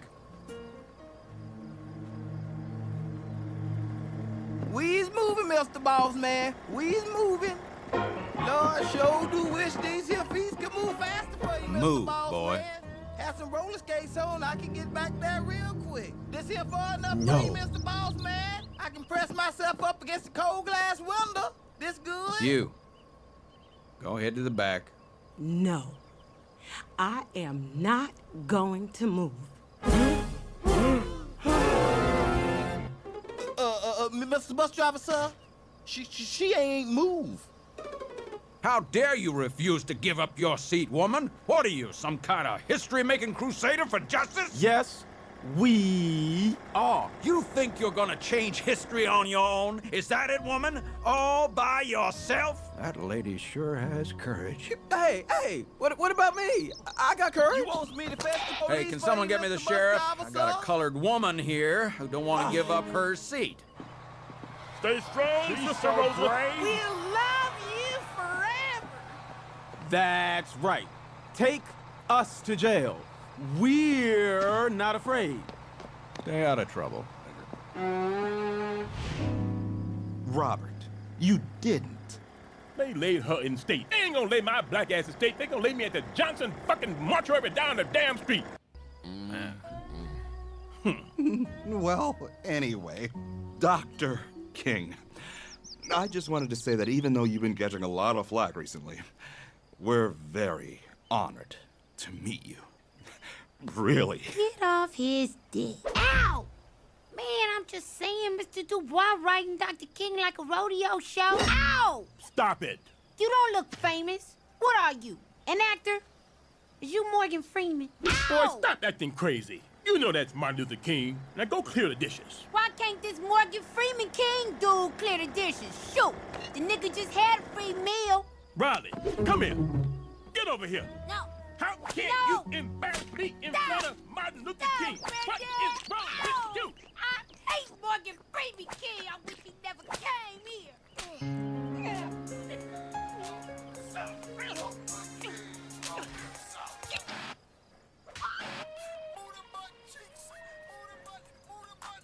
Oh, no.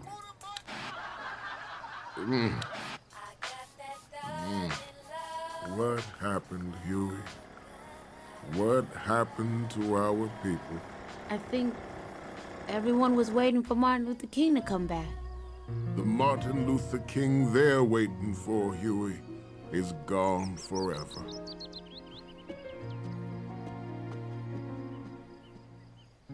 Dr. King? Dr. King, it's time to get up. You got an interview today. I'm not going. I quit. Dr. King! I don't wanna. Dr. Martin Luther King Jr., you get out of that room and continue to fight for freedom and justice this instant. Come on. Think about it, Dr. King. You missed out on 4 decades of media evolution. Oh, God! Sorry, Mr. White Man. What the people need is the truth. And not the pretty truth. The horrible, awful, terrible truth that hurts people's feelings. The truth that makes people get angry and get up and do something. Huey, I just don't think I belong in this new world. I don't know if I need the 20 gig iPod or the 40 gig. I tried to download some Mahalia Jackson, but I lost my iTunes password. I really should have approvals over this kind of thing. A political party. Not just any political party. A black revolutionary political party. But why me? You should ask Oprah to do it. She's more popular, and if you ask me, a darn pretty lady. Oh, snap. No, they didn't. A boneless rib sandwich. What will they think of next? I know I shouldn't eat these, but they're for a limited time only. I really should have approvals over this kind of thing. And so the philosophy of this new political party might be considered extremely leftist by some. Do you love America? Sorry? You sure as hell are, buddy. Why can't liberals ever answer that question with a simple yes, huh? If you ask me if I love America, I say yes. Why can't you say yes? Say you love America right now. Say it. The party's basic philosophy is... Say it! Sir, I will not be... Say it or shut up! We'll be back with more fair and balanced coverage. You just hit him. I thought that went well. You know, Huey, those of us who do adhere to the philosophy of nonviolence frown upon the throwing of furniture to resolve our political differences. Where do people go for information before cable news? We can do it like we did back in the day. We'll go into the streets and tell the people. Yeah, I wish the president would stop lying. Black babies would stop crying, and young brothers would stop dying. I wish the police would stop killing. Politicians stop stealing and acting like they're not dealing when they know they got bricks in the street at the country club fixing it. What up, y'all? You got it locked on WFRK, The Freak. That was my main man, Gangstalicious, with Thug in Love. We go into the phones. WFRK? Hello? Am I calling 13? You sure are, and you know what that means? What? It means you're going to the Martin Luther King Emergency Action Party! Oh my God! Oh my God! I can't believe it! I can't believe it! It's gonna be all the way live, and baby girl, you're gonna be in the building. Tell me the station that's helping you shake your stinking ass with Martin Luther King. WFRK, the Freak! Dr. King, why are they giving away tickets to our emergency action planning meeting on 95.5 WFRK, The Freak? Well, Huey, I thought about what you said about not having enough experience with modern media. So I hired an urban promotions firm to help get the word out. Uh-oh. Was that bad? Huey, are you sure we're in the right place? Excuse me, bro. What's up? My name is... I'll tell you right now, y'all ain't getting in without no free man. What? Sir, we need to get in, because I'll tell you right now, you ain't getting in with them shoes. What's wrong with my shoes? Excuse me, sir. I'm Martin Luther King. Not Malcolm X, nigga. You still ain't getting in here with them shoes. Sir, Young man, please? $50. What? $50 each. You want to get it or not?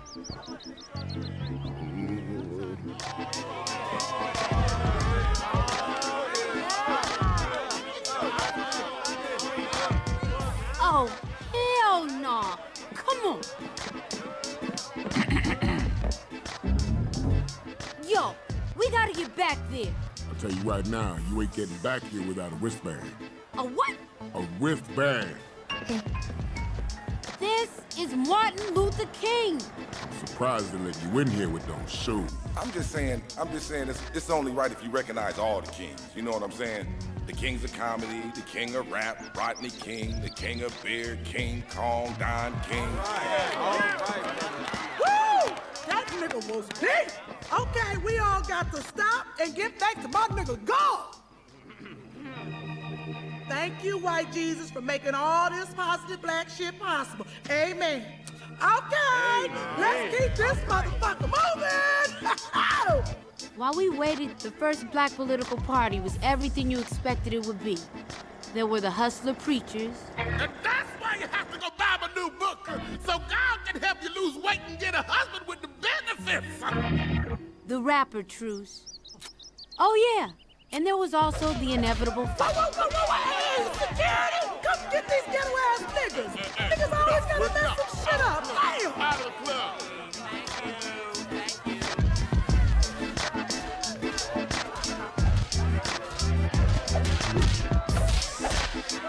Excuse me, brothers and sisters, please. If someone could just turn off. King looked out on his people and saw they were in great need. So he did what all great leaders do. He told them the truth. Will you ignorant niggas please shut the hell up?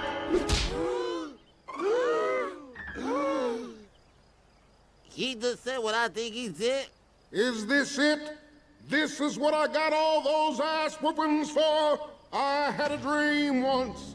It was a dream that little black boys and little black girls would drink from the river of prosperity, freed from the thirst of oppression. But lo and behold, some 4 decades later, what have I found but a bunch of trifling, shiftless, good-for-nothing niggers? And I know some of you don't want to hear me say that word. It's the ugliest word in the English language, but that's what I see now, niggers. And you don't want to be a nigger, because niggers are living contradictions. Niggers are full of unfulfilled ambitions. Niggers wax and wane. Niggers love to complain. Niggers love to hear themselves talk but hate to explain. Niggers love being another man's judge and jury. Niggers procrastinate until it's time to worry. Niggers love to be late. Niggers hate to hurry. Black entertainment television is the worst thing I've ever seen in my life. Usher, Michael Jackson is not a genre of music. And now I'd like to talk about soul playing. I've seen what's around the corner. I've seen what's over the horizon. And I promise you, you niggas have nothing to celebrate. And no, I won't get there with you. I'm going to Canada. Thank you, Huey. Thank you, Dr. King. Do what you can. That was the last time I saw Dr. King. But the story doesn't end there. King's speech was replayed the entire next day on the cable news channels. Then, something unexpected happened. People got angry. Nobody knows exactly what to attribute to the sharp decline in African-American dropout rates. That is every African-American player in the NBA refusing to play until there is a full troop withdrawal. Billionaire Bob Johnson apologizing to Black America for the network he founded. The White House and Congress are receiving an unprecedented amount of calls from irate African Americans. And the revolution finally came. The mob is refusing to disrupt. The president is urging everyone to stay calm and obey the curfew. You're horrible! We repeat!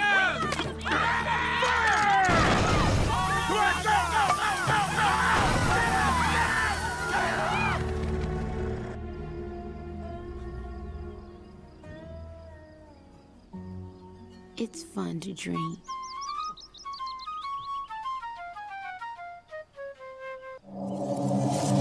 We now return to Thugnificent Rags to Bitches. The story of Thugnificent begins here, in the projects of Terabelle, Georgia, one of the poorest and toughest towns in the country. Terabelle leads Georgia in homicides, infant mortality, AIDS, and everything else bad. Yeah, you know in Latin they say Terabelle means beautiful earth. But in Georgia, Terabelle means fucked up place to live. Terrible Terabelle, yes sir, that's our name for it. Now this right here is where I grew up. I seen everything, man, everything. I seen a nigga get killed right over there, you know? They beat him up, stomped him, shot the dude, stomped the nigga again, and then I seen him take a dump on the dude. I swear to God, man, they actually like shot a deuce on this nigga, man. You know what I'm saying? They shot on the nigga, man. And I started thinking to myself, man, what did he do to make them niggas that mad? Now right over here, that's where the police station used to be. Yeah, they must not have liked that location much because they up and left. So where's the new police station? What? Nigga, there wasn't no more police station after that. Pigs got the fuck up out of here. That's when they put this big-ass fence up around the city. So what was it like growing up in a place like this? It was hard, you know? A lot of people don't know that places like this even exist in America. You know what I'm talking about? They don't know how dirty the South really gets. That's a damn shame. But that's real shit, though, nigga. You got naked kids. You got parents that gotta choose between food and clothes for their kids, shorty.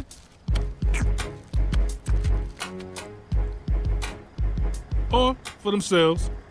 It's real out here, nigga.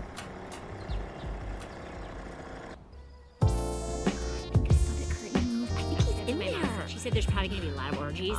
No, I can't believe it. This is so exciting. That's not true. Like the greatest thing that ever happened in our neighborhood. Where you can like track like if someone like does anything weird. What in the hell? What's going on? What's going on? Well, he's moving in. Who? You really should come to more of the community council meetings, Robert. I ain't worried about no damn council meeting. Tell me who's moving in. He's coming, you guys! Everybody get ready! Oh my gosh. Totally, you know. Get ready.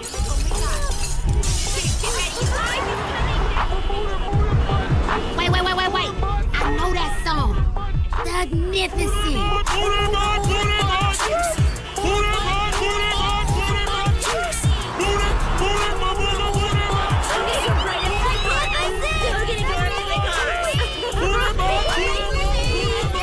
Oh man, Thugnificent and the lethal interjections living here. Thug who? Thugnificent. I can't believe it.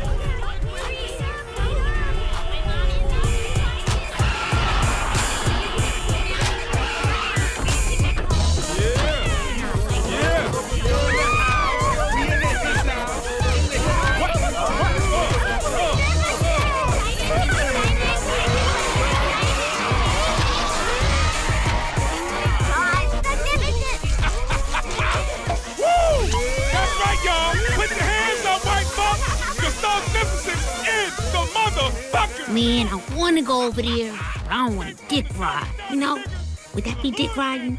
You think? To go over there? What it do, Woodcrest? What's hood in the wood, white folks? I just want to say we happy to be out here in our new crib in Woodcrest. Alright, what if I just go over there and give him a pound and be like, what up, Thugnificent? Like not really all on his sack or nothing. Yeah. Get back here, Riley. Oh, come on, Granddad. I'll be right back. I don't want either one of you going anywhere near that house. You hear me?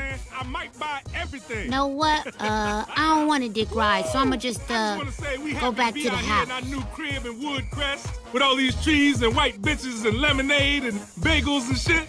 But you know how we do. We bring the hood with us right here. Now let's make it rain. Woo! That's right, nigga. I'm about to do a big in Woodcrest, nigga. Right across the street, I'm gonna put a club. Next door, it's gonna be my detail shop. Nigga, I'm about to clear all this shit out. Nigga, well, that's right, y'all. Thugnificent bringing the hood to this very street. The ghetto was here, y'all. Ain't this a bitch? Who in the hell left the gate open? I love it. What up, old nigga? You got some words of welcome for all this thugnificence? Come on over here, do it big, man. Thug out with the homie. Nappy-headed hoes. Oh, yeah? Well, fuck you, old ass nigga. Stop hating and get money, my nigga. You just mad at all this thugnificence. Respect it, man. Breathe it in, nigga. Bask in it! Now, where were we? I don't know. I think it's pretty cool, I guess, having a big celebrity move in. Well, I don't really know much about him, but my 2 teenage kids are very excited. You know, they love him. They have the CD diskettes and the video games and the dungarees with his name on the pocket. I don't want them damn niggas living across the street from me. Shoot, I paid too much money for my house. Funny ass music. Yeah. Get him out of here. I'ma kill this motherfucker. Thugnificent and his cohorts, Mactastic and Phenomenal, formed the Lethal Interjection crew and tasted success early with the Smash Club anthem, Booty Butt Cheeks. Now Thugnificent has a new multi-million-dollar major label deal, a new house in the suburbs, and a new album, Rags to Bitches. You see, Rags to Bitches is more than an album, you know what I'm saying? I consider it as a movement. The way I'm looking at it, I'm picking up where Malcolm X left off, nigga. It's that big, you know what I'm saying? This is the movement that says, you know, don't grow up and basically act like a fucking fool all the time, and you can still make it about the hood and enjoy everything that life has to offer.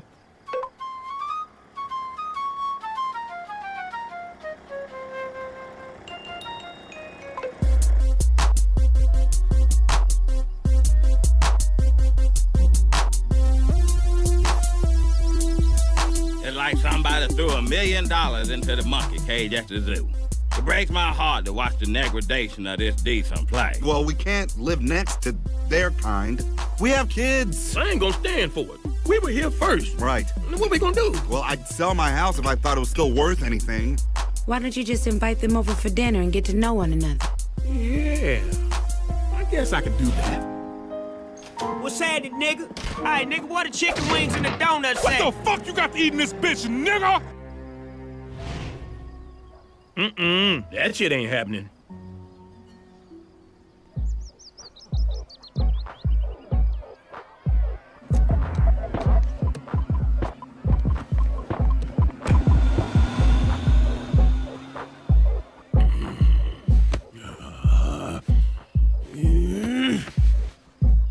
What the hell going on out here? Hey, shut up all that damn noise. I'm an old man. Y'all need to listen to some Nat King Cole and some Johnny Mathis. Oh, no. Ooh. Oh.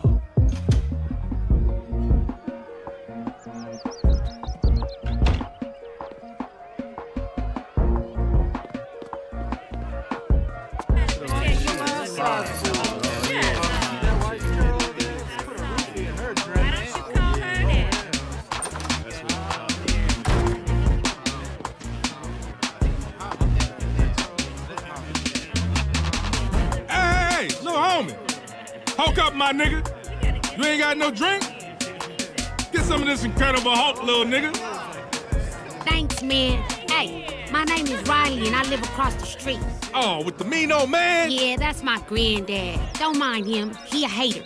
Look, I don't want to be dick riding and nothing, you know. I just want to say that I like your music. And, you know, this is my turf over here and I'm holding it down for all the young G's. So, you know, holla at your man if you need anything. I ain't on your nuts, though. Oh, man, respect, little partner. Hey, this little nigga's alright, y'all. Hey, nigga, get your motherfucking feet off the table. You know your mama taught you better than that? Ghetto ass nigga. Get your mother. Hey, go put the motherfucking cooler in at your cooler.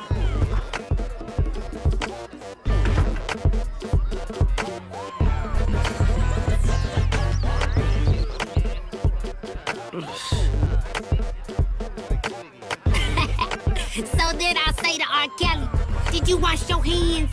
Hey, for real? On the real? Yo, this little nigga funny, man. This little nigga like Charlie Murphy or some shit, man. Hey, man, this your brother? Hello? Goodbye. Yo, nigga, your brother told us how you be all into reading and shit. Hey, that's some real good shit, my nigga, for real. Congratulations, nigga. Did you just congratulate me for reading? Word. Oh, yeah, man. You know, it's good shit, homie.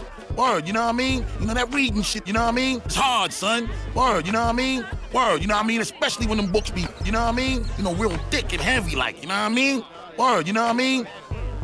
Oh, we're gonna take off. This doesn't seem to be a place for kids. The fuck you talking about, man? We got PlayStation and Xbox, nigga. And we got Incredible Hulks, nigga. All the kids is welcome, motherfucker. Huh? Get your drunk ass out of here. Damn. Oh. What the fuck? My yard! 911 emergency. I'll hold. Okay, so that's complaint number 34457-2 regarding excessive noise.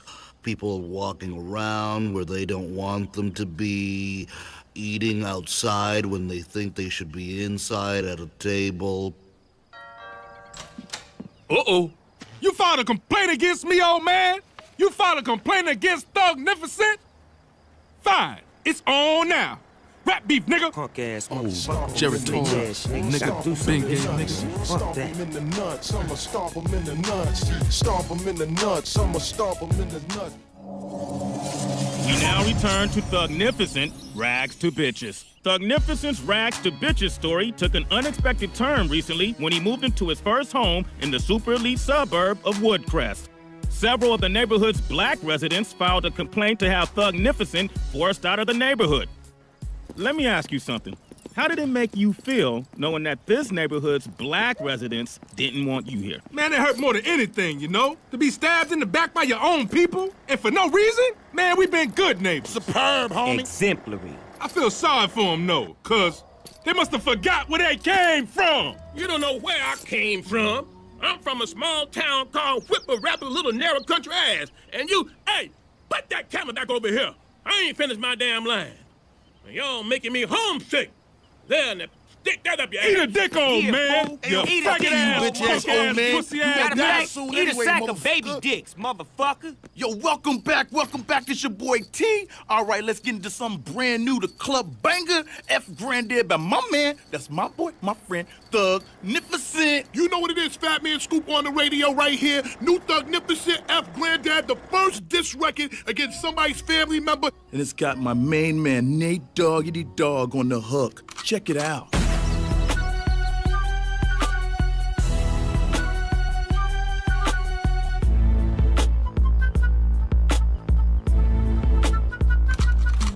Just mad cause your ass is old. Old motherfucker. First thing you do is just pick up the phone. Eat a dick, nigga. Living next to your home. Motherfucking grandpa, old nigga, it's on. Old motherfucker. Lethal interjection versus what? Old nigga. He picked up the phone, now my fingers on the trigger. Snitching ain't the thing to do, so now me and my crew gonna show the block how to handle this fool. He just hating cause we went from rags to riches to baddest bitches. Somebody need to ask these snitches. Why they talking to police? No justice, no peace. My house is paid for, no rent, no lease.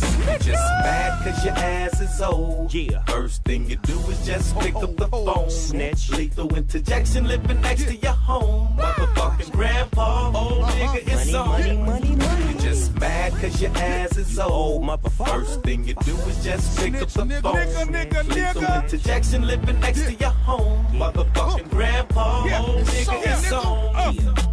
This old man, he played fool. Now his ass is grasped for dropping dimes on my crew.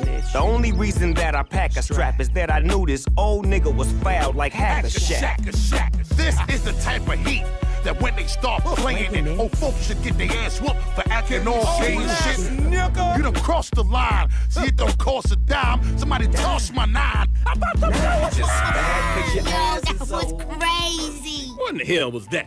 Was that about me? Man, tell me you didn't think that was hot. Oh wait, let me guess. You gon' hate on it just cause they was talking about you. You need to stop with the hate crimes, Granddad. That wasn't even me. That's that nigga from Friday dressed like me. I'll sue. You might want to go over there and talk to them before this gets out of hand. You know what? Fuck them. They can make all the silly little videos they want. When the council vote on my complaint, they'll be out of the neighborhood. Dang, Granddad. I always knew you was a hater, but I never thought you'd be famous for it. Goodbye, Thugnificent. Tom. Oh, hey, Robert. But Tom, you filed the complaint with me. Yeah, then I thought about it, and I just went over there and met the guys, and turns out they're not so bad. A little country, maybe, you know, they use the word thar instead of there. But Tom, I thought we were in this together. Yeah, I know. Me too.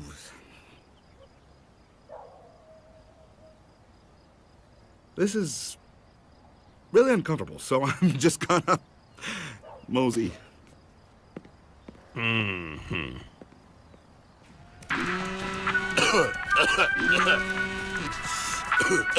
Hello? Yo, this X, who's this? Hey there. This is Granddad. You did some work on my car? Wait. You talking about the Granddad from the Thugnificent song? Oh, shit! Man, that's my shit right there, man. I love that song. They roasted you. Man, how it go? How it go? Oh, you just mad because your ass is old. Man, they killed you. Yeah, see, that's actually why I'm calling. See, I'm gonna make my own rap about Thugnificent and embarrass him. Hey, yo, you never gonna guess who on the phone. And did you know that fool parked cars on my yard? I'm gonna rap about that too. So, XYZ, whatever your name is, I was wondering if you would be interested in rapping with me on this song. See, I rap first. You can come in and rap second with your old curse words. And none of them crazy metaphors your breath look like two mountains. None of that garbage. Just stick to the point. Can you turn me up in the headphones? Granddad, you're only making things much, much worse. Oh, hush, boy. I can rap. Big Tank, please make it hot, player. Yeah, this rap go out to Punknificent in all his fame. Yeah. Oh, punk-ass Nificent never went to high school. That's why he's a mother fool. Mama was a fool. Daddy was too. You wanna be like Thugnificent, don't go to school, fool. Yeah. This motherfucker went to YouTube? No, this nigga didn't. It's really on now. Oh, hell no. This little fucking bitch-ass, old-ass nigga. Hey, yo, word to mother. Hello. Oh, hey, Ma. What's going on, Ma? Ma, I ain't threatening no old people. Come on, Ma. That ain't even my style, Ma. This little old dude, Ma. Just one. Ma, I really need to call you back, please. Because I do. Ma, I'm in a meeting. Ma, can I call you back, please, Ma? Oh, okay, cool. I will. I'm gonna call you back, Mommy. I love you too. Hey, we gonna fuck this old ass nigga up. Nah, I don't hate old people. It's just sometimes you gotta let them know not to get it twisted. Just cause you lived a long life don't mean it can't come to a short end, nigga. What's up, world? This is Sway. Law enforcement sources have confirmed that 2 Cleveland teens have been arrested for assaulting this man while reciting the lyrics to Thugnificent's hit, F Granddad. One of the teens reportedly told police, "I beat up old people because Thugnificent does it and that makes it cool." It wasn't the last incident. Recently, a rash of elderly assaults attributed to the beef have broke out, including 2 in Lithuania and 1 in Tokyo. The AARP announced a boycott of Thugnificent's record label. It's feared that the protests could soon explode into more violence. Man, Thugnificent ain't tell nobody to beat up no old people. I don't even really see how someone could even get something like that out of that song. Thugnificent is talking about what he's going through. So maybe a young person listening won't have to go through the same shit. You smell me? Hey, people always want to... You know what I mean? Ladies and gentlemen, what started as a simple disagreement between neighbors has devolved into senseless, ignorant, self-destructive, generational tribalism. Fortunately, a robust exchange of ideas has taken place, and we are hopeful to having a resolution shortly. Thank you. He lets me whoop him. We can call it even. Nigga would try to whoop me. You know you messing with, nigga. I'm Thugnificent, nigga. I'm from the dirty, Would nigga. somebody here please be an adult? You're neighbors. You have to live together. Hey, man, you know what? Somebody here needs to be an adult. We're neighbors. We have to learn to live together. Yeah, I totally agree. Exactly. That's what I'm talking about. Shake it Yeah. down. Right. That's a really grown-up way to look at it, Thugnificent. Not that I'm pole jocking or nothing. Hey, everybody good in here? Beverages? What about you, big guy? You good? Hey, let me get that for you, homie. Any of y'all need a coaster? Let me go get y'all these coasters right quick. Now, old man, we feel like we've been very courteous neighbors. Courteous? Well, what about the loud party? Nigga, you gave us permission to have that party.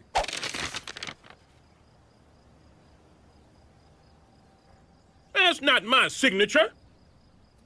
Hey, I think I'm gonna go whip y'all up a little snack or something. Who's up for guacamole? I'll make some mean Well, what about parking all those damn cars on my yard and ruining my lawn? Man, how was we supposed to know valet was parking cars on your yard? Niggas was passed out by then. We was fixing to come over and apologize, but then you had to go off and start filing complaints and doing all that old gay shit. And you know what really hurts me? Is that you didn't respect us enough as homeowners to just talk things out in a neighborly fashion. That's a really powerful sentiment you just expressed right there, Thugnificent. Well, what about all that stuff in the video, huh? Oh, nigga, that was just entertainment. You being real sensitive right now, man. Yeah, man. Anybody could see that was a satirical ass beating. Granddad, if you apologize to Thugnificent for filing the complaint, then I'm sure, Thugnificent, you will be willing to apologize for the video. Hell no, I ain't apologize. Shit, nigga, kiss my ass, old ass nigga. Wait, please. Can we at least agree, for the sake of old people everywhere, that there will be no more diss records? Fine, whatever. I spits hot fire. I'll eat your ass up on the MIC if you keep messing with me.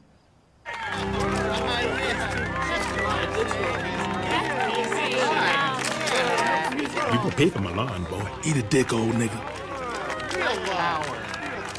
Yeah, you know what rags to bitches means is that there's more to life than what you're born into. There's also bitches.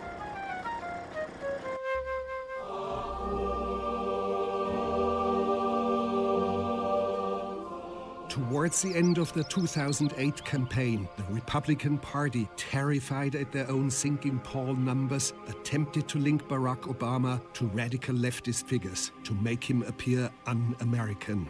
First was the controversial Reverend Jeremiah Wright. I say motherfuck America, motherfuck America's mother, motherfuck America's daddy, America can eat a dick, America can lick the balls! When that failed, Republicans tried linking Obama with 10-year-old domestic terrorist Huey Freeman after discovering the two were MySpace friends. Did they leave each other glitter comments? The public has a right to know.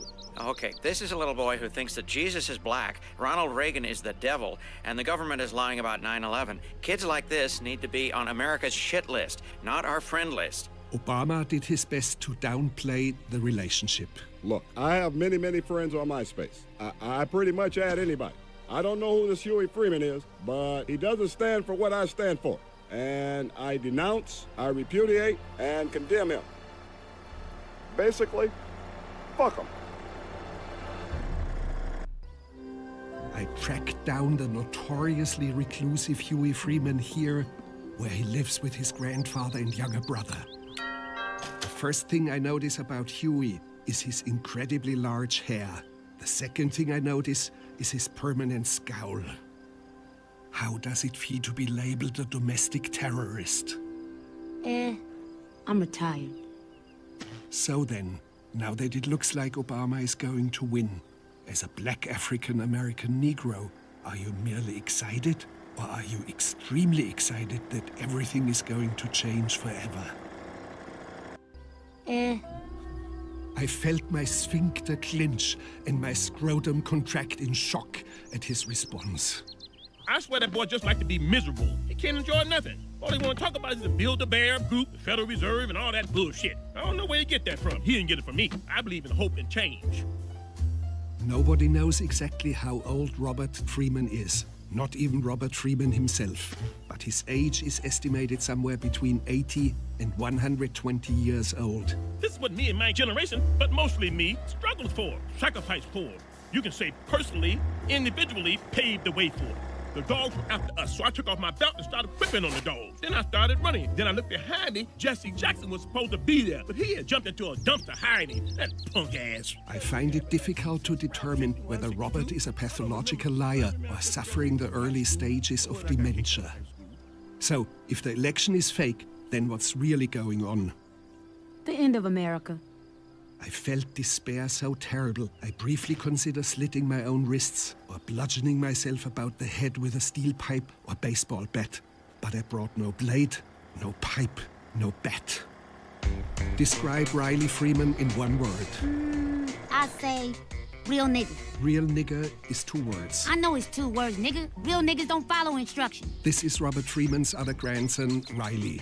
He's empowered by the prospect of a black president, but not in the way society would hope or expect. Oh, if my nigga Obama gets up in there, I'm gonna act a fool. I ain't doing no more homework, nothing. We taking over. Come on, what's the cop gonna do to me? I'm gonna be like, don't make me call the president, bitch. And the cops, he gonna be like, oh, snap, Riley a real nigga. The president's a real nigga. We can't do nothing. I can't wait.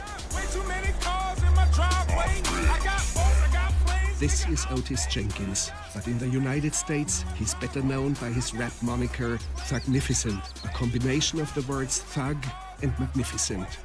Otis has found success like many Negro American entertainers today by being a professional buffoon. Are you supporting Barack Obama? What? For president? President of what? You don't know there's a black man running for president named Barack Obama? His name is Barack? For real? Barack Obama, yes. Get the fuck out of here, Barack! Yes, Barack. Where's he from? Africa? His dad was African, yes. You can't be serious, man. There ain't no nigga running for president named Barack Obama. No fucking way, man. No fucking way. I don't believe you. Stop fucking with me.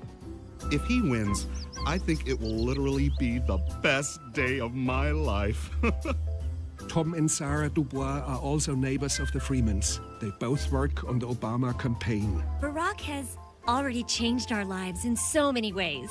How? Well, I mean, it's no secret that me and Tom have had some problems in the past with our relationship. Well, it's not like the whole world knew.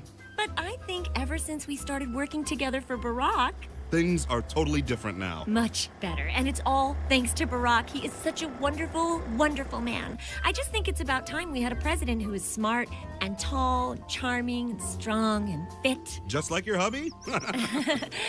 This isn't about you, sweetie. It is always obvious when a couple hasn't engaged in normal marital relations for some time. Obama, of course, is as polarizing as he is transformative. Some have accused Obama of being a socialist. Others believe that he's a Muslim. Some have gone as far as to label him the Antichrist. He is the socialist Muslim Antichrist. This is Uncle Ruckus. He's an Uncle Tom, perhaps the biggest Uncle Tom to have ever lived. If this nigga gets elected, America is over. Over. You want this nigga to shit in the same place William Taft sat and his big wife. She don't need to be in the White House. She should be in the WNBA shooting foul shots. You want my brick? You gonna have to pry it from my cold, dead hand, Mr. Obama Hussein. What is wrong with letting people be happy? Can too much hope possibly be a bad thing? Hope is irrational. In Bavaria, we have a saying, der Junge ist ja total bedient. It means this is the most depressing fucking kid I've ever met in my life. I sit down once again with Thugnificent, who appears to have undergone a political awakening since our last conversation. So, you know who Obama is now? Oh, no, I knew who the nigga was. I was just joking. You were not joking. You jumped on the Obama celebrity bandwagon because it will give you much needed exposure. No, see, it ain't got nothing to do with that. You know what I'm saying? I started looking into his political positions, in his policies and views and whatnot. What policies? Well, you know, I heard the nigga speak, right? And he was talking about changing some shit or hoping for some shit. And I thought, yeah, I mean, you know, all niggas asking for is hope. You can sit on your ass all day and hope. If you're too lazy to hope, you was a lazy motherfucker. That's all I know. I'm voting for Obama because he's gonna lower my taxes. Actually, he has promised to raise taxes at your income level. Huh? And he's just really, really fit to lead. And also body fit, too. Well, I also support Obama because he's against corporate bailouts. That is also not true. I'm supporting Obama because he black. And he's gonna get the troops out of Afghanistan, right? Also wrong. Then what the fuck that nigga gonna do? I mean, we all need to, you know, do some shit sometime. You know what I'm saying? Some shit needs to get done. And until we do that shit ain't gonna change. So I thought to myself, let's do this shit.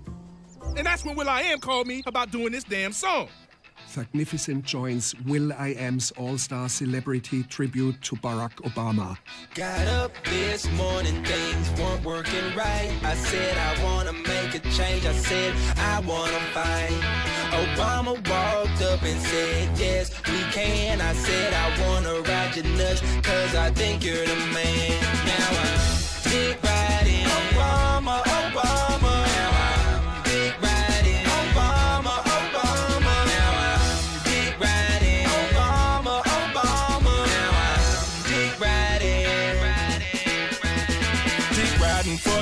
road. Dick riding for today. Dick riding for the straight. Dick riding for the gay. Dick riding for America. Dick riding for Iraq. It's okay to ride that dick just as long as it's Barack's, and now we're dick riding. It is finally election night. Robert Freeman is throwing a party. Well, it's been a long black struggle, and I felt me and Barack deserved a party. All around the room, I see black faces beaming with elation. It is as though each of them has been elected president.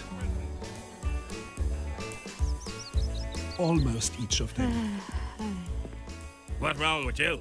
I thought you'd be dancing on your tail with the rest of the circus champs. Look at them, just as happy as a pig in shit. Can't they see? Can't they see what this nigga's gonna do to our great country? Looks like we the only two people with sense in this whole room.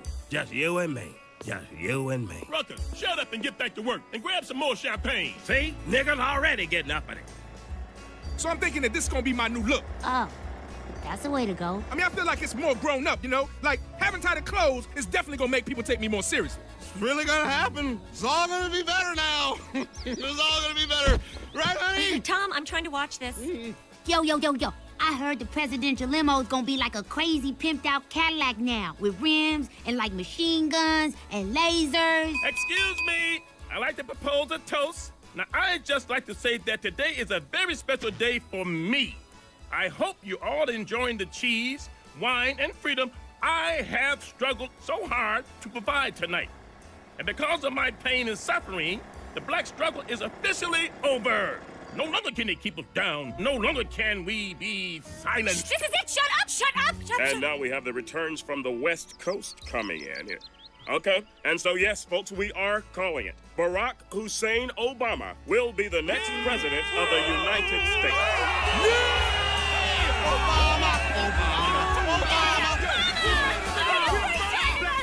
I am proud to be an American. Yeah! Why, Lord?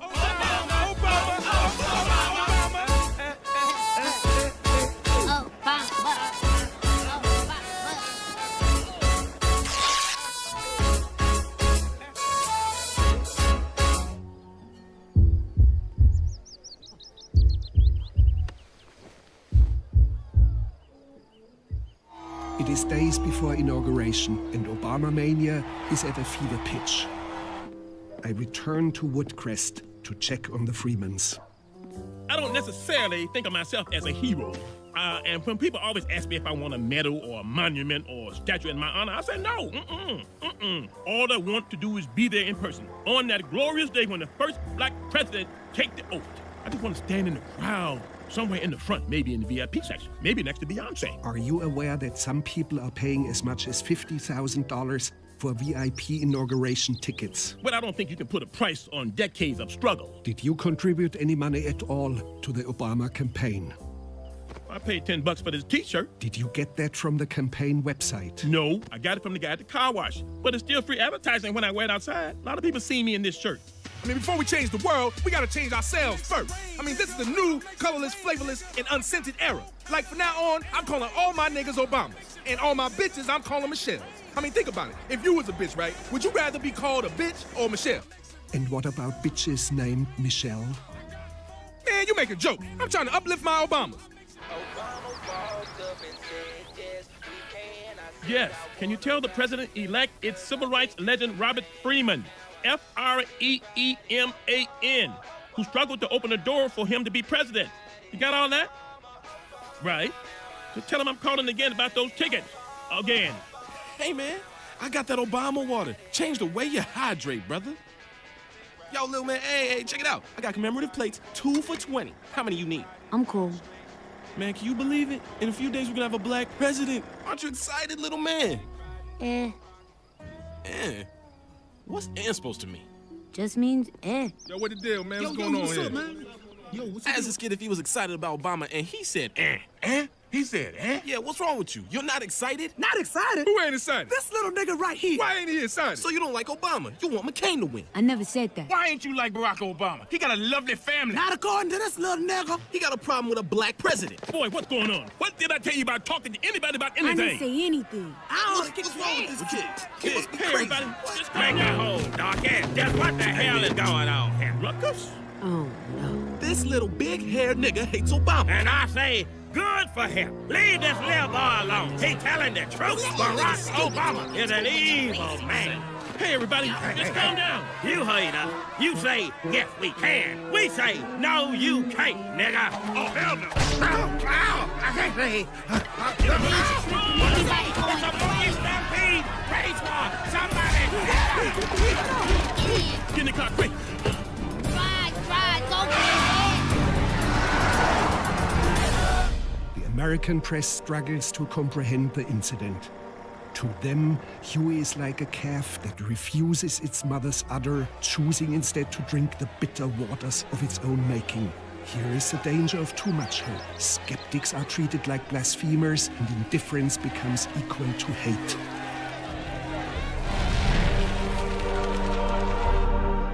Robert Freeman calls a press conference to do damage control. Huey Freeman is not really my grandson. I refute, renounce, and rebuke him. I hope this incident in no way affects my request for VIP inaugural tickets and/or / the inaugural ball with Beyonce. Rosa Parks is no longer with us, but I consider myself to be the next best thing. In many ways, better. Where is your wife? She's in, D.C. There was a problem or something with the ticket, so we only had one, and I let her have it. Are you afraid your wife will have lusty sex with Barack Obama? What? No! No, that's impossible. I didn't ask if it was possible, only if you were afraid. I can't help but notice you're like a less attractive, less wealthy, less powerful version of him. It is quite understandable for you to be concerned. Celebrities, dignitaries, and civil rights legends are arriving in droves for the inauguration of Barack Obama. Anyone hoping to get tickets at this point, don't bother. The ship has sailed and you are not on it, because you are not important. Hey, Granddad, this was at the door. Office of the President-elect? Mr. Freeman, please find enclosed 2 VIP tickets to the inauguration, as well as the inaugural ball with Beyonce, as a small token of gratitude for all the sacrifices you've made on behalf of me and this great country. I look forward to sharing this historic day with you. Sincerely, President-elect Barack Obama. Hear you. What's going on? I'm going to the inauguration. You want to come? Yeah, boy. And just like that, virtually foaming at the mouth with unbridled excitement, Robert and Riley leave for the inauguration. You are looking at the final mission of a domestic terrorist, Operation Exodus. Convinced he has no place in Obama's America, Huey Freeman decides to leave the country for good. And he has an unlikely companion.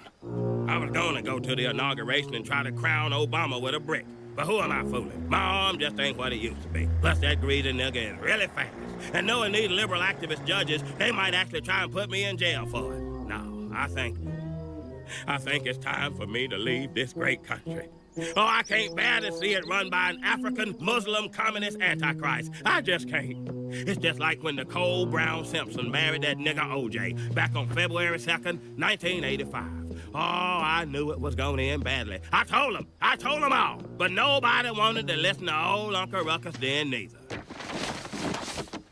I want to go someplace I'll fit in, like Norway or Ireland. What about the Ivory Coast? Absolutely no Africa, no way. All them countries got nigger presidents, which defeats the whole purpose of leaving this country. How do you feel being teamed up with your arch enemy? First of all, we're not a team. Second of all, we're not a team. I've got gas money, he's got the license. We're just gonna drive to Canada and then go our separate ways.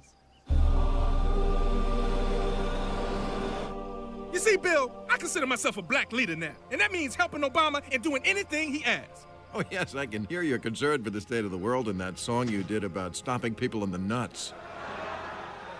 Oh, that was the old me. Everything is different now. I'm much, much, much more politically aware and stuff. Really? Well, name the 3 branches of government then. The what? Come on, Black Leader. It's 4th grade social studies time. What are the 3 branches of government? Let's see. They got the main branch.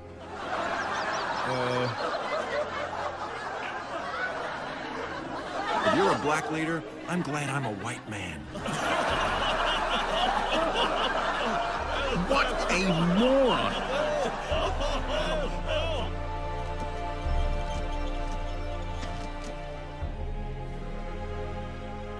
What's the point of talking if nobody ever learns?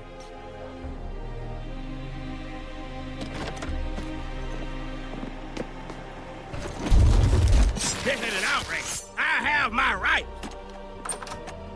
Oh, them bricks ain't mine. Ain't that a surprise? Already taken away my constitutional right to bear bricks. Martial law! Martial law! Get your arms out. We remain a young nation. But in the words of Scripture, the time has come to set aside childish things. The time has come to reaffirm our minority spirit, to choose our history, to carry forward. See him! Please! I have VIP tickets! We all got VIP tickets! Get your hands off me! Alright, you in trouble now. I'm calling my nigga Obese. Please don't tase me! Don't tase me, bro! I'm an old man! I got a heart condition! You can't do this to me! I'm a civil rights legend! Save us, Obama! Huey Freeman is forced to abort Operation Exodus because he cannot get a ride.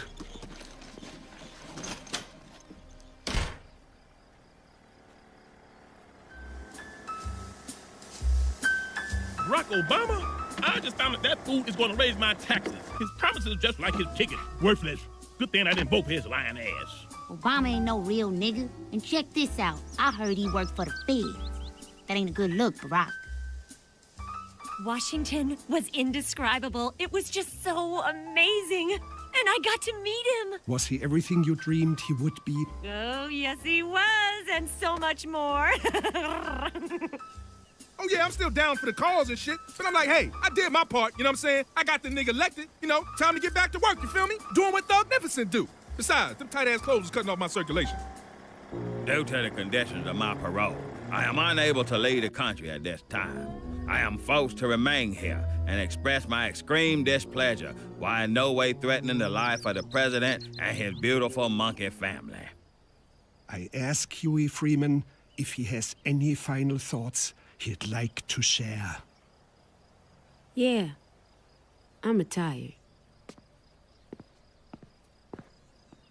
My name is Uncle Ruckus, and this is the story of my relations. I was born under unusual circumstances. It was the 4th of July, and I was told it was an especially good night to be born. But that was some bullshit. I came as soon as I heard. What is it, Doc? There's no easy way to put this. That brown spot on your child's arm. It's a rare and incurable skin disease. It will spread all over his body. His skin will continue to grow blacker and blacker, and blacker and even blacker and more blacker and blacker and then even blacker. Talk in plain English, damn it! I can't understand what you're saying! Eventually, he will be indistinguishable from a Negro. No! Not that! Anything but that!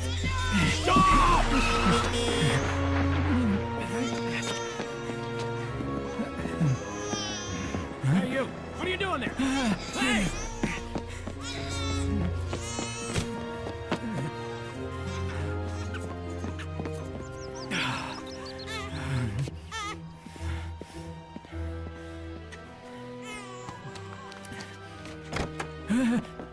Come here, bitch. Give me something real quick. You ain't said nothing so far about my hair. 'Cause it ain't yours. It is so mine. I'm the first colored girl you ever met with blonde hair. And one day, I'm gonna have eyes as blue as the summer sky. Bitch, you ain't never in a million fucking years gonna have no blue eyes. You're hairier than a motherfucker, too. Your personality ain't much to speak of either. Your cooking ain't shit. You ain't clean worth a damn. Nasty bitch. But I need somebody around here that's gonna wash the shit stains out in my drawers. So I guess you'll do. But mister, your mama hates me. Mama ain't got much more time left in her. She gonna be dead in a few seconds. You watch and see. I don't know. Look, why don't we go for a walk down by the swamp and talk about it? But what about the... Bitch, I said let's walk by the swamp. Okay. Hey, Juju, tell Mama I'll be right back. Lord have mercy, what? Who left this motherfucking baby on my steps? Sweet Jesus. I ought to cut this motherfucker. No! This ain't no regular baby. It's a white baby. It's the most beautiful white baby in the whole wide world. White baby? Oh, shit. That's all I need, a goddamn white baby kidnapping charge. Bitch, put that thing down before the police come. No, wait. Here's some money. Somebody wanted us to take him. Shit. Finding white babies might be better than I thought. What's this? Some kind of birthmark? Don't look like no birthmark I ever seen. Who knows? I'm sure it's nothing. Mister, can we keep him? Can we love him forever and raise him to be our own beautiful white child as husband and wife? Fine, bitch. Oh, thank you, mister. What should we name him? We gonna name it after my uncle. Okay, Uncle Ruckus it is. But if the authorities come, you go in jail, bitch. I didn't know nothing about this white baby shit. I'll never forget the day my grandmama, Nellie Rucker, showed up at my house after all them many years. I'll never forget it, because it was a day that scarred me for the rest of my natural-born life. Ah! Ow! God damn it! Oh, Uncle, it's you. Nellie? Nellie, is that you? Nigga, I thought you was a burglar. A big, fat, funky, nasty, stinky, black, one-eyed motherfucking burglar. Why the fuck didn't you knock, nigga, you raggedy son of a bitch? I live here. You sass me again, boy, and I'll cut you. What are you doing here? Uncle, I'm dying.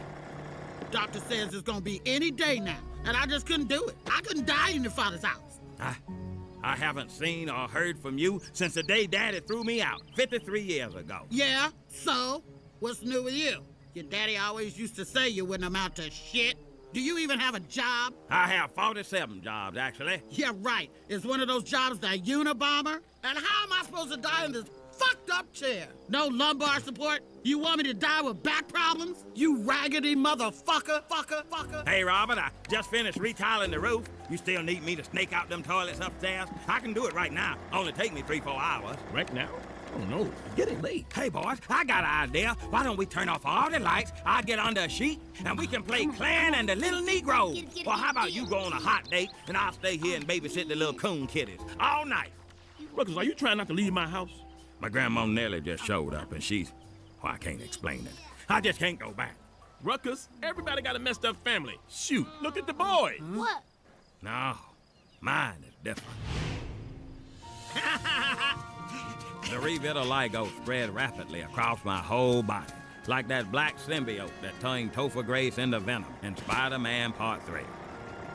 By the time I was 3 years old, I was indistinguishable from any other African Negro child. Uncle! Uncle! I'm coming, mister!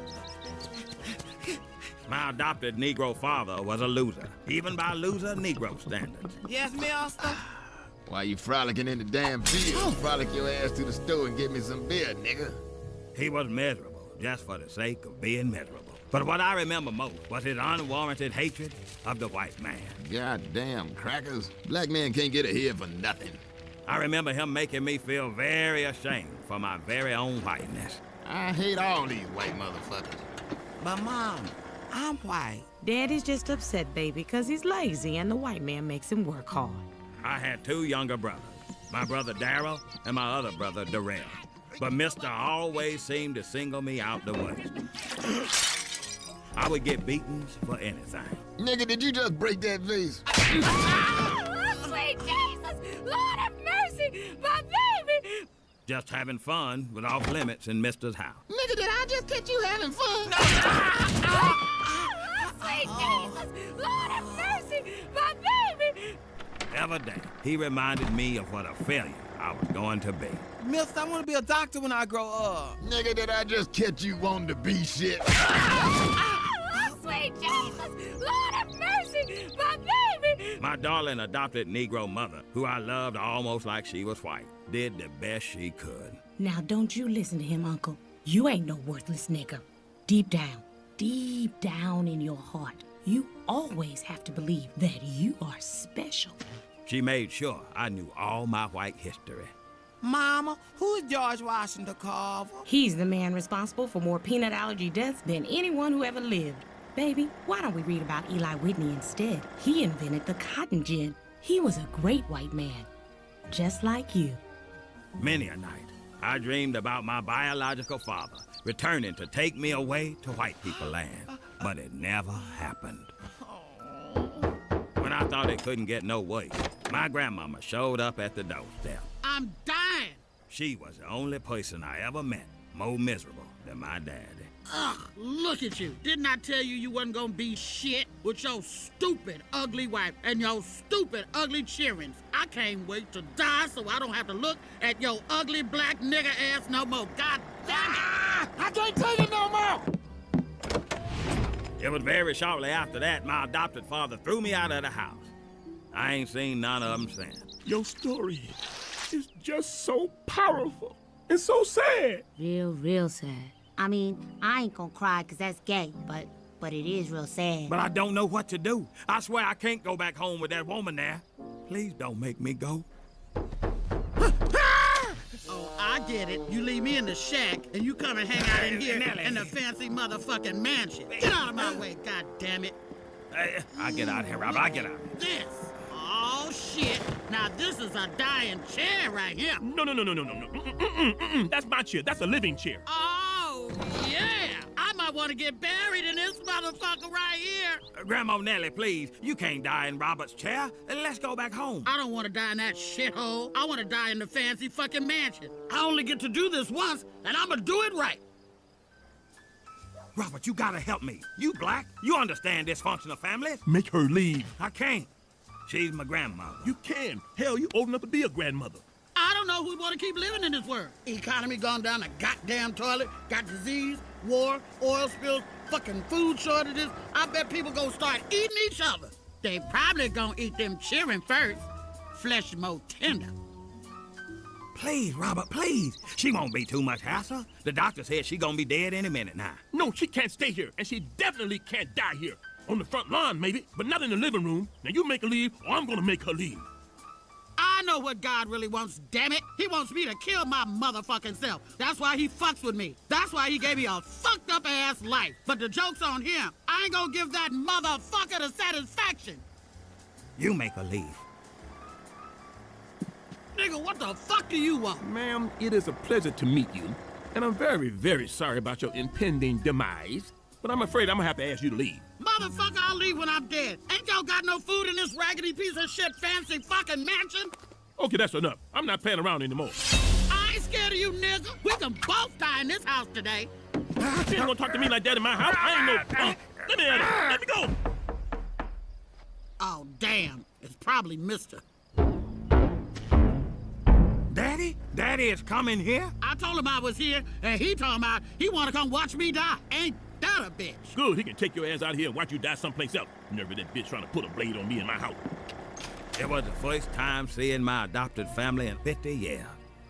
My mother, Bunny Rockers, my brother, Darrell, and my other brother, Darrell, and finally, my father, Mr. Rockers. Is the bitch dead yet?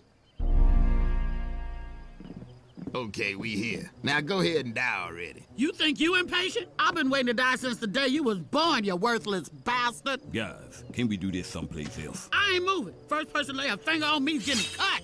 You know what? You've been talking that same dying shit for 96 years. Now, I ain't got all day. Hurry up and die so I can go back home. Oh, if you got shit to do, nigga, leave. I can die on my own, goddammit. No, I'm gonna make sure you dead. Then I'm gonna celebrate. For the first time in my life, I'm gonna be truly happy. I'm gonna have some balloons and some ice cream and cake for your motherfucking funeral. Then I'm gonna put some cement over your grave so even if the dead come back to life, like in them zombie movies, your ass ain't gonna be nowhere. Look, guys, enough is enough. We shouldn't do this in other people's houses. Let's go. Come on, Nellie.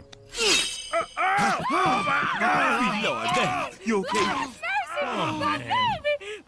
Ooh, I can't tell you how nice it is to see all of my boys under one roof. Oh, white God, he's good, ain't he? We got so much catching up to do. Now, Uncle, did you know that Darrell is an accountant for a white finance company and just got a promotion from his white boss? Ooh, isn't that amazing? That's wonderful, Daryl. A white man promoted you. Congratulations. Oh, it's really not that big a deal. And Darrell here owns his very own motorcycle shop, and he's married to a white woman.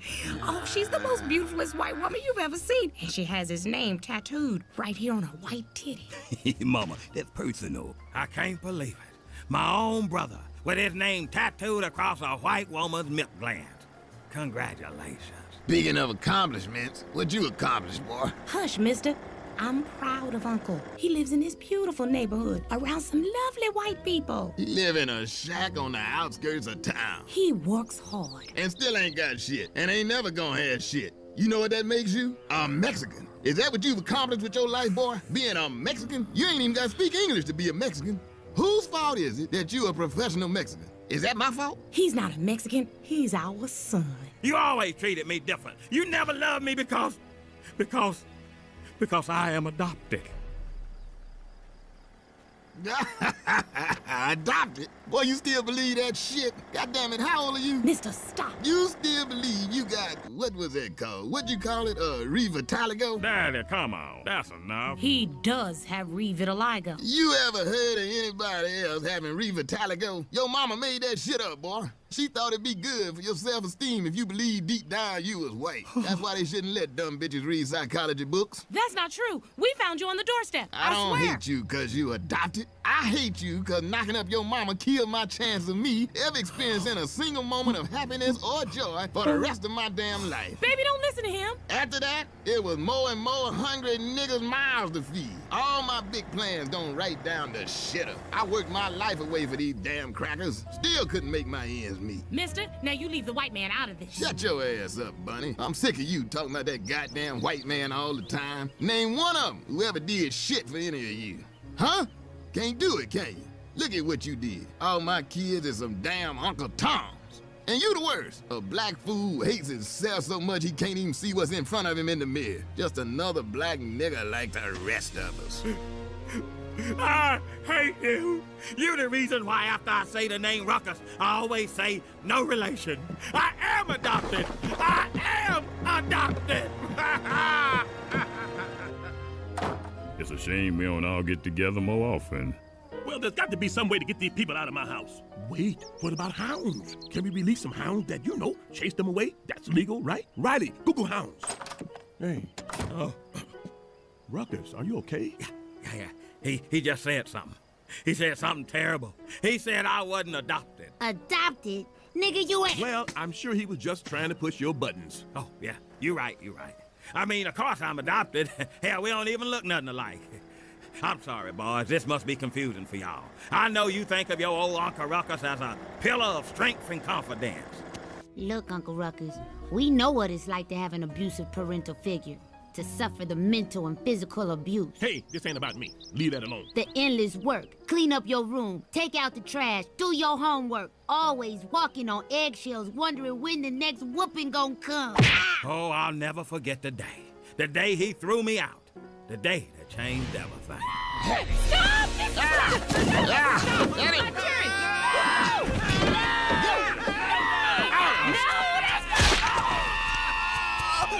Get out! Someone's put that away! Stepped in the animal trap! Ooh, that's lead and paint! No, we'll have to freeze soak that or it won't come out! Damn, nigga! I see. Lazy, worthless nigga. Why?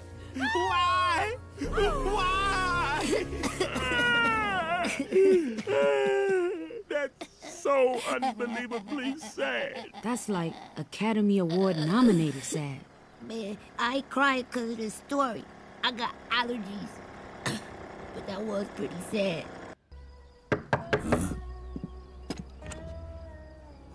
Uncle, she gone. In my living room? Oh, no! In my living chair? Oh, no! Huey, get my chainsaw. Where we going? Back to the hotel, Daddy. Already? Let's keep partying. She's finally dead. It's not true, is it? What Mister said? You know you can't listen to that black fool. Your dad is just miserable because he never learned to love the white man. Mark my words, he's gonna end up just like his mama. Just be happy you're adopted, son. We donkeys on this. Buddy, get the molasses out your ass and come on. On Thursdays, between 2 a.m. and 7 a.m., I dig graves. The family decided it was best to bury Nellie Rucker's hen in Woodcrest. That was on account of the generous 70% discount offered to employees, such as myself. Mind if we help? Don't seem like this should be all on you. Oh, that's so silly. That's a good one, Darryl. Good one too, Darrell. You did always seem to get it the worst, Uncle. What I never could understand was how the man got to be so hateful, so mad at the world, for no reason. Look, nothing excuses what Mister did to us growing up. But as we got older, we saw things. The white folks Mister worked for, well, they didn't always treat him very well. No, that's crazy talk. No, Uncle, it's true. Every time Mister went out into the world, the white man took a little more of his dignity, and his sanity, and his humanity. He served white folks his whole life. He even worked for the police department as a practice dummy.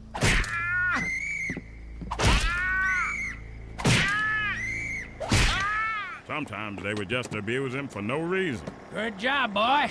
Yeah.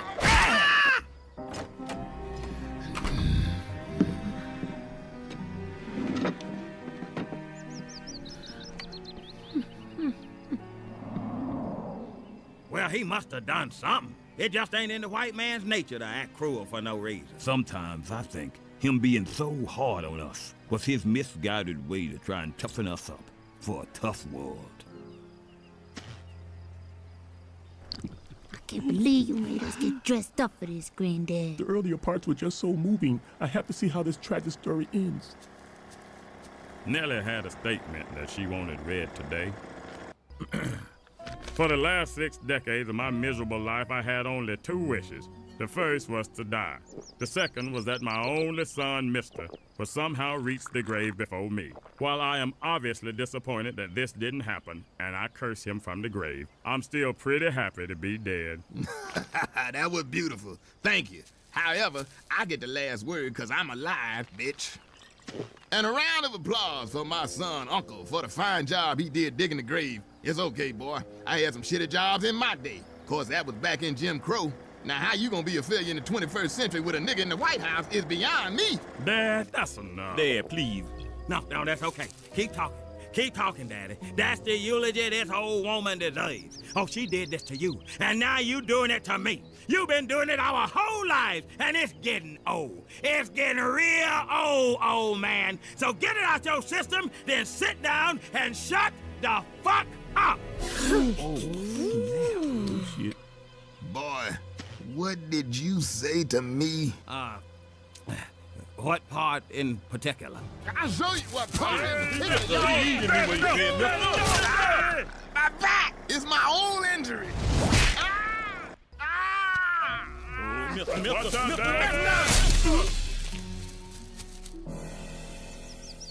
He's dead. Well, I guess Grandma Nellie got her wish. Yes, now I can marry my white lover. If only Mister had lived long enough to love the white man, too. I never thought I'd say this, but our family isn't as messed up as I thought. I feel great. I saw a story that moved me emotionally. Yeah, me too. I hate to beat him. And I've learned my lesson. I see I've been too soft on you guys all this time. From now on, I'm really gonna let you have it. I'm finna give y'all some of them good old-fashioned country beating. Come here. Stop it, Granddad. You crazy. I'm gonna hit you with a switch, or something bigger than a switch, like some firewood, or throw you out into the field, or push you out of a moving car. I will push you out of the car, Granddad. Why you ain't laughing, Huey? See you soon, Ruckus. You was a sight for sore eyes. Take care of yourself, Uncle. Bye, Darryl. Bye, Darrell. Hug your white wife for me. Bye, Mama. Bye, Mama's white lover. Bye, Uncle. Bless you. Bye-bye. It's hard to escape becoming your parents. Hard, but not impossible. Hopefully it's easier when they're your adopted parents. I hadn't realized before how much my hatred of the Negro came from my hatred of Mister. Maybe it was time to stop hating niggers for being black and start having sympathy for them for being hopelessly inferior to white folks. But as far as darkies go, my adopted family is all right.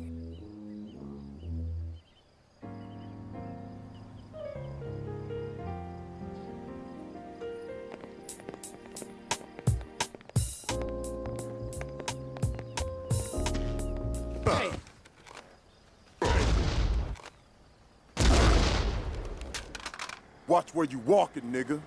Hey, what you say, nigga? Watch closely. You're about to experience a nigga moment. Webster defines the nigga moment as a moment when ignorance overwhelms the mind of an otherwise logical Negro male. What did you say, bitch, nigga? Hey, squeeze it, nigga. Causing him to act in an illogical, self-destructive manner, i.e., like a nigga.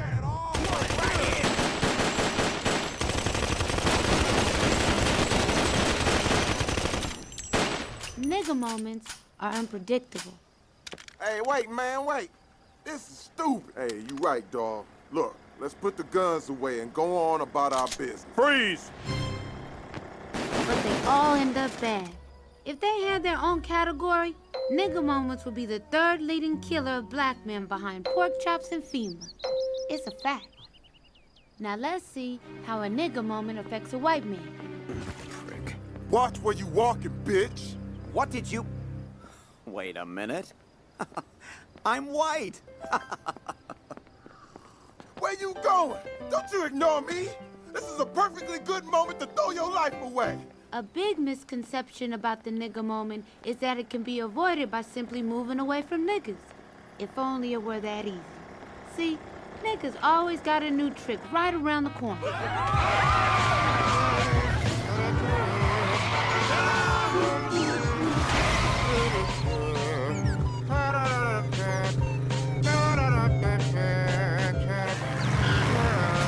Listen up, boys. I'm about to sing the New Shoe song.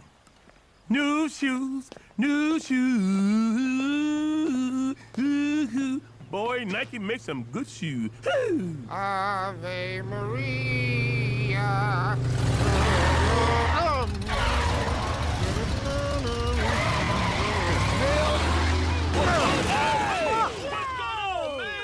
Nobody in my street other than handicap parking. Whoa, man, what are you doing? Son of a bitch. Every nigga moment begins with the nigga. Without that key element, all you're left with is peace and quiet. Colonel H. Stinkmeaner is and always has been a cantankerous, ornery old man. He has spent his childhood disagreeing with most things, especially things involving happiness, unity, and kindness. Stinkmeaner got no pleasure seeing sunsets and trees, dolphins or rainbows. Man, this some old bullshit. So, he didn't particularly mind when at age 15, he lost his sight to cancer. At least I don't have to look at your glass no more. The doctors gave him 3 years to live, so he dedicated those 3 years to spreading a lifetime of misery and hatred. Nobody knows how Stinkmeaner managed to live so long. He believed it was his love of hatred that kept him going. Who in the hell parked in my space? That's like calling 1-800 collecting ass whooping. And no, that ain't no toll-free call, partner. You hit my car. Are you blind? Yes, I am. So? Wait, you're blind? Yes, blind. You got a problem with that nigga? You could have killed somebody. I'd be doing him a favor. Getting run over by me is as close to an honorable death as most of these people gonna get. Some days, I'm quite the humanitarian. I think I hit a wheelchair on the way over here. Oh, look what you did to Dorothy. You better have insurance. Nigga, you better have insurance. Ass-whooping insurance, and you about to pay a deductible. And just like that, my granddad was trapped in a nigga moment. At this point, he can A, walk away and let insurance handle the damage to the car, or B, fight with a dumb, crazy, blind nigga. Let's see which one he chooses. That's right. I backed into your car, nigga. What you gonna do? What you gonna do? Oh, hell no! Granddad, let's whoop this nigga's ass right now! Ugh. Bitch ass, faggot ass, punk ass, pussy ass, bitch ass nickel! You wanna do something, bitch ass nickel? Hold up. I smell new shoes. Oh, me. Oh, what you need? I've said it before. Expensive sneakers are like $150 landmines. Step on one and boom! A perfectly rational black man can explode. Yeah, they ain't new anymore, are they, nigga? And that nigga spitting on you. You better hit him, Granddad. Hit him. Hit him. Yeah! Hit him! Oh! What happened? My bad knee! Oh, lordy, lord. My knee. My bad knee. Oh, man! You lose all your pimp status. This fight is over.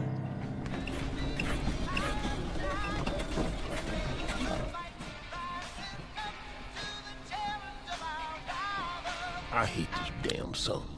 I can't believe you got your ass kicked by a blind man, Granddad. My knee went out. You know I got a bad knee. Bad knee? That nigga had bad eyes. He couldn't see, Granddad. He beat you like a piñata. Yeah.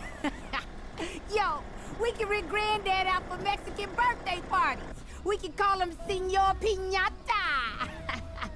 Hola, Senor Piñata. Stop it, boy. Stop it. Where's my belt? Woo! Woo! I must be blind too, cause I sure didn't see that ass whooping coming. Boy. Yo, how bad you gotta telegraph your purchase for a blind nigga to see him coming, Granddad? Riley, the man obviously had a heightened sense of hearing. Oh, I thought Granddad had a heightened sense of falling. No, that's enough. Now you just stop laughing at your granddaddy. It ain't that. What's wrong with you? Granddad had hit me written on his forehead in braille. I said that's enough. Okay, what you gonna do? Beat me? Maybe I should get a blindfold first. Okay, I'm ready. Wait, maybe he gonna fall on me. Riley, stop! Granddad, Rodney King just called and said, damn, I thought I got my ass whooped. Ow!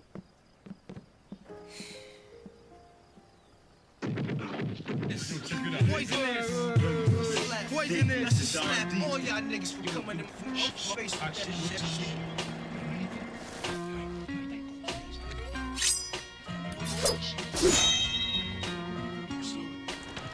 That night, I dreamt of a blind swordsman. Poisonous paragraph, smash your phonograph in half and be the Inspector Jack on the warpath. First class, leaving mics with a cast, causing ruckus like the aftermath on guns blast. Run fast, here comes the verbal assaulter. Rhymes running wild like a child of the water. I score from the inner slums, the roar.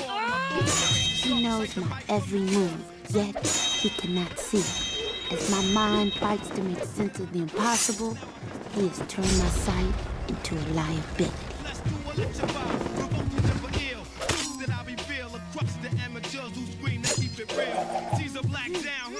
He has no just cause to want my life. There is no forethought, no logic in his actions. This isn't just any swordsman. This is the blind nigga samurai. What's good, nigga? What's really good? Niggas. A nigga moment isn't necessarily over when you think it's over. It kind of hangs around like an unpaid bill. And in the case of the blind beating the dumb, security cameras from the Woodcrest Square Mall captured a fight between a blind old man and an unidentified assailant following a parking dispute. It's just local news. CNN has now confirmed that it was this man, Robert Jebediah Freeman, who got beat up by a slightly older, significantly blinder gentleman. Police aren't pressing charges against Mr. Freeman. They say that ass-whooping was punishment enough. We at CNN agree. Granddad, I don't think you should watch this anymore. El residente de Woodcrest, Robert Freeman, tiene un nuevo apodo. Señor Piñata. Oh, bad. Granddad, you gotta ask yourself, would you really be better off if you had beaten up a blind old man in the street? It was a nigga moment, Granddad. You gotta let it go. Maybe you're right. You have reached the Freeman residence. If this is a lovely cutie pie, please leave a message. Everybody else should just hang up right now because I'm not interested. Come on, Robert, pick up the phone. Pick up the phone. I know you there in hiding. I seen you on the news getting your black ass whooped by that blind old monkey. That's why they shouldn't let niggas go shopping. Call me back. Don't you walk away from this answer machine. Granddad, just let it die. I promise you, nobody's gonna call you a punk. I will. Well, Riley will. Granddad!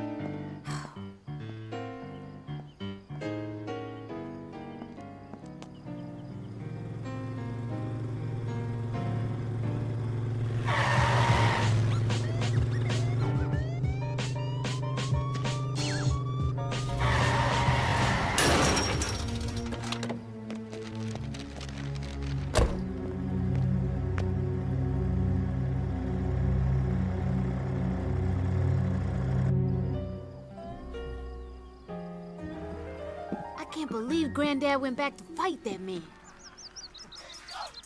Yo! Check this out, Huey. All right. Wait. What? Here it comes. Oh! That's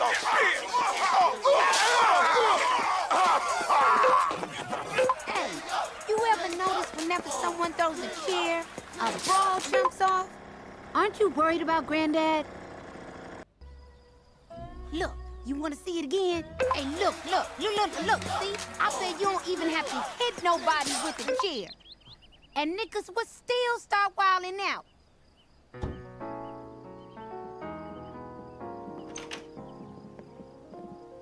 Well, you don't look hurt. 2 weeks. Good for you. A rematch in 2 weeks. This'll be great. Hey, we might be able to make some money off this. The Slugfest in Woodcrest. Yeah!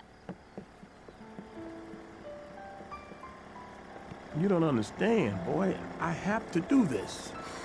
Follow me. I want you to see what you're up against.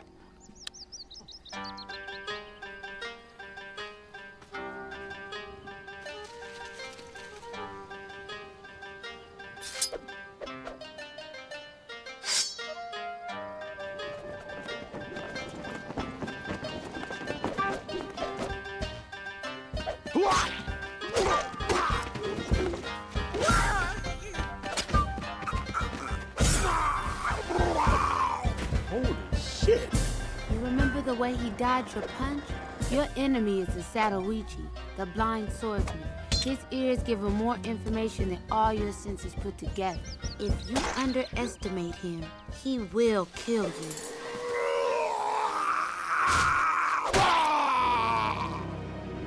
You must train. I won't fail you. I'm not afraid. Oh, you will be. You will be. And 1, 2, and 3.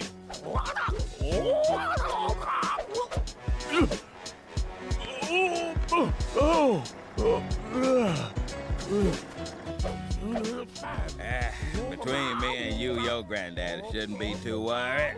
Everybody knows niggas can't fight. I'm sorry? You heard me, nigga. Niggas can't fight. They don't possess the strength for character or the mental quickness to be a great fighter. That's why all the best fighters in the world have always been white men. Jack Dempsey, Rocky Marciano, Sylvester Stallone, and don't forget Ralph Macchio.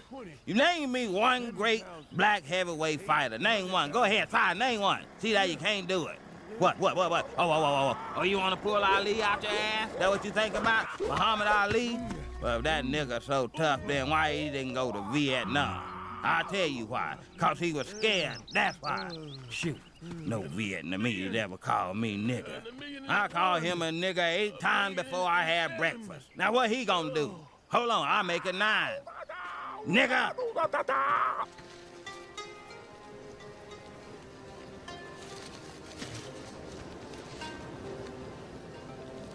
I don't understand why I'm blindfolded. Because the enemy cannot see. But see, the thing is, I don't have super hearing, so I don't get why I'm... Fight! Ow! Stop! Jean-Claude Van Damme's the best martial artist in the world. He killed a man with his butt cheek power. Steven Seagal, David Carradine, Chuck Norris, shoot, Walker Texas Ranger. Now that's a karate man right there. Word got out that my granddad was training for a rematch, and it quickly became the talk of the town. What was that? An exhibition? You need emotional content. Now, try again.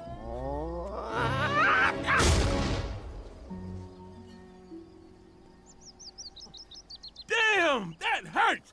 Damn it, boy! Ooh, ah. Ooh, everybody knows niggas climb trees, not kick them. Riley had the brilliant idea to take advance orders for the DVD release of the fight and take a little action on the side.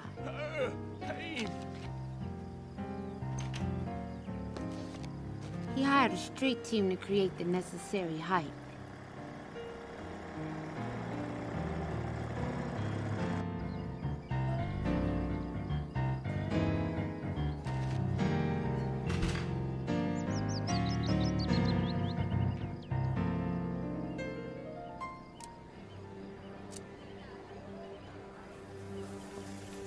The fight had a huge turnout. Seems like watching niggas act stupid was becoming America's favorite pastime. Hey, listen up! I'm gonna tell y'all one more time. This fight ain't starting till I get $10 from all y'all. Hey, you. Nah, nigga, I didn't get yours yet.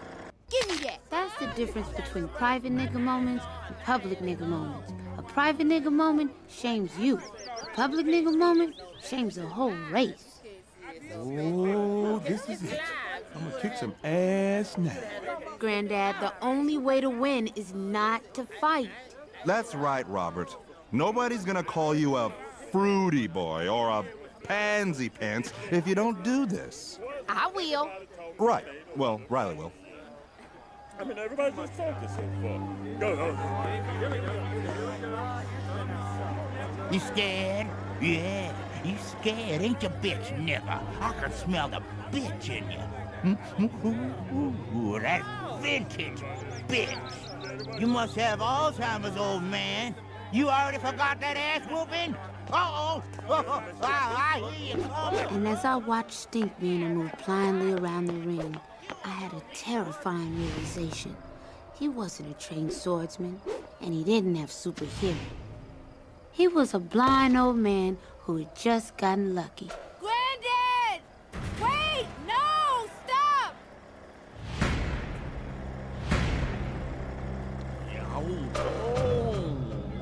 Come on, Granddad.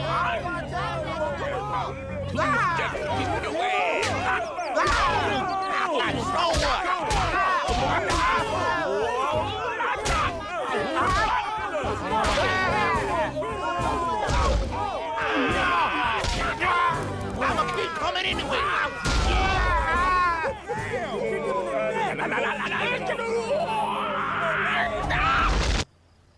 You know, we could all be reading a book right now.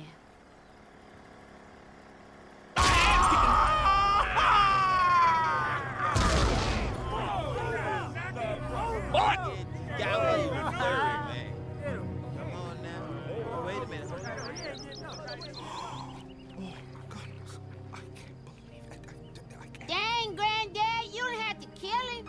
And so, Granddad emerged from the nigga moment victorious. Congratulations, Robert. I told you a nigga that black couldn't fight. Woo! Good going. That wasn't even worth it, man. I had my fingers crossed. You owe me money, man. Give me my money back. I want my money now. Give me my damn money.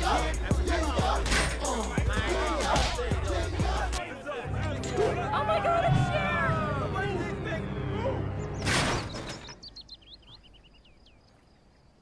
I'm mad,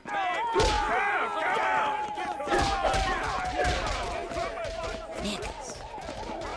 As he contemplated spending the remainder of his natural life in prison, Granddad never stopped to realize that he had gotten the respect he so desperately wanted. Yo, that mug killed a blind old man with his bare hands. Now that's gangsta.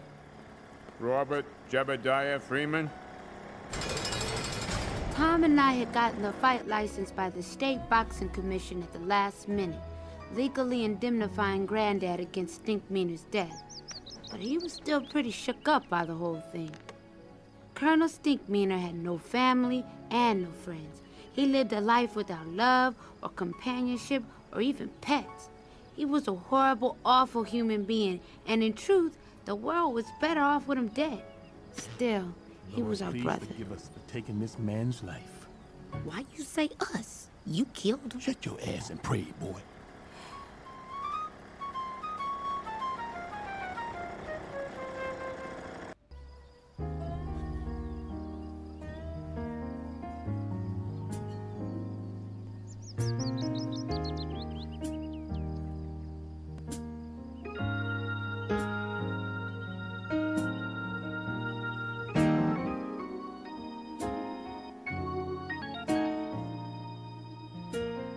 Martin Luther King Jr. was shot in Memphis, Tennessee on April 4th, 1968.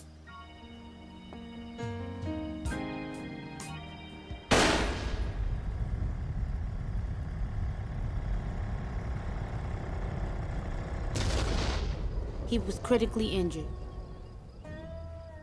Dr. King fell into a coma. The world waited for news of his fate. There were no riots. Time passed. King faded into memory. There was no national holiday. Then, on October 27, 2000, 32 years after he was shot, Martin Luther King Jr. came back. King amazed the world when on November 2nd, 7 days after awaking from a 30-year coma, he showed up to vote in the 2000 presidential election. He was turned away due to voting irregularities. People took to the streets to celebrate the return of their king. Oh, shit, my nigga MLK! Hey, what's up, folks? Hey, that kind of dream shit was off the chain, nigga. Hey, hold up, folks. Let a nigga roll. Let a nigga march. Thank you very much. What's up, nigga? He learned that streets named after him weren't the very safest. King inked a 7-figure deal to write his autobiography called Dream Deferred. Columbia Pictures greenlit a $100 million biopic of Dr. King starring Cuba Gooding Jr. Oliver Stone was attached to direct. Spike Lee was pissed. King Mania was at a fever pitch when on August 1st, 2001, Martin Luther King presented Video of the Year with Puffy at the MTV Video Music Awards. Well, you know, Puffy, like you, I can't stop. I won't stop. I don't even know how to stop. That's right, take it.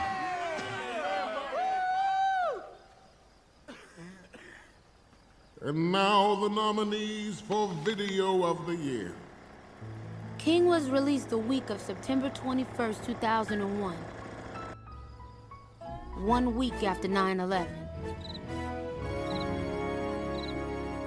Then, on October 15th, during an appearance on Politically Incorrect, King shot the country. Great. Dr. King, okay, you're an advocate of nonviolence, but guess what? How do you think the United States should respond to the terror attacks of 9/11? Well, as a Christian, we are taught that you should love thy enemy, and if attacked, you should turn the other cheek. What? America was outraged. The president was very concerned by some comments made by some ex-civil rights leaders, and those people in question should watch their goddamn fucking mouths. Of course, an Al-Qaeda lover like Martin Luther King wants us to just roll over and let the terrorists win because he hates America. My suggestion, go take another 30-year nap, commie bastard. In December 2001, CNN named Martin Luther King one of the 10 most unpatriotic Americans. His book was canned, his house was vandalized. King renamed his book Dream Deterred, and it was finally released by a small publisher. It was called Unimpressive by the Woodcrest Post-Gazette. Okay, now. And who am I making this out to? Huey Freeman. Son of a bitch trying to take my parking spot. I should have whooped his ass. Robert Freeman? Dr. Martin Luther King Jr. I never thought I'd see you again. How you been? Well, I was shot and had a bit of a coma for a few decades. Yeah, I heard. I sent you a card. Did you get it? Well, I don't remember. Oh, you remember this one. It was a get well card especially for people who got shot. And I thought this would be perfect for Martin Luther King. But they didn't sell them separately. I had to buy the whole pack. You know, I've been thinking about starting my own greeting card line. Hey, you should come over to the house for dinner. I live right down the road. Well, I believe I'm supposed to be signing books for a couple of more hours. Dude, just go. Where they got you staying? I'm staying at a Holiday Inn Express. I feel smarter already. Oh, that's nonsense. Yeah, boy, Cotton Baboon! Dance there, you goddamn chunky cheek monkey! Ruckus, what the hell is wrong with you? Don't interfere, Robert. This here's between me and Martin Luther so-called King. Only king I know of Elvis Presley, God rest his soul. Oh, you don't remember me? Well, I've been throwing bricks at your marching ass since 1959. And so, brothers and sisters, you know Hey, shut the hell up, you black son bitch. What's wrong with y'all? Thank God for the white man's infinite mercy, Martin Luther King. Cause if it was up to me, I'd unleash the hound and turn y'all niggas into puppet child. I was happy at the back of the bus.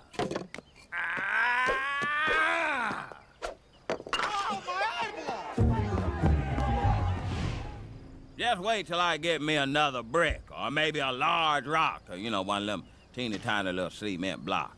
Why'd you have to go mess with the natural order of things? I'd have shot you myself. But I realized the white man got better aim. Stop acting crazy. We're going back to my house for dinner. Turn the other cheek and take me with you. I'm hungry. You know, Robert, I spoke to Sister Rosa before she passed. She said you were prank calling her again. She was lying. She had the caller hide. Have you recently been laid off looking for new opportunities? Ocean Corporation provides a training.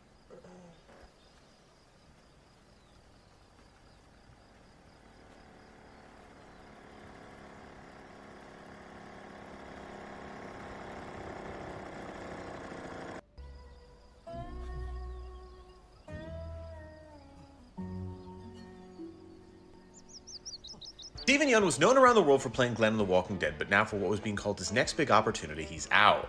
Steven Yeun became famous for The Walking Dead, where he did 73 episodes on the show, making $60,000 per episode, meaning he made just under $4.4 million. And his character's death was one of the most watched things in TV history, where 17.5 million people tuned in. And Steven Yeun was called the Heart of The Walking Dead, where after he passed away, viewership dropped by 25%, and then 3 years later was down 85%.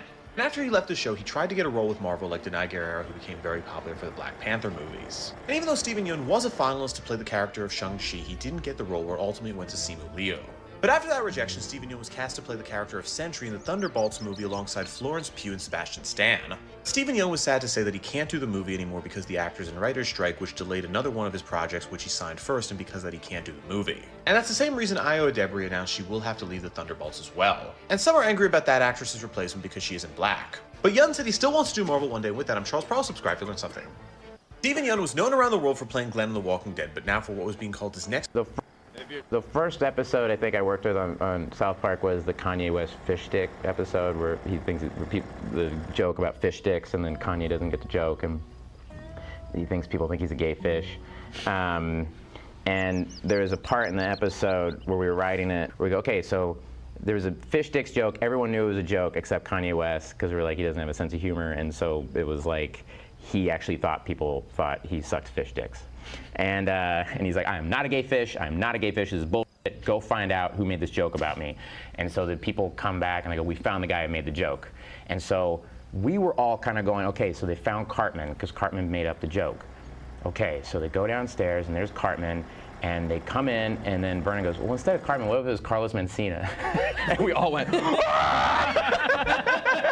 and then Vernon just went off because he was known for stealing jokes. Yeah. So it was Carlos Mencina, and he was going like, my dick don't work, man, and like all this shit.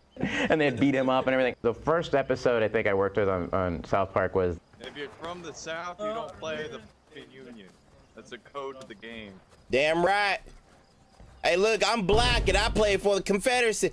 What'd you say? Well, hold on. Hey, look here, boys. It was just a joke. It was just a joke. If you're from the South, you don't play. He don't got money like you at ESTG. Why don't he? That's what I'm saying. My practice to text two people on one text message. So if you told me that happened and showed it to me, it wouldn't surprise me, although I have no recollection of it. But there would be some record of it in your phone, or the phone records would have some record of those texts. Perhaps. Talk about, you said that sometimes you paid Miss Yurdy cash. When you went on vacation with Mr. Wade, let's just go one by one. Let's start with the first one. What's the first time you went on vacation with Mr. Wade? I think the first time we went on vacation was around April of 22, and a vacation is a stretch, but I'm trying to be comprehensive. I recall April of 22. His birthday is March the 18th, so that would have been his 49th birthday. I took him to like Tennessee for the day. I think we went to a museum. I think we might have stayed the night. I'm not sure, but I mean, Tennessee's kind of hard to call a vacation, but I just am trying to be inclusive. And like I said, I know it wasn't more than a day. You didn't spend the night. I think that we did. That's what I'm telling you. I think that there's a possibility that we stayed that night.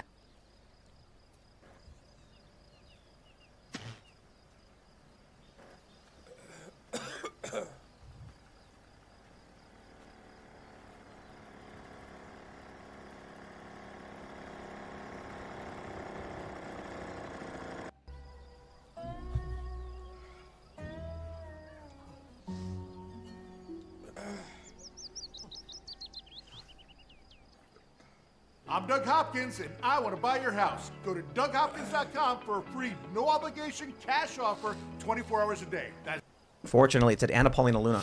You know what I like is when I ask it, it says it's me. So it's clearly trying to flatter me messed up. Or influence Congress. Yeah, let's talk. You know what it's doing? It's telling you that you're doing a good job to keep it up. That's exactly well, no, what what's going to happen is there's going to be a bill introduced to ban grok, and Tom's going to be like, no, we must keep it. Yep. We also have Bucko in the house. I don't know if he's in the shot at the moment. He's chilling over here. He's sulking at me because I wouldn't let him climb into the congressman's lap. Yeah, he wants to sit with our guests. Now he's zenning out. All right, dude, go for it. Yeah, he's there. I'm here too, guys. As usual, ready for the show when you are. Here we go. This is the crazy story. I don't know about you guys, but I was glued to this testimony all day. Watching it is very entertaining. So this is Fani Willis. She's the DA in Georgia. She's the one who brought these charges against Donald Trump and basically everybody else. Now it's found out that basically it is believed she lied on government forms about a relationship she was having, funds she was receiving. She's basically funneling money to her boyfriend. It is a major scandal, and even MSNBC has this viral clip where they're saying she's probably going to get disqualified. I think it's worse than that. Many people are saying that she appears to have admitted to many different felonies, trying to stumble over and cover up the potential crimes she's being accused of now. The wild thing about this case, I don't know, did you guys watch it? I watched about 10 minutes of it or 15 minutes of it. Testimony. When I was watching the testimony, and then I also watched some Fox News. And I forgot the host's name, but she was a former, I think she was a judge. Fani Willis is yelling at the lawyers. She's refusing to answer questions. You needed a bowl of popcorn, all right? Because this is how the trial would go. They would ask something like, Did Mr. Wade ever spend the night with you? Spend? Like, what does it mean to spend? And like, did he ever stay with you? Stay? Well, I don't know if I'd call it staying. Okay. And then it finally got to the point where the lawyer's like, did he ever visit the place where you lay your head? And I'm like, where's the judge to be like, yeah, stop, what are you doing? Did you ever have a conversation with him? And she's like, I didn't have a substantive conversation with him. It depends on what the meaning of the word is.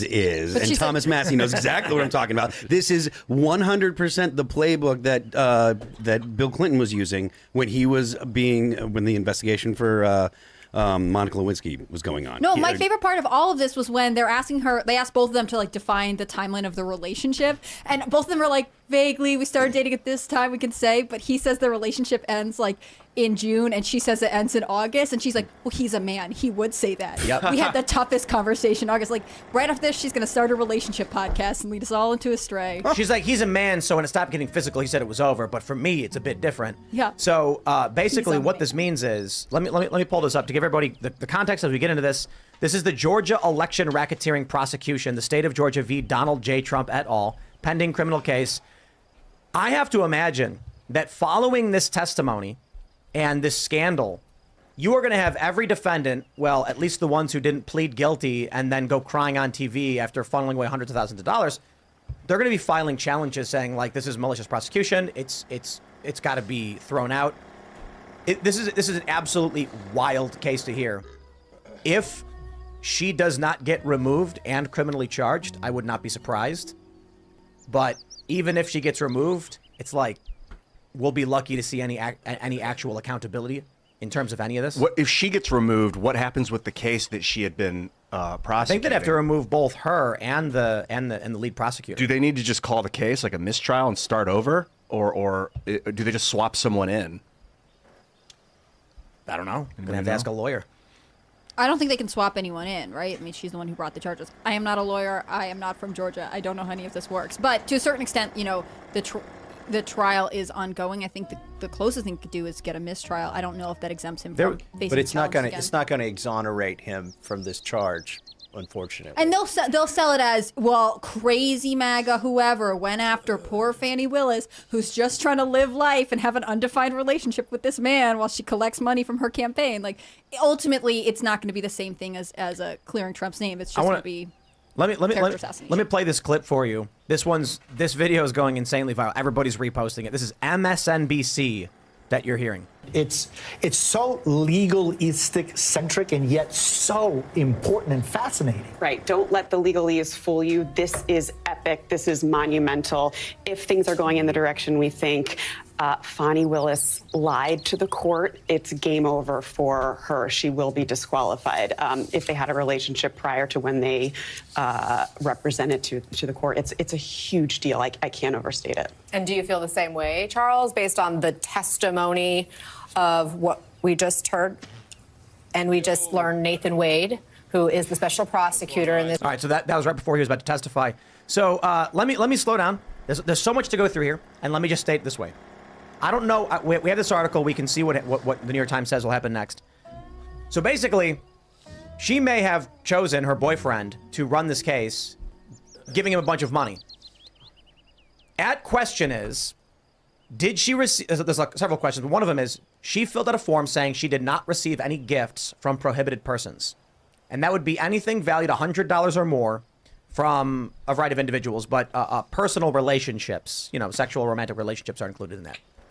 And she said no. When asked, she said, well, it's because those lavish vacations that are on record on credit cards with credit card statements and all the information proving it, we paid that all back. I paid that all back in cash that I just happened to have lying around. And then hilarity ensues as there's numerous questions about how do you have this cash lying around? You're going to Belize with thousands of dollars, and nobody believes it. It is their only excuse. Otherwise, she's basically caught having committed serious crimes. So now we have this trial, and I guess the question will be: is the judge going to be honest and hold her to account? I think it's worrisome that she was acting up to an insane degree on the stand, insulting the lawyers, saying like refusing to answer questions. When she was asked whether or not Nathan Wade had ever stayed at her residence, she goes, "My residence? No." And like, any place you live, any place I live, I only lived one place. You owned multiple properties, but I only lived in one of them. Did he ever stay at any property you owned that I own? Stay? What do you mean? I don't understand the question. And that was for like a half an hour straight. It reminds me of when you read about people who are like they're narcissistic personality disorder. Like she's thinking she can outsmart any lawyer there by just kind of weaseling her way out of the world. It just also reminds me of when Bob Mendez got charged with his most recent scandal, and they asked him, why do you have all this cash on hand? He's like, well, as the child of immigrants, this is just something we do because things don't always feel secure. Like there was always a spin that you're sort of not supposed to question. And that's kind of what I'm waiting for now. Like for her to be like, well, the reason this relationship and the way I acted was okay is because insert insane reason here. The New York Times says that if she is disqualified, the case would be reassigned to another Georgia prosecutor who would then have the ability to continue the case exactly as is or make major changes, such as adding or dropping charges or defendants, or to even drop the case altogether. The decision to drop the case would end the prosecution of Mr. Trump and his allies for their actions in Georgia after the 2020 election, when the former president sought to overturn his loss in the state. It would be up to a state entity called the Prosecuting Attorneys Council of Georgia to find someone else to take up the case. More specifically, the decision would fall to the council's executive director, Pete Skandalakis. What a name. His last name is Scandal? Skandalakis. Skandalakis. Or we can call it Scandalicus. Anyway, don't judge a man by his name. No. An experienced former Skandalakis prosecutor. is way better. Skandalakis. In an interview on Wednesday, he said that he could ask a prosecutor to take on Trump's case voluntarily, but he could also appoint a prosecutor to do the job, whether that prosecutor wanted to or not. This is crazy. That's the current state of politics in this country. These people are corrupt. I think, I'll put it simply. Right, they're as corrupt as you imagine they could be. And I feel like they're going to get away with it. I don't think it's Fani, I think, not Yeah, Fani. even if she gets disqualified, so what? Yeah, but if she if she took gifts, that's a big deal. And if she paid him back with money, cash that she'd received from previous campaigns, I think she actually said that on the stand that she had cash left over from like old campaign donations, which is also illegal, and that no one really pressed her on it when she said it, but she said it. Well, she didn't say that. What did she say? Said she Do you have took the cash clip? out from her bank. We'll get to that in a bit. I mean, because that's a whole thing that has to be broken down because everyone's accusing her of having committed a felony.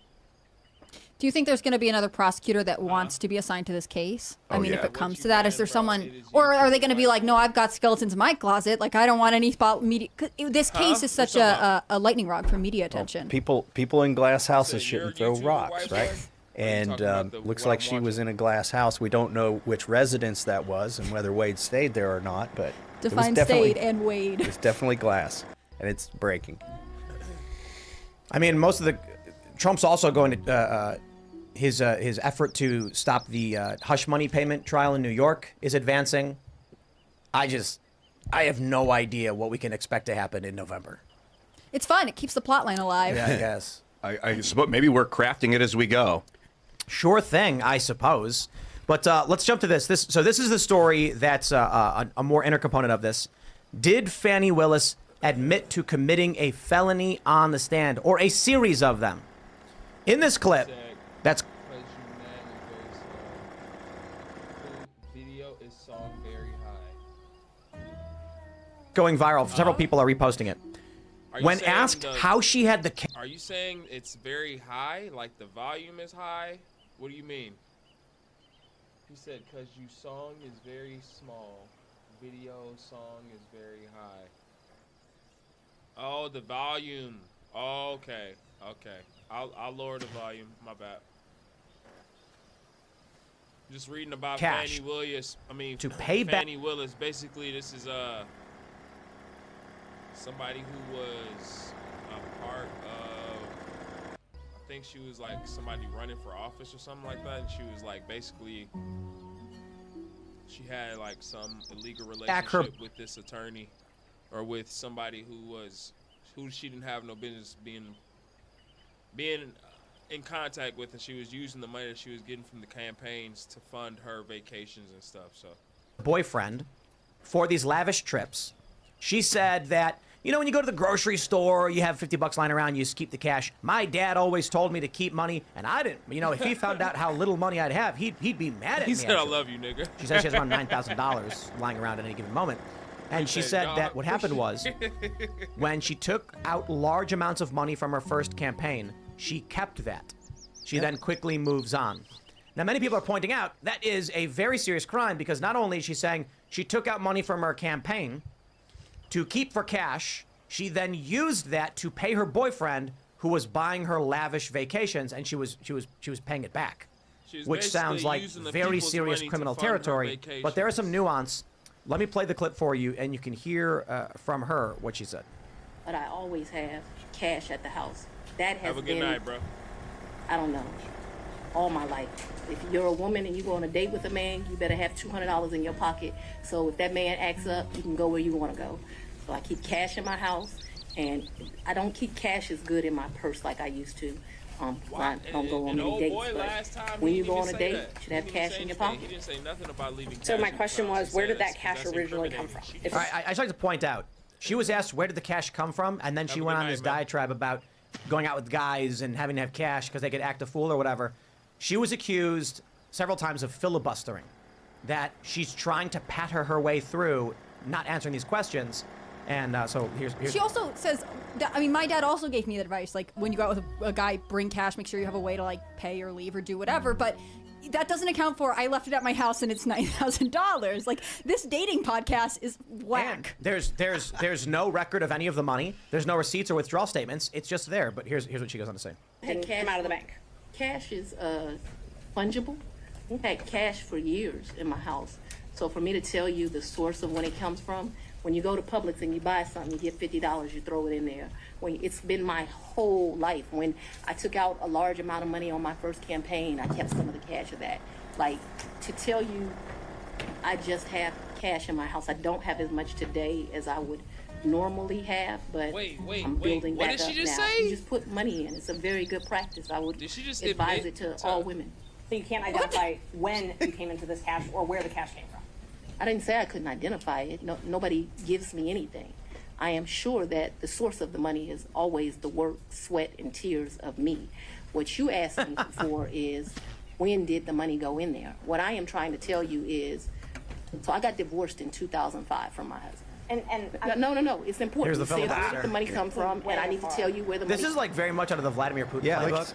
The history of Russia. I'm enjoying this, honestly. This is really good TV. It's like Putin / man-hating feminism. She's like, well, I got divorced, and men have wronged me, so stop asking me where the cash is If you're a from. lawyer and the witness and you're talking and the witness stops you and goes, no, don't you just turn to the judge and request to treat them as hostile? Yes.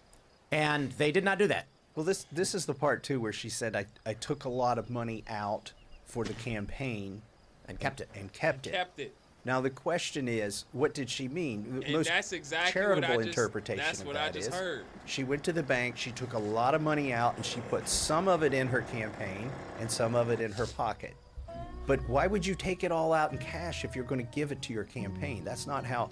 You don't give your campaign cash. Well, let me play it again. We can hear exactly what she said. Like, to tell you, I just have cash in my house. I don't have as much today as I would normally have. Where did but she say it was back here? How much cash does she normally have in her I house? need to tell you the source of when it comes from. When you go to Publix and you buy something, you get $50, you throw it in there. It's been my whole life. When I took out a large amount of money on my first campaign, I kept some of the cash of that. Like, to tell you, I took out a large amounts of money on my first campaign, she said. So what does that mean, on her first campaign? So this is an important distinction. Stephen Fowler of NPR says, Willis says elsewhere in the hearing, when I ran for judge, I took $50,000 of my personal money out of my retirement, and that money ended up being lost. According to her records, he says in her failed judicial run, she loaned herself $49,000 and only paid back $8,500. Before terminating that campaign, running out of money, she then ran for DA a few years later. However, I will add, it's not surprising that we're immediately going to get some kind of justification for what she did, how she did, and how it makes sense.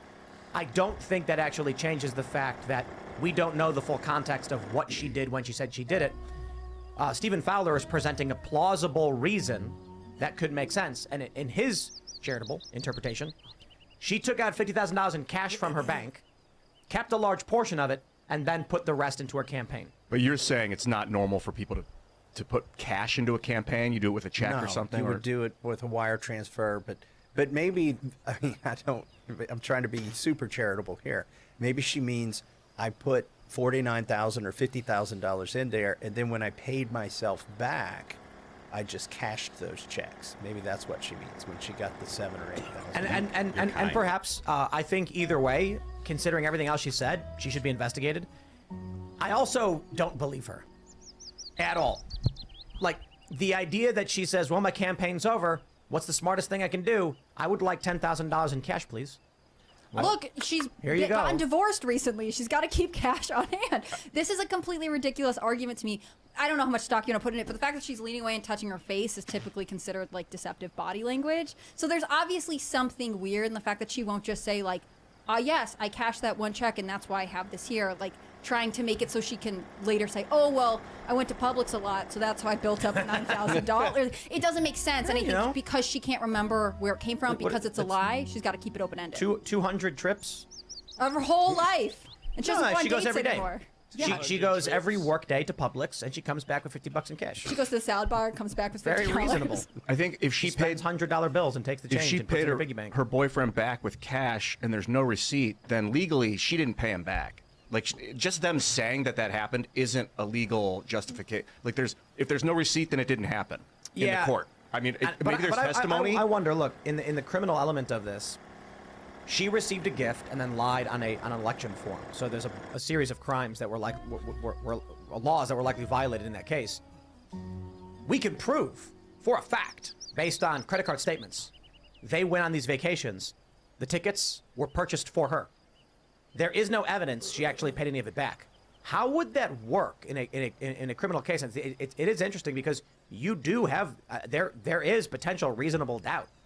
You do have the ability to have cash and pay someone back with it.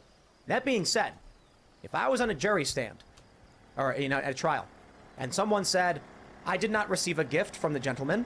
I paid him back in cash," I would say, "Nice try, dude. That's like $3,000 in cash you'd have to pay back. I don't buy it." This is reminiscent of some of the Biden claims that these were just loans. When they see the transfer and they say, "Oh, I was paying back a loan."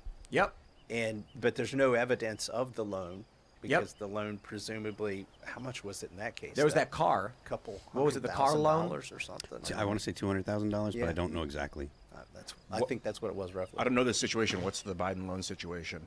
Well, they said, why did you give him $200,000 or whatever like the number was? 164 or something. And so Hunter had loaned the money to Joe was the story, and Joe was paying the money back to Hunter. Is that am I recalling correctly? I think this one was less than that. I think that was the story. But why would Joe Biden need a loan? Isn't he super rich? This is. I'm not saying whether that really happened or not. I'm just saying this is where they go. They say, "Oh, it was a loan, and we were paying back a loan, and part of this deal was in cash, and so you can't track the ledger." Right. Half of it's not in cash. Half of it we have a receipt for, and half of it. Can you criminally convict someone for not having a receipt? You know what I mean? That's the challenge. So it seems extremely likely that Fannie Willis lied over and over and over again. But this is why perjury charges almost never happen. I gotta tell you, like, she knows what she's doing, okay? Someone says to me, like, "Did you ever order Papa John's to your house?" No. They say, "But I have a receipt here for 10 Papa John's pizzas." Actually, we ordered a ton on Fat Tuesday, because it's Fat Tuesday, we had to order pizza. And I wanted to order pancakes, but we were too late, so we got pizzas instead. But they're gonna be like, "I see here that several pizzas were delivered to an address. Is this not your address?" I'm like, "Oh, that is my address, not my house, though." Is it a house? It is. Do you live there? I do not. So it is not your house? Well, it's an office. Okay. Have you ever had pizzas delivered to your office? No. Didn't you just say, "Well, that's not my office"? It's a office.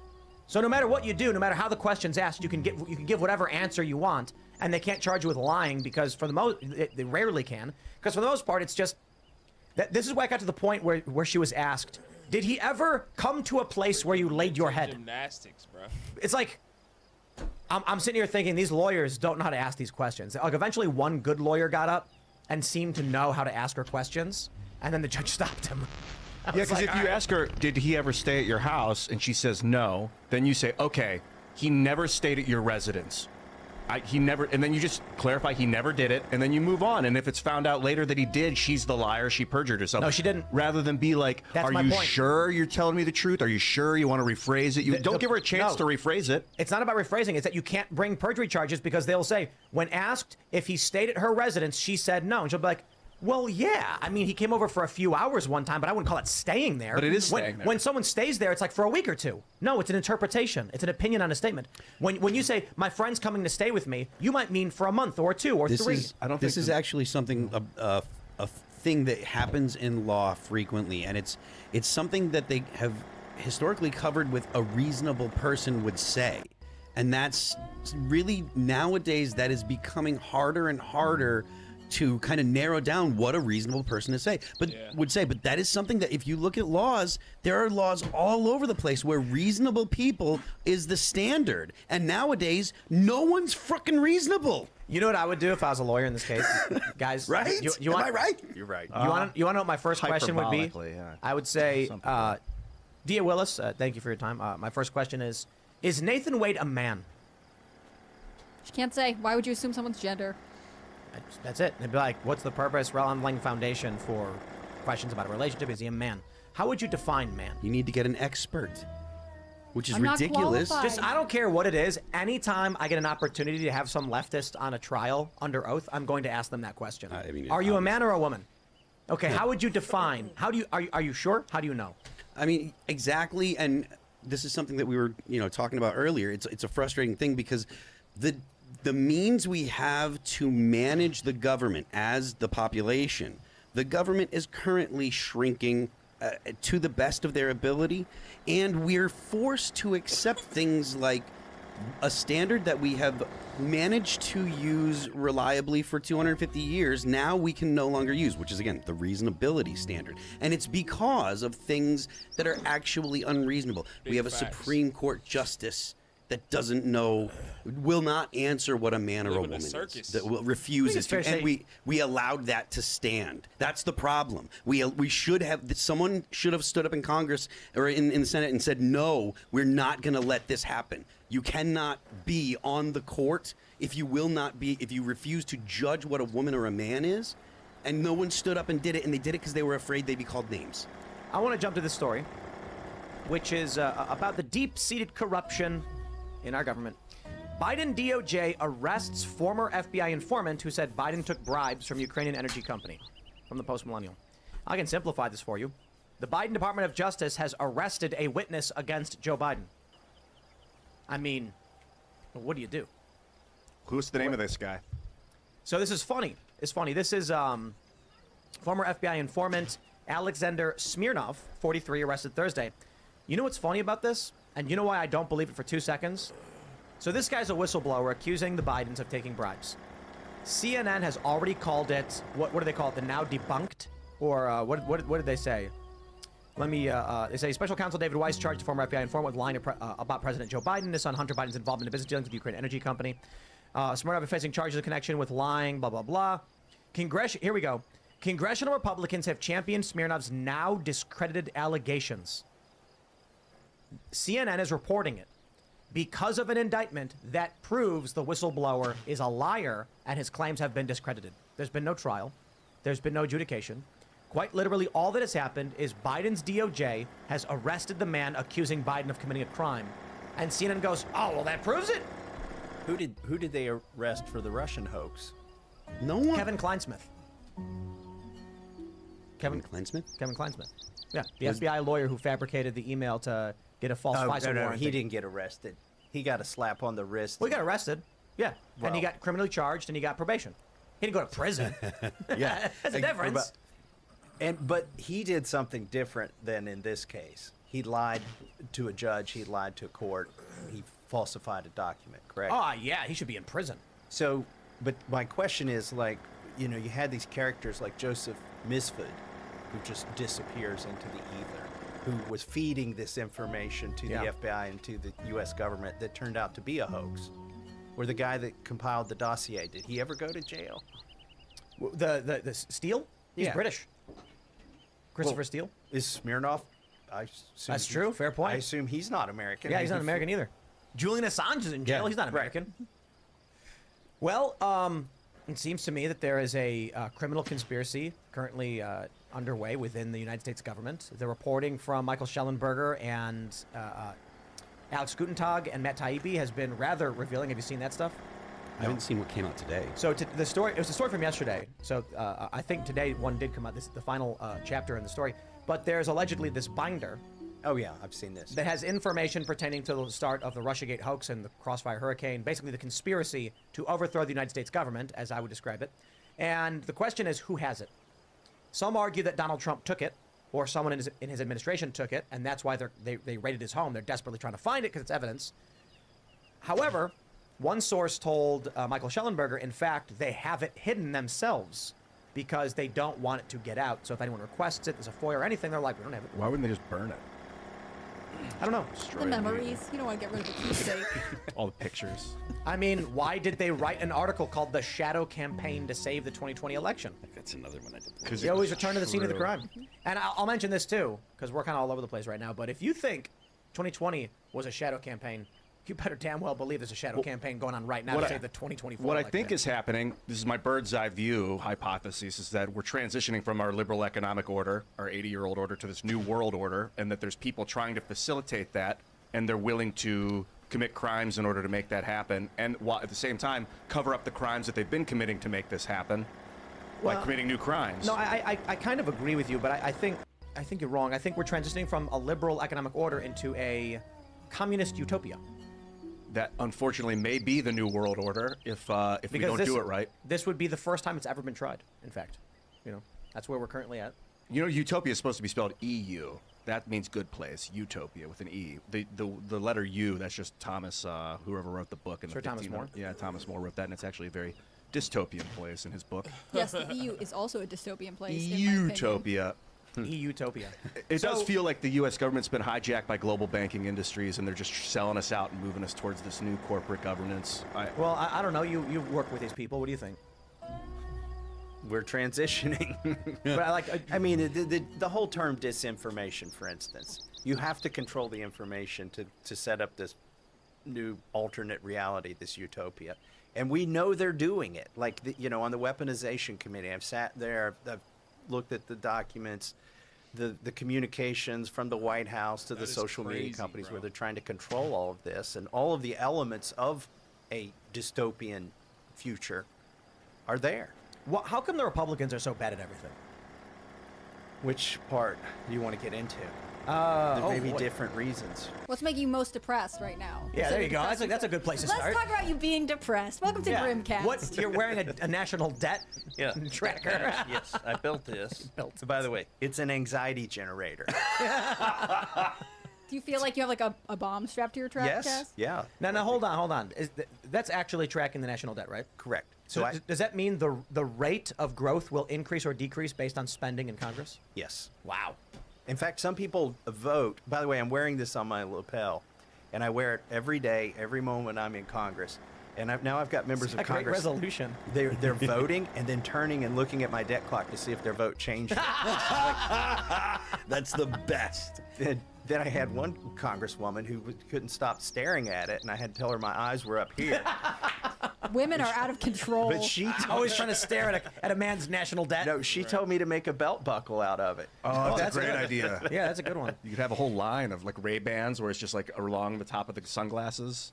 Yeah. But well, let me just finish this. So I built this debt clock. Like, I built it a year ago. I wrote the code. There's about 1,500 lines of code. It goes to Treasury once a day, gets the actual debt to the penny, because that's as frequently as they publish it. And then it tells you at any given moment what the closest estimation of the debt is right now. And Tim, I brought you one. Oh, awesome. Yeah. Oh, yeah. Right on. It's called a debt badge. I hope you Dude, clip can people buy to those? your beanie. Do they buy those from like your website or anything? Now, I refuse to monetize the debt, so I'm not selling it. But somebody I know is. That's the best. They took my design and improved it a little bit. This is the new and improved 3D printed case. It's nylon impact resistant. Oh, nice. But it's a debt badge. You go to debtbadge.com and you can get one of these and depress yourself and never get invited back to a party. I do enjoy going to usdebtclock.org from time to time and just watching it spin up. And you know what? It's inaccurate. The debtclock.org. Oh, by how much in what way? $50 billion at any given time. Some guy got one of my debt clocks and he called up and he says, this thing isn't working. You're like, no, got it's the more wrong-" accurate. I'm like, this is the most accurate debt clock on the planet. We should get a big one like that clock up there and put it next to the clock too. Ooh, USB-C. Yes. Just feels He's charging it right now. Now That's great resolution. What is that? It's So it's cool. 320 by 170 is the Yeah. screen on this. But I also brought you a stand. Oh, So great. made out of copper roof flashing from my house. Aw. I had some roof flashing left over. All right. And you just like I'll show you here on my debt clock. You just clip it to that, and you can set it there. That's great. I guarantee you I haven't 33 trillion. put any spyware in it. So, well, I'm not going to plug it into my computer. Defaulting on the interest would be There you go. unethical. Is that correct? Put do the short. Yeah, Maybe you got it's it. bugged. That was It right. comes Matthew should like don't that, listen right? to us from now on. Yeah, and then it'll just sit there on your desk. That's Look pretty at that. cool. And you can be depressed all day. How long does the battery last? On the I've got 3 brightness levels. On the dimmest level it'll last 8 hours, but when you put it on Adam Schiff in the elevator with me level, because I turn it up super bright, It will blind him. Yeah, it'll only last about 3 hours at the Adam Well, so- Schiff blinding level. So, But it's got to make a point when it's doing that. Yes, So how- and I love getting stuck out elevator. why? with Why? How about we get? I asked you why are the Republicans so bad at everything? Yeah. Why is it that Bob Menendez can be indicted more than once, be found with what did he have? He had gold bars. Is that Actual what it was? gold bars with Egyptian markings on them from And- the Egyptian government. And Likely. immediately it's like, well, hold on, we can't expel the guy. We got to wait. What? And then George Santos has a bunch of accusations. for being hilarious. and charges, and fair, but not convicted of anything. And he's like, throw him out. We have no time for this guy. It's a crying shame. He's the only, we've had all these resolutions of censure and impeachment, and the only person we've managed to run out of office is one of our own. It's ridiculous, and now we've got a smaller Why- majority because of it. For what reason did these Republicans vote to expel George Santos?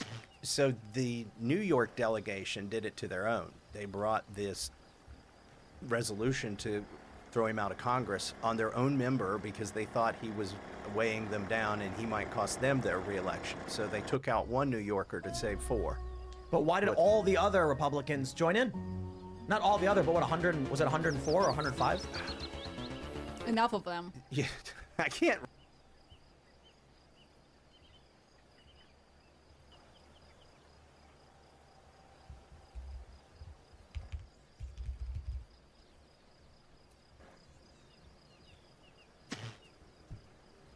Rationalize this for them. I didn't vote for.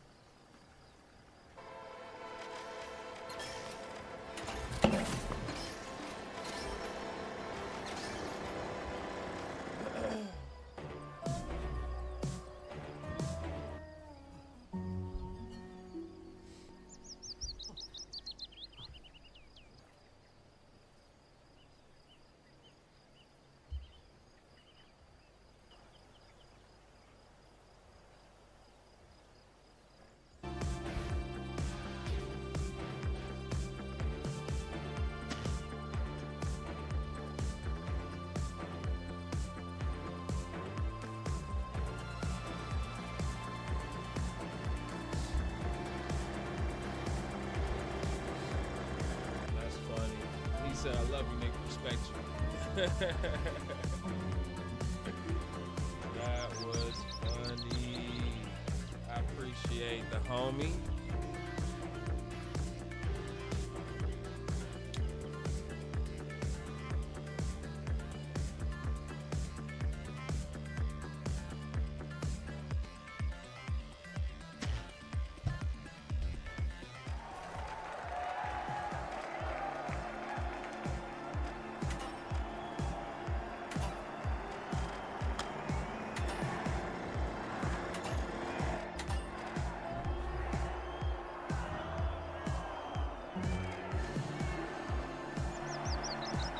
All right, the Vogues, the Tough Shells, and finally, the Overdogs.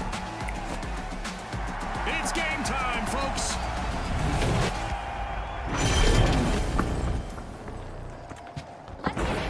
Welcome to the fast world of quick cash. The first team to hit the targeted total claims victory. Remember, last season, a lot of teams won by prioritizing teamwork.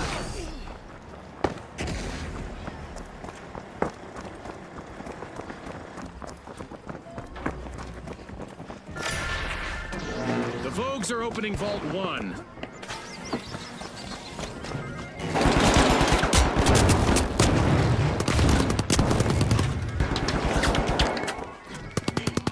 Using gas grenade.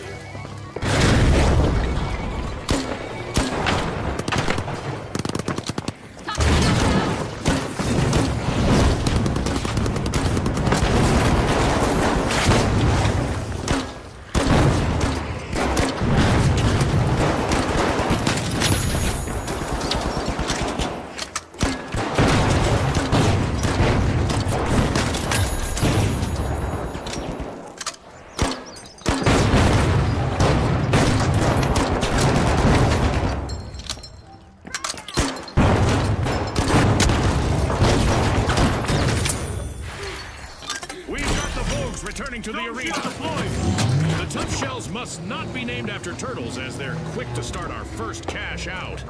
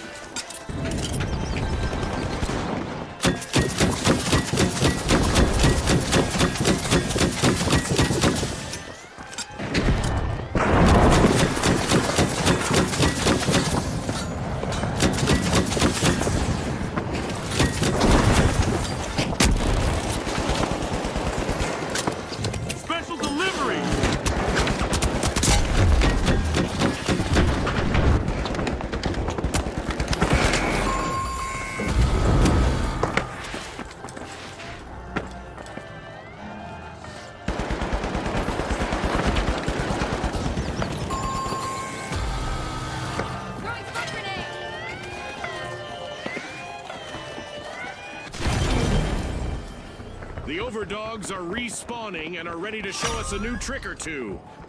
A cash-out station has been robbed by the Vogues. The Vogues still have the right moves. Impressive recovery. Dash to cash out B!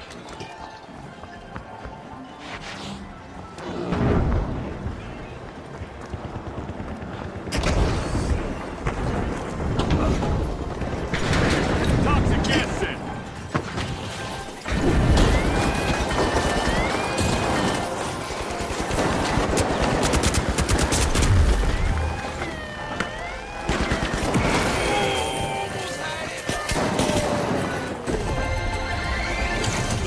Are playing for keeps. They snagged the match's first cash out.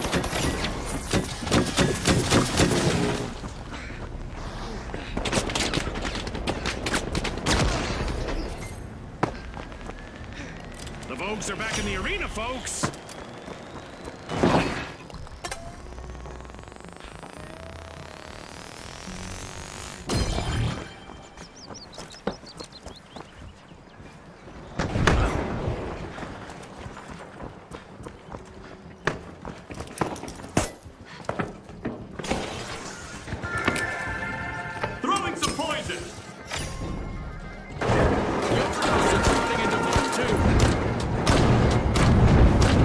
I'm not sure this match needs even more excitement, but here we go anyway. A new event is about to start.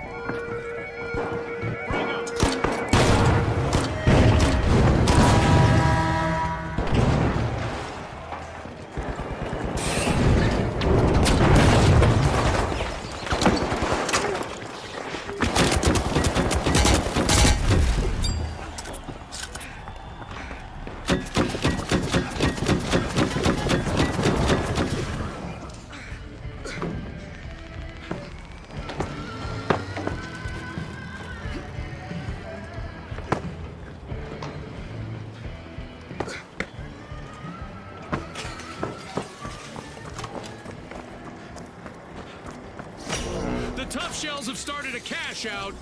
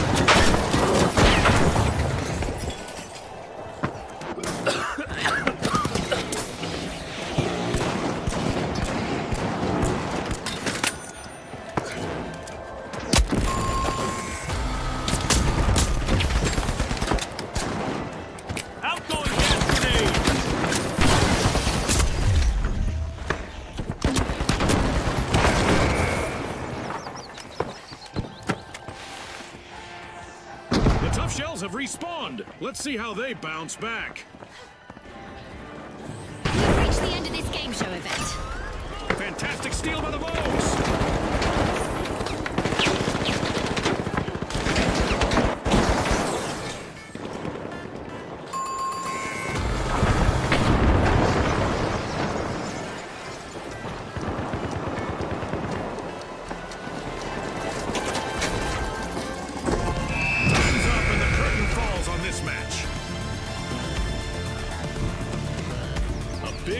To our sponsors for bringing us this incredible spectacle, and a big congratulations to our winners.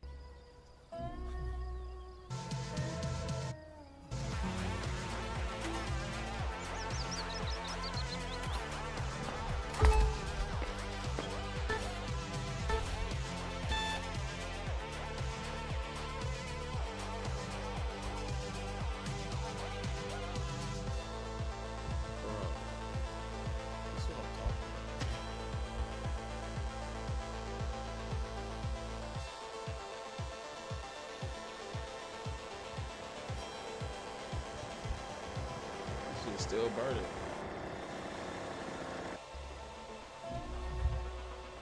That's crazy.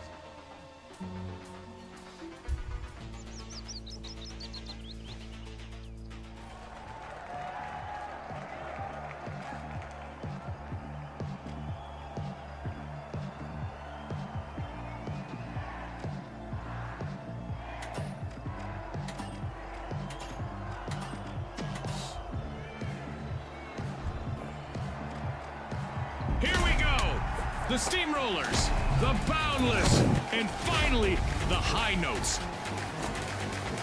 The stage is set. It's showtime.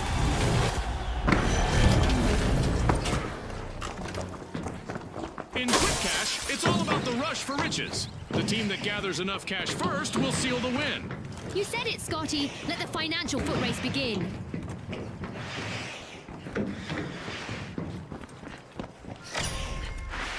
The Boundless are making a move, unlocking Vault 1. Have a seismic resistant design, so there's nothing to worry about, right? Using gas grenade.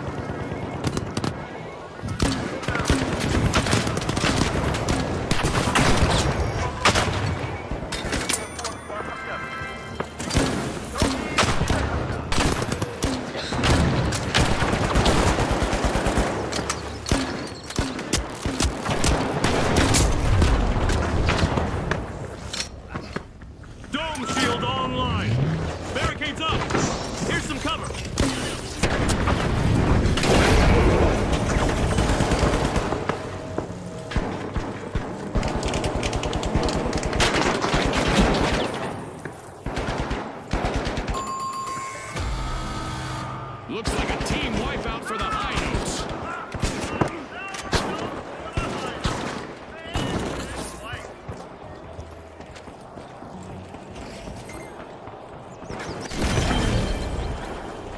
The High Notes are back and ready to avenge that team wipe.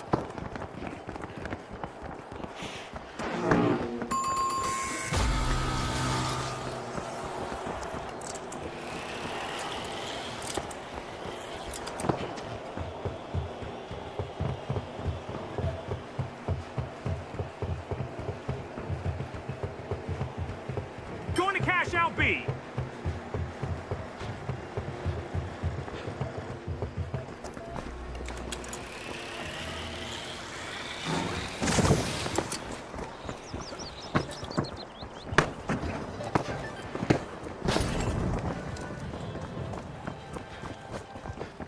A big jump for the Boundless. They are starting the match's first cash out. Looks like the Boundless have found their second wind. Poison en route.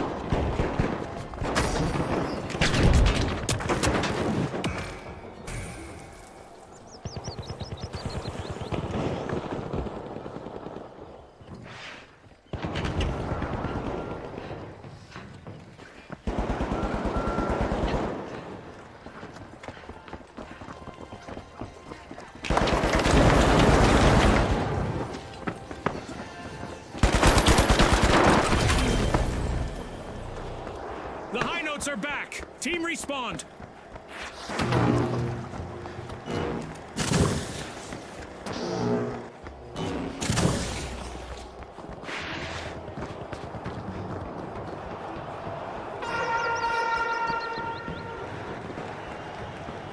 Teams need to get ready to shift their game plans because a surprise is coming their way. What a way to open the match. The Boundless land the first cash out.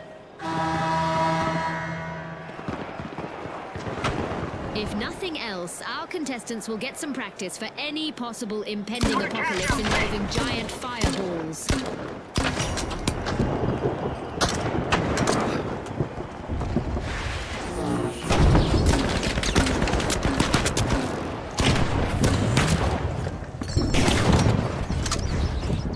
Toxic gas out.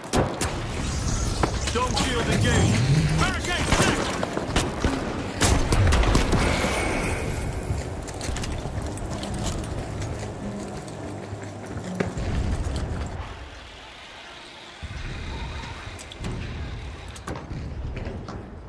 Our contestants continue to play high-stakes dodgeball against the skies above, thanks to our Meteor Showers event.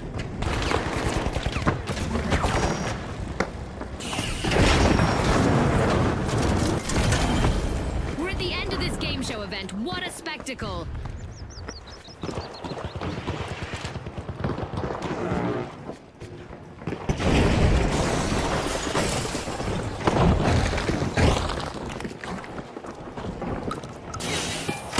The high notes have a cash out in the works.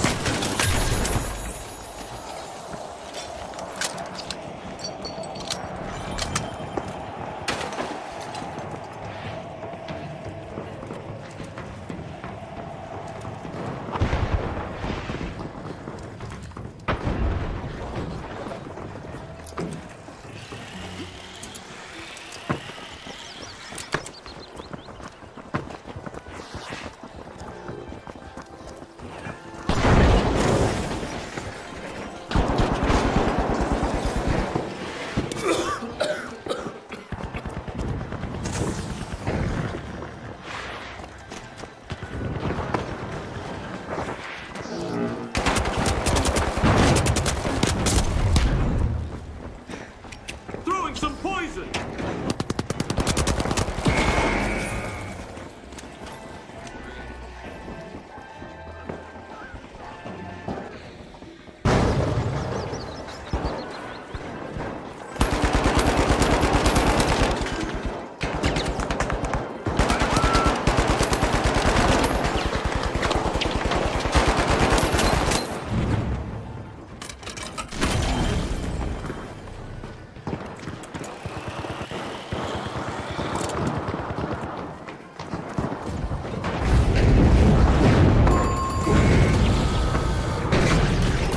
They're unstoppable.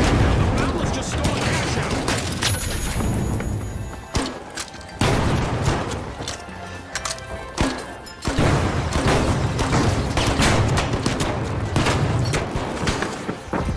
Toxic gas out.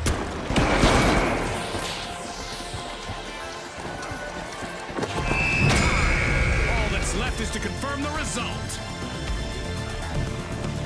That's a wrap for now, and even though the battle was virtual, our contestants' newfound fame is real.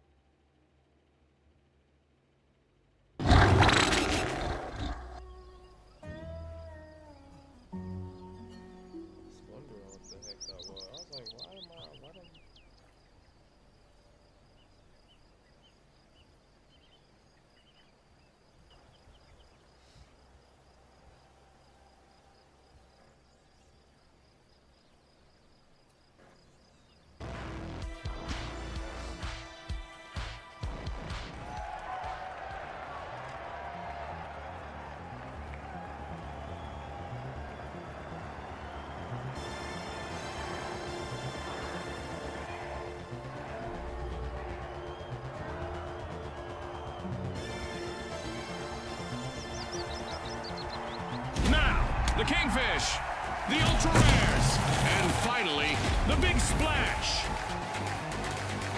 Let's go, everybody!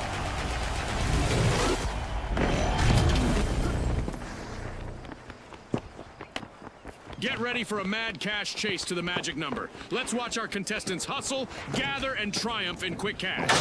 Exactly, Scotty. Let's see who rises to the occasion.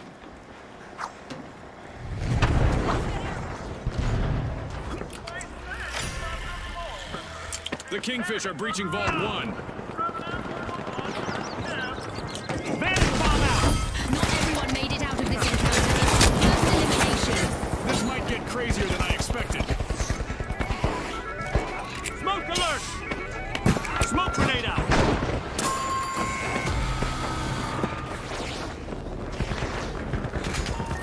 Charge planted! On me! Come on!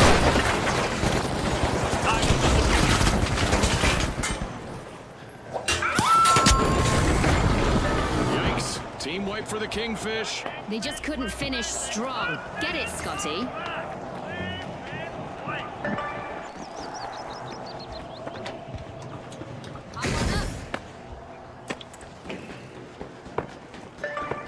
The Kingfish are back on the scene.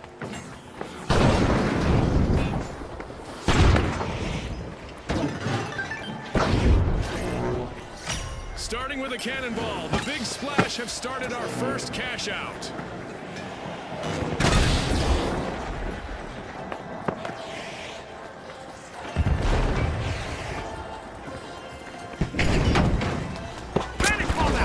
Using gas grenade.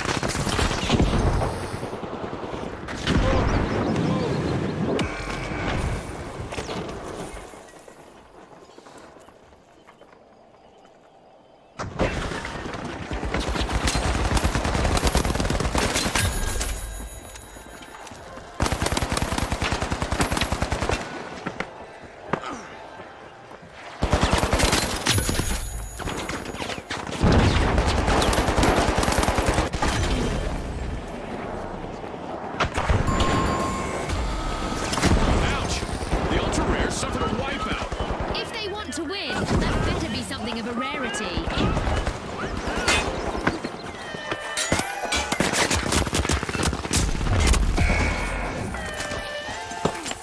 The Ultra Rares are rejoining the match.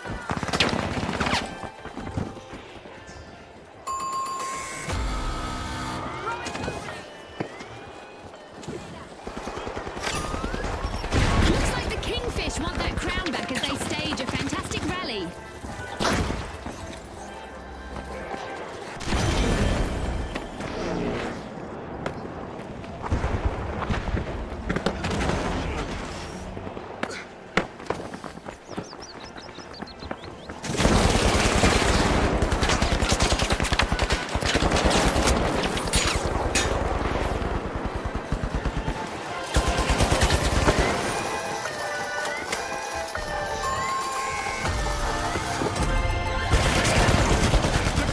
Are playing for keeps. They've snagged the match's first cash out.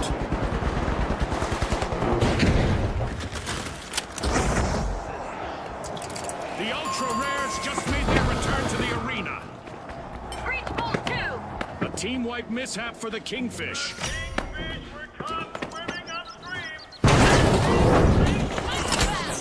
Explosives deployed!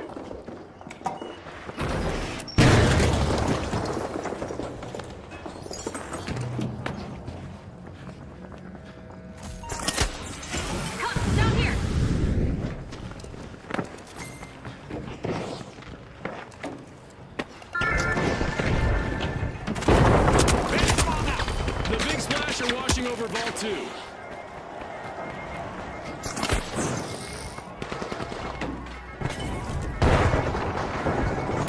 Great cloud out! Smoke's out!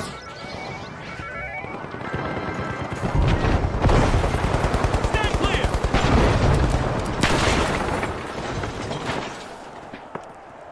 Contact here!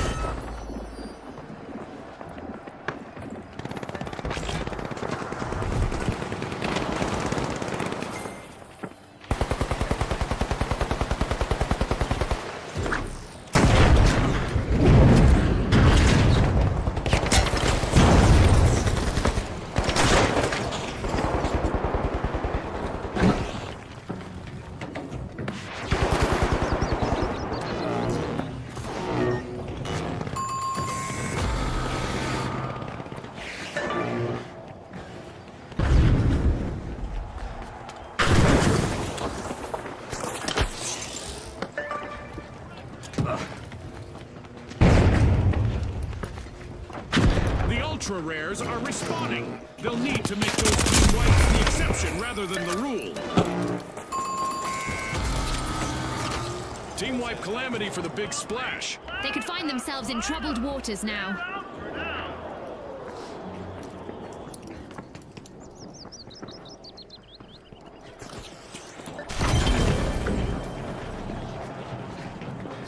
The Kingfish have commenced a cash out.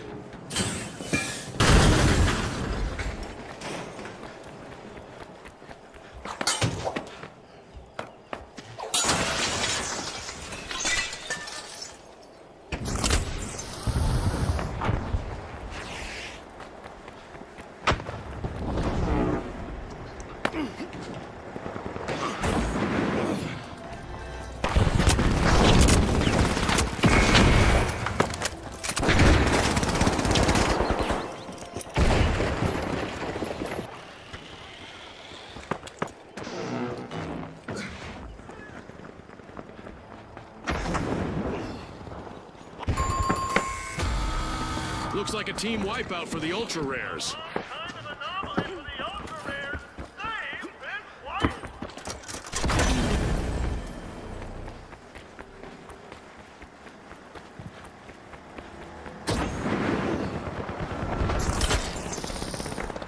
The ultra rares have respawned. Let's see how they bounce back.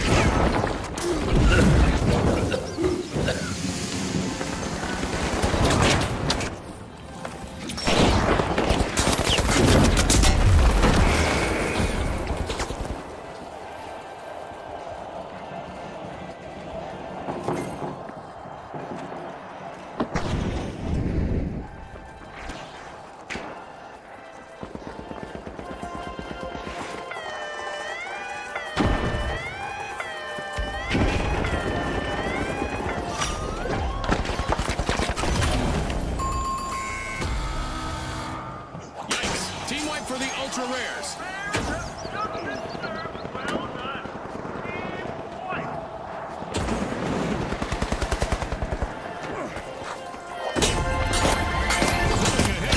The big splash.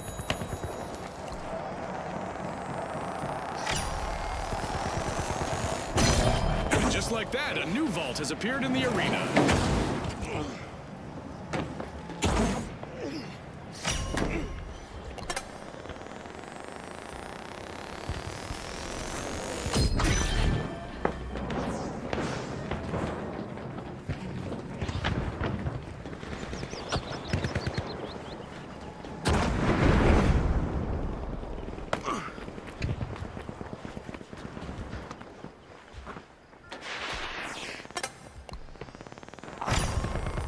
A majestic move from the Kingfish. They're opening Vault 3.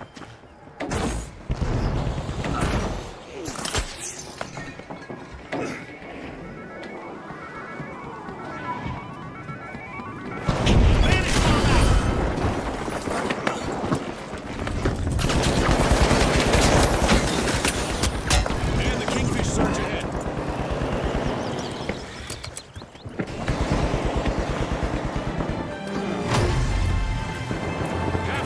Don't touch that dial. Things can change pretty quickly around here.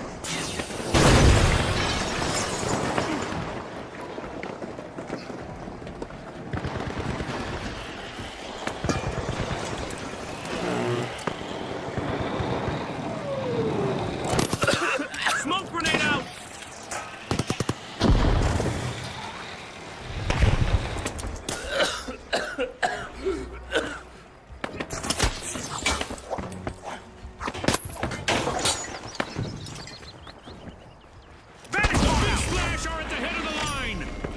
The Kingfish just jump-started a cash out.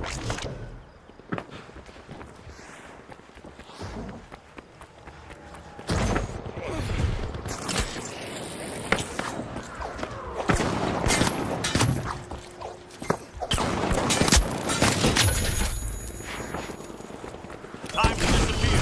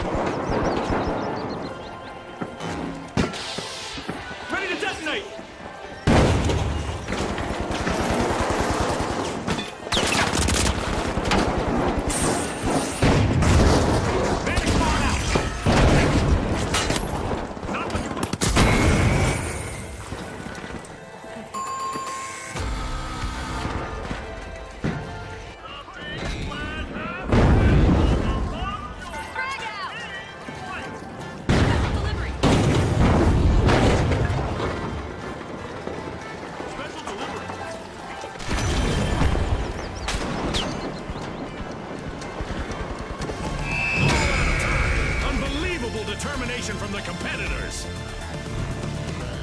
One of our teams have just paved their way to fame. Congratulations to our winners.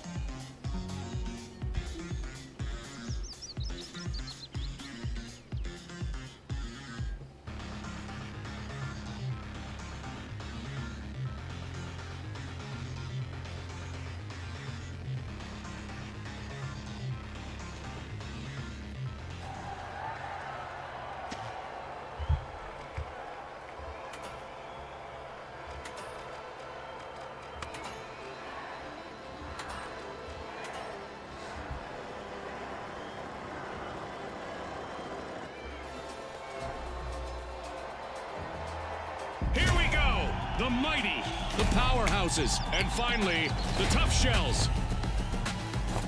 Let's get into it.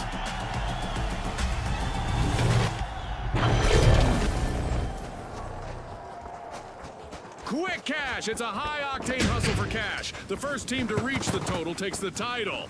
It's all about who can keep their cool in this high-pressure situation, Scotty.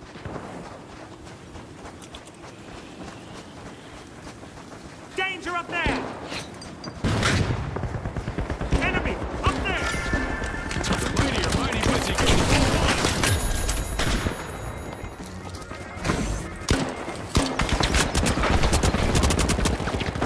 Outgoing gas grenade!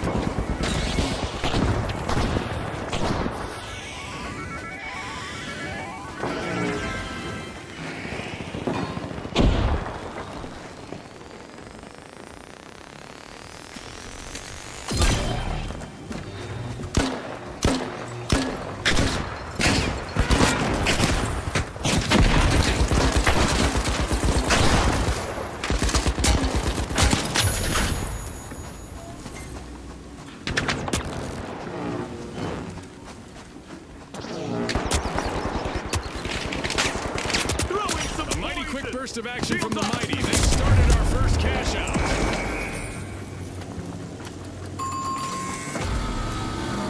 Misfortune for the tough shells. Team wiped.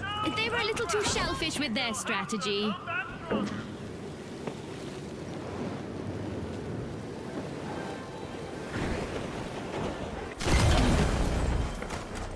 The tough shells are back in action.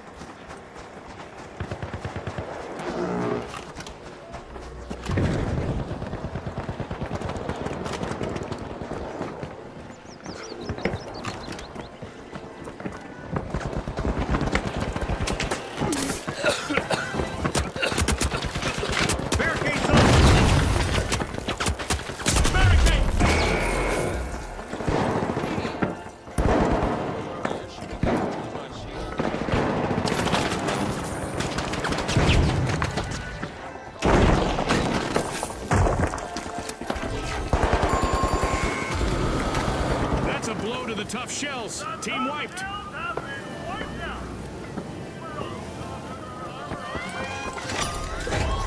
powerhouses have turned up the heat with a stunning turnaround. The tough shells are back.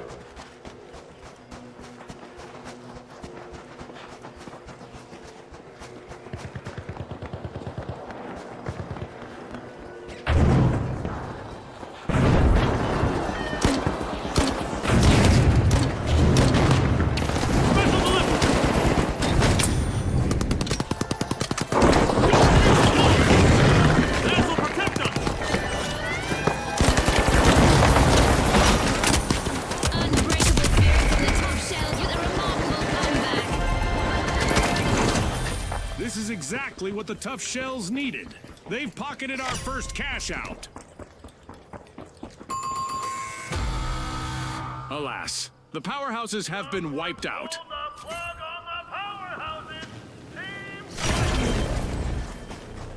A long-awaited return to the arena for the tough shells.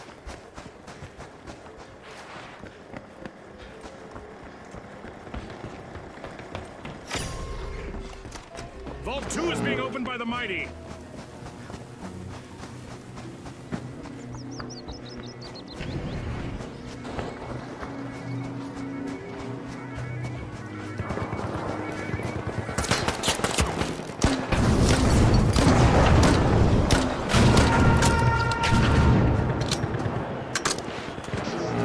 It's time for a new event in the arena, which is sure to test our contestants' skills.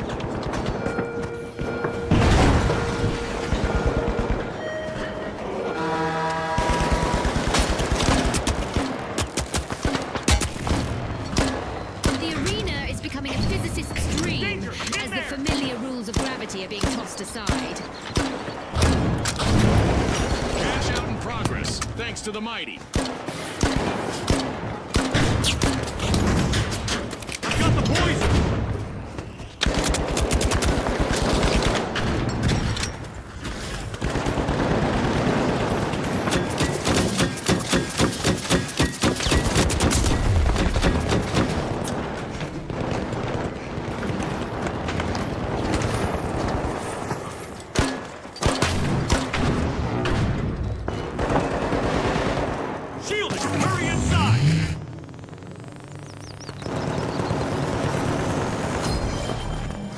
Here's some protection!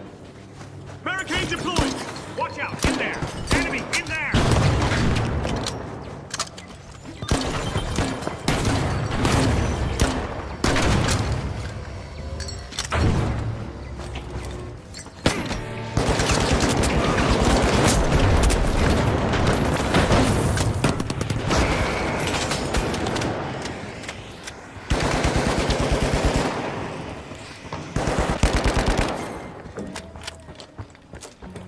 That's a steal! The powerhouse is playing boldly up there! That's a blow to the mighty. Team white. They just couldn't muscle in on that play, Scotty.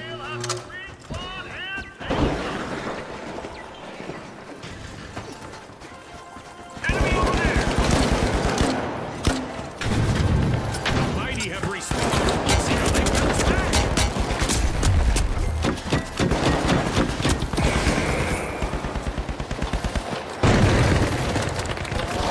I just hit the clip of the century, bro.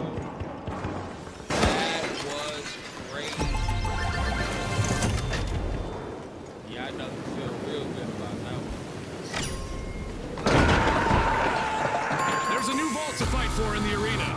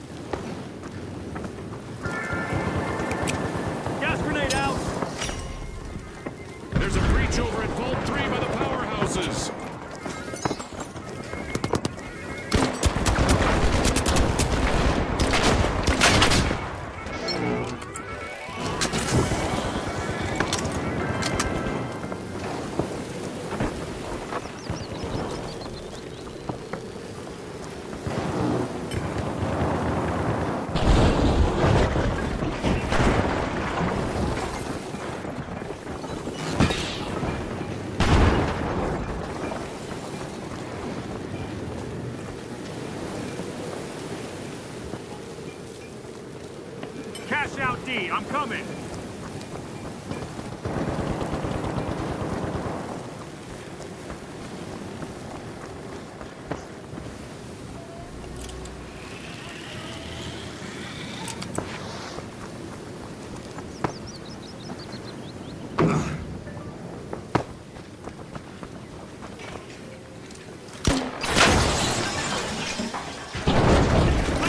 The tough shells might just be breaking out of their shells. They've started a cash out.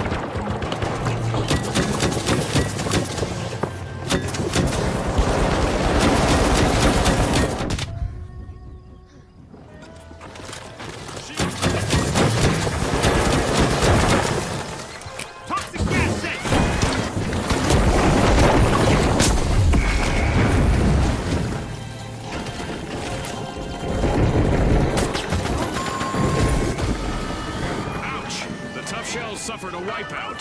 Scotty, the competition really shelled them. Impressive steal by the powerhouses. Bomb didn't go off. The tough shells are re-engaging.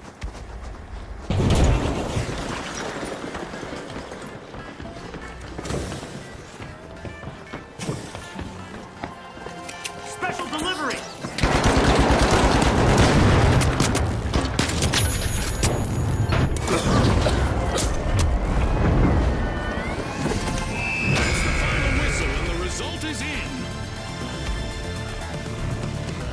As we power down the simulation and our contestants unplug, let's take a moment to applaud our new rising stars.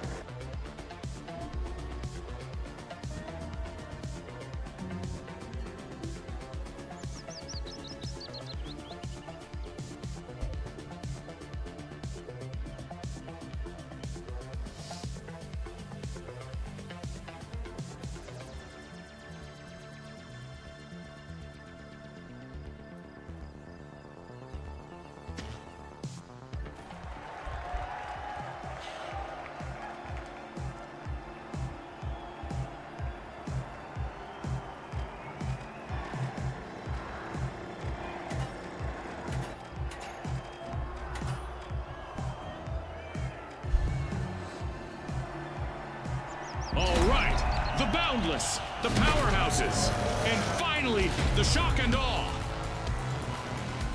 Watch closely, folks. They're ready.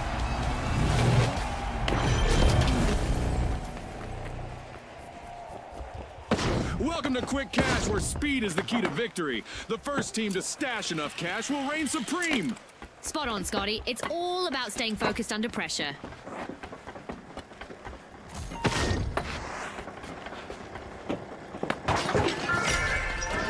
Vault 1 is being opened by the Shock and Awe.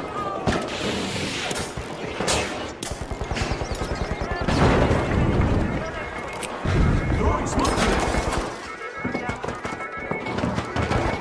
Throwing smoke!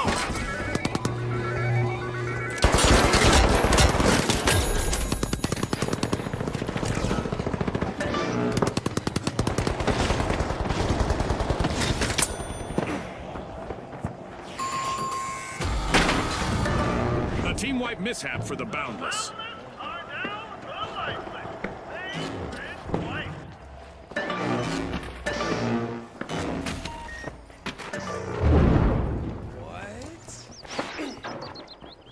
That is. The Boundless have recovered and respawned.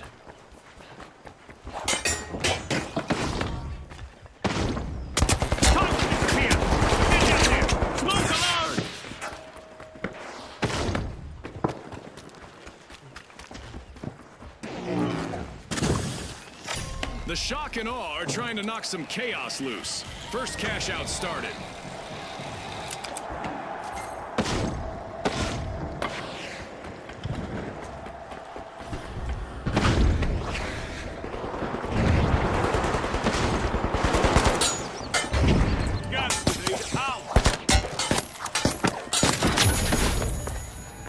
The Powerhouse has made an awesome steal there.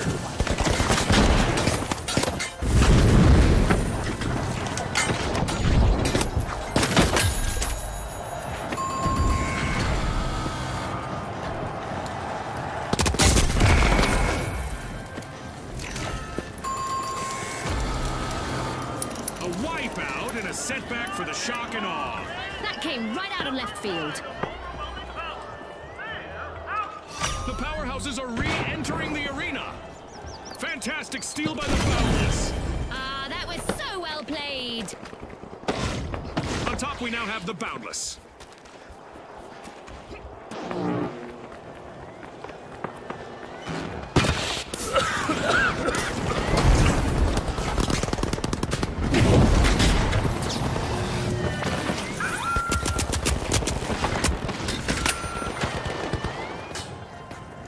Great move there by the Powerhouses, stealing that cash out. Bandit bomb out! Creating a smoke screen! It's a jaw-dropping recovery from the Shock and Awe.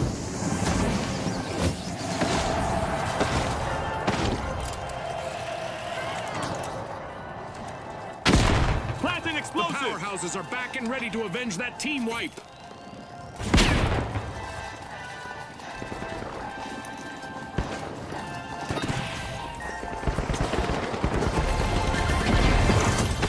Cash out goes to the Shock and Awe. Let's see whether they can keep that momentum going.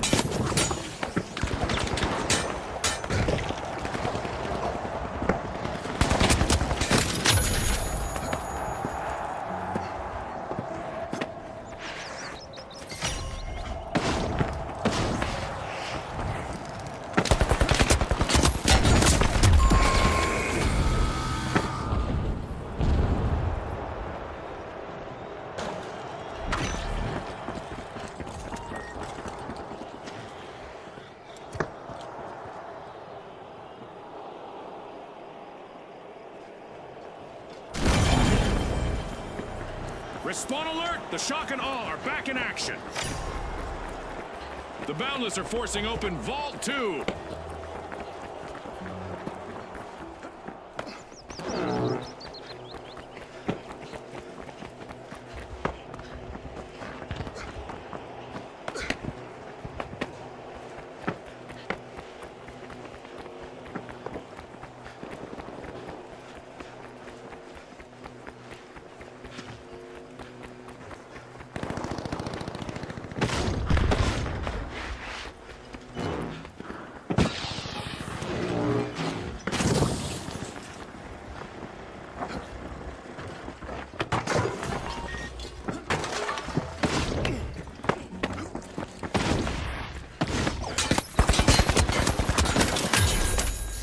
The Boundless have a cash out in the works.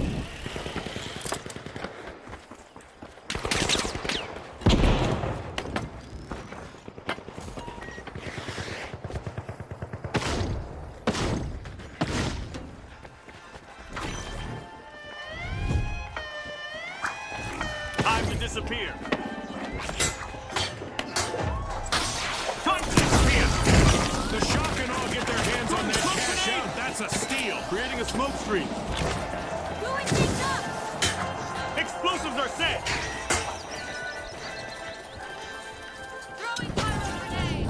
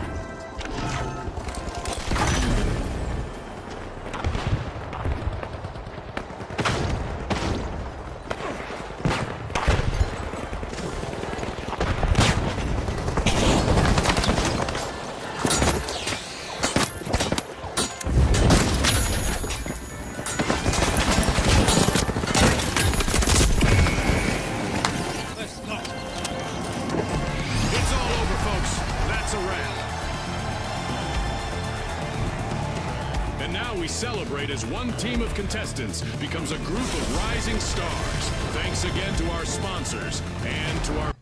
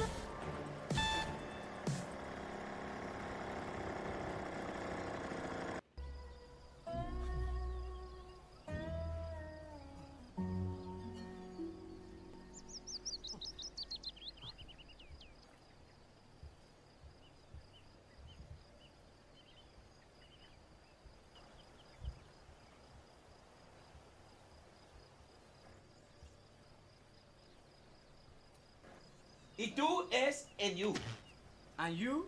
Sí. Okay. Okay, go. Okay. No, my word.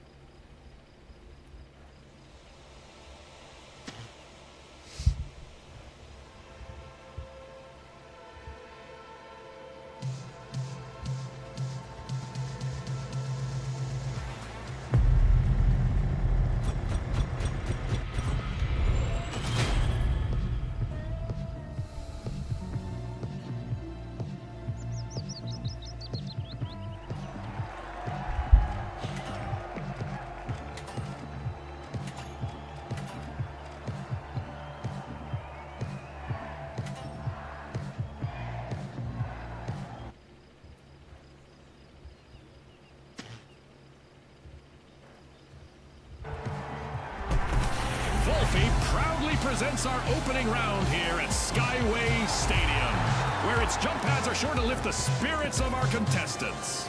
Here we go! The Jet Setters, the Shock and Awe, the Steamrollers, and finally, the High Notes. The arena has loaded. Buckle up!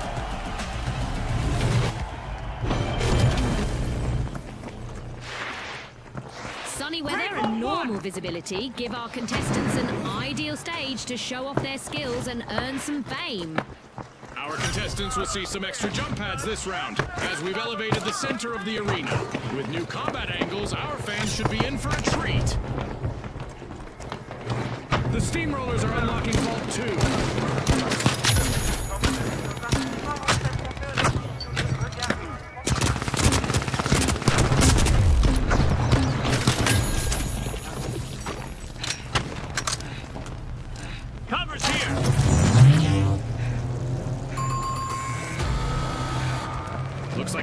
wipe out for the shock and awe. Let's see whether any contestants go after a team wipe here. In our tournament matches, a team wipe results in a loss of cold, hard cash. Danger at cash out A.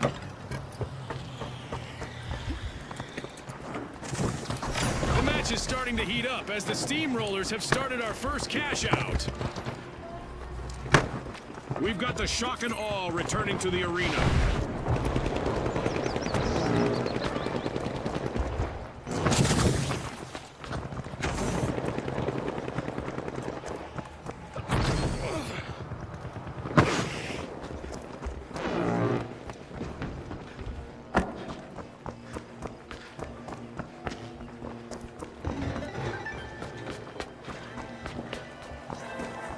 Explosives deployed. This is no swan song. The high notes have started a cash out.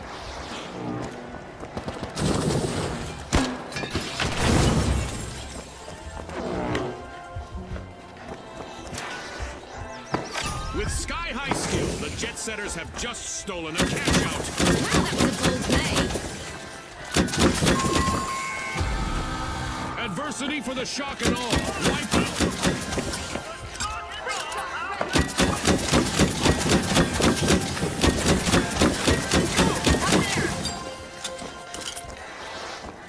Watch out, over there. The Steamrollers made an awesome steal there. Fortune favors the bold, Scotty. The shock and awe have respawned. Let's see how they bounce back.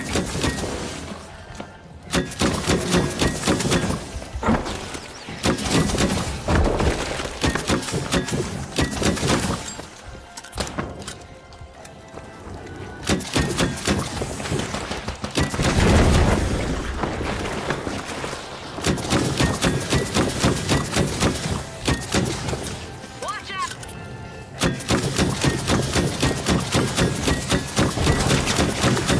We've got the jet setters Threat at the detected. helm.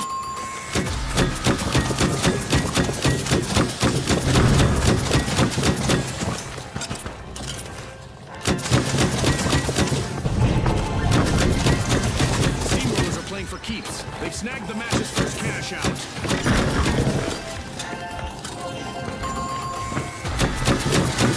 That's a blow to the jet setters. Team wiped. They'll be cooling their jets now, Scotty. We've got the Steamrollers returning to the arena.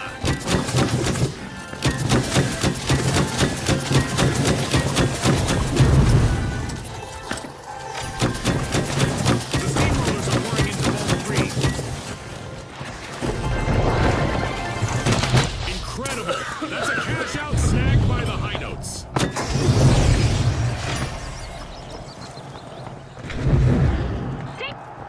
Money may not grow on trees, but a new vault just appeared in the arena.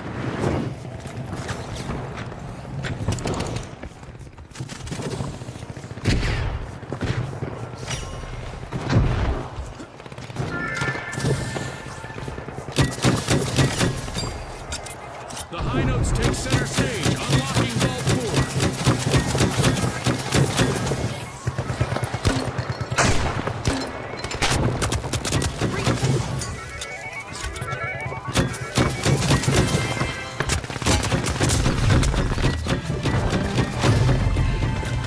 We just passed the midway point of this great match.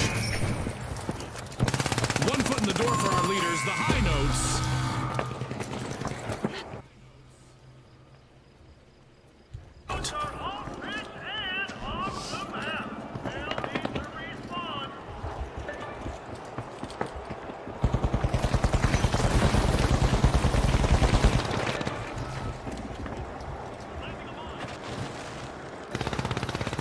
The Steamrollers are re-entering the arena.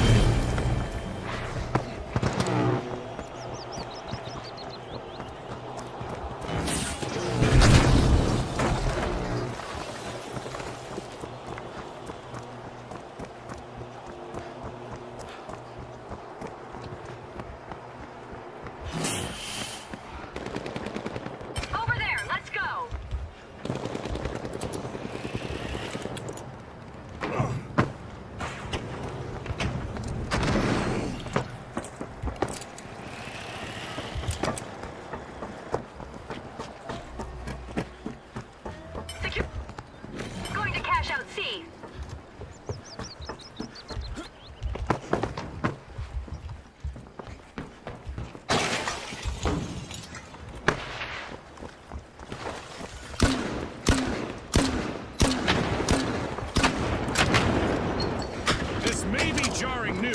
but the Shock and Awe are in danger of being eliminated from the tournament.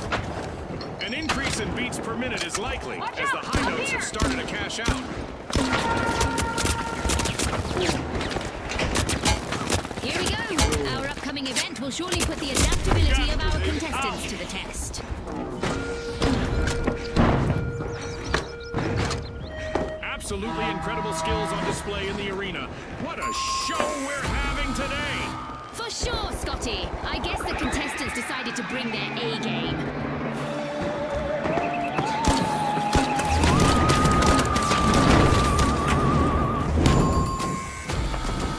It looks like Captain Sorcerian has invited some friends to this match, but they seem to have a score to settle. Our contestants will need to dodge those UFOs. Outgoing gas grenade! Danger, danger. The Shock and Awe are currently at risk of being eliminated.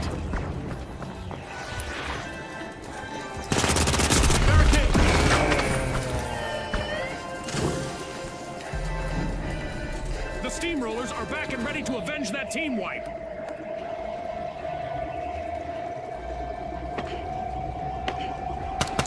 The Shock and Awe looted a cash out. I'm going to cash out D. I'm going to cash out D. I can't pass up that opportunity. The Jet Setters spirited away with a cash out. Good steal.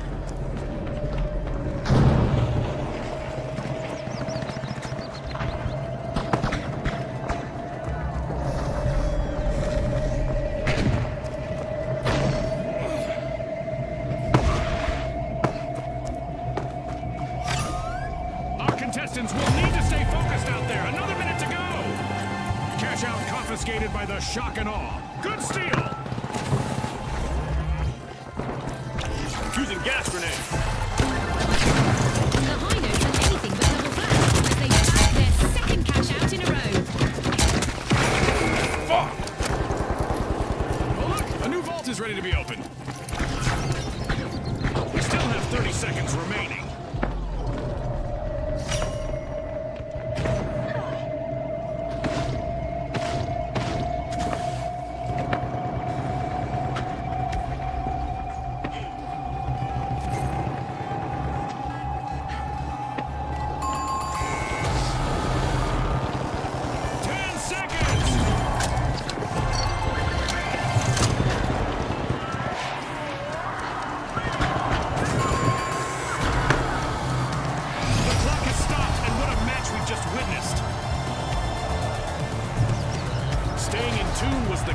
To victory for the High Notes in this round.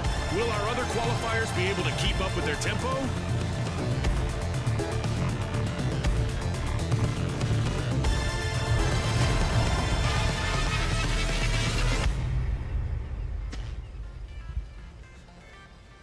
Let's do it.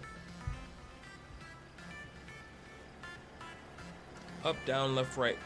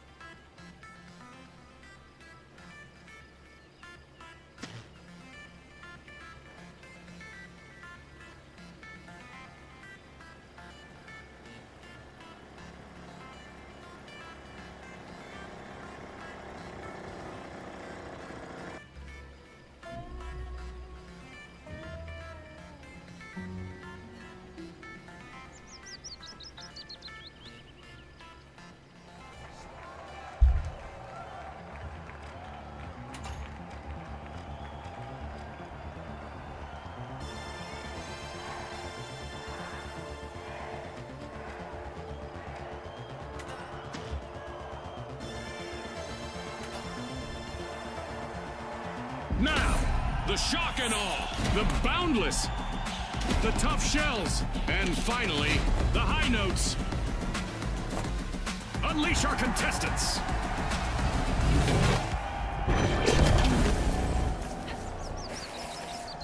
With the arena cloaked in darkness, our contestants may want to use the cover of low visibility to outwit their opponents. Contestants will need to look up, down, left, and right in this round, as cash-out stations could be hanging high or playing hide and slide on platforms around the arena.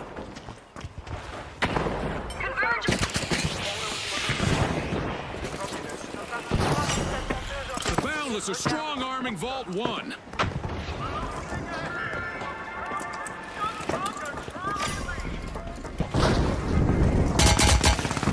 Special delivery!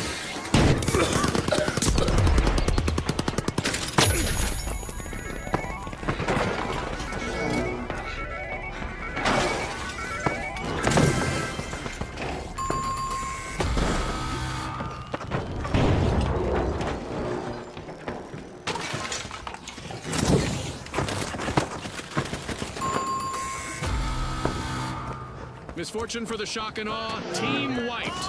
Our teams need to keep it tight out there. In this tournament match, a team wipe will cost them cash.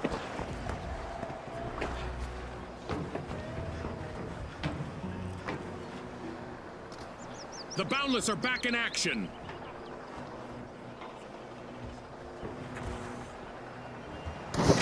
The High Notes are looking to make a name for themselves. First cash out started.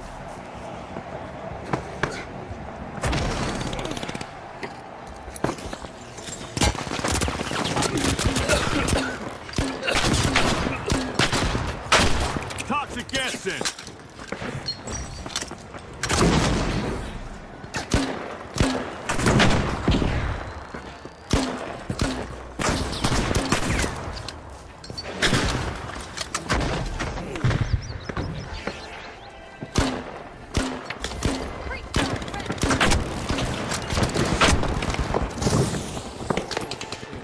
Shielding, get us up.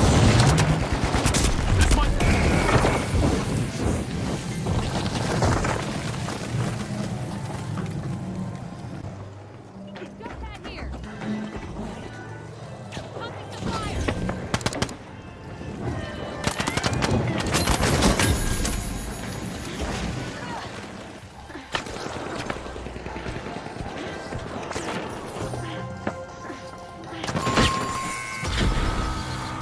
Adversity for the High Notes. Wipeout. A quick reminder for our audience that a complete team wipe will trim a team's total earnings in our tournament matches.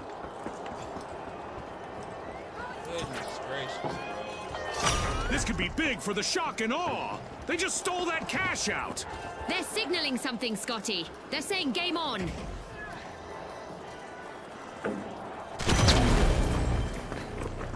The High Notes are back in the arena, folks. Going for cash out station A.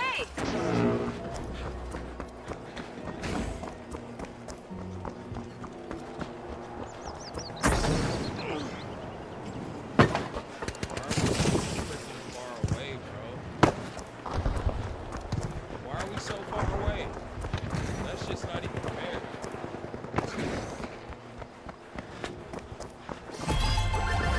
The Shock and Awe move ahead. A tough act to follow in the arena as the Tough Shells complete a cash out.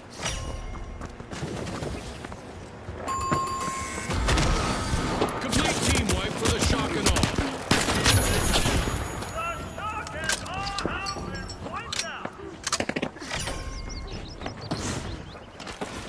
Dump shield engaged!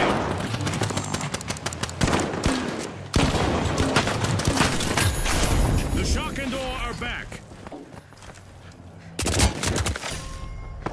The Tough Shells are opening Vault 3. Using gas grenade! This'll burn!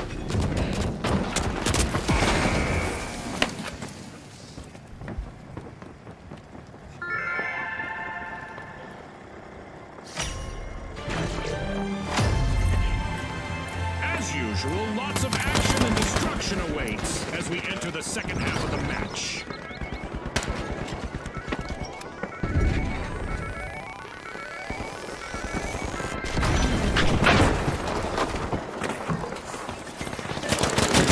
Cash out in progress, thanks to the Tough Shells.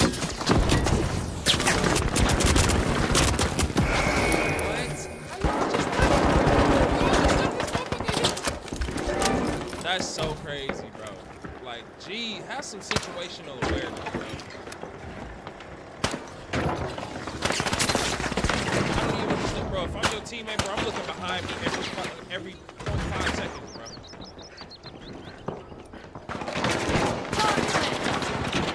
Yeah, that's what I'm talking about. He's my boy Quick with it, bro. God damn, bro.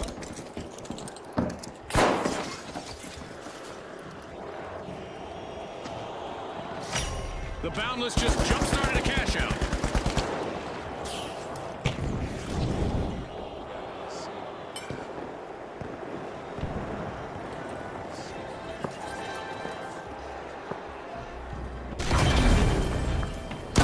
It's encore time for the high notes. Team respawn.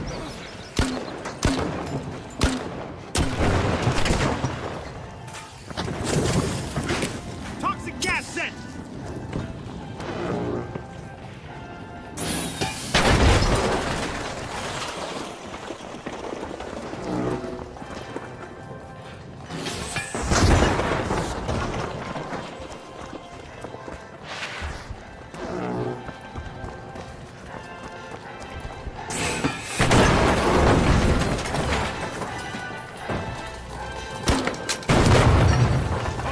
Here today with plenty of technique on display. It's giving us goosebumps. Indeed, Scotty. You can almost feel the tension in the air as the teams try to outmaneuver each other.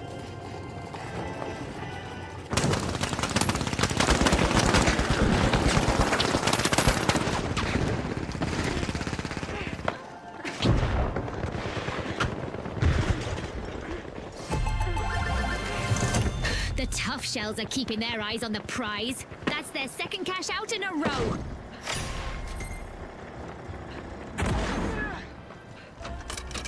You've walled in the arena. The ultimate omen of mayhem here at the finals.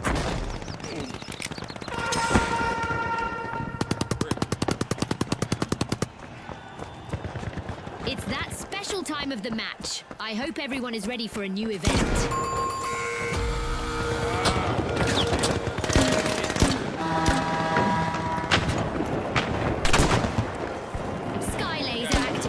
Let's just say that standing still in the arena is really not recommended right now.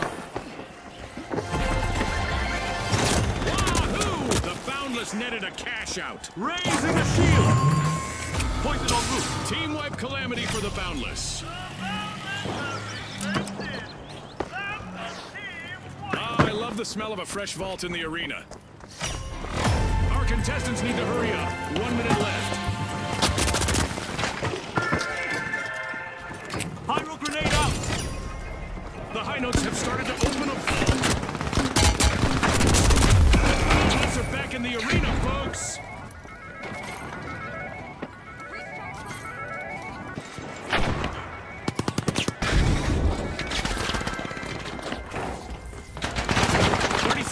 Folks.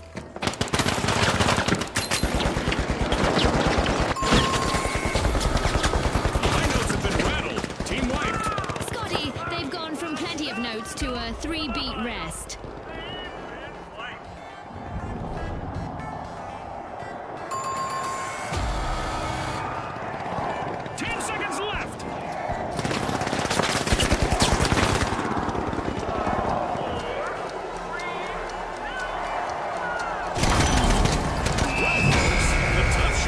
Team to beat in what promises to be a cracking final round. And they'll be joined by the Boundless, who are ready to leap over every obstacle between them and the tournament victory.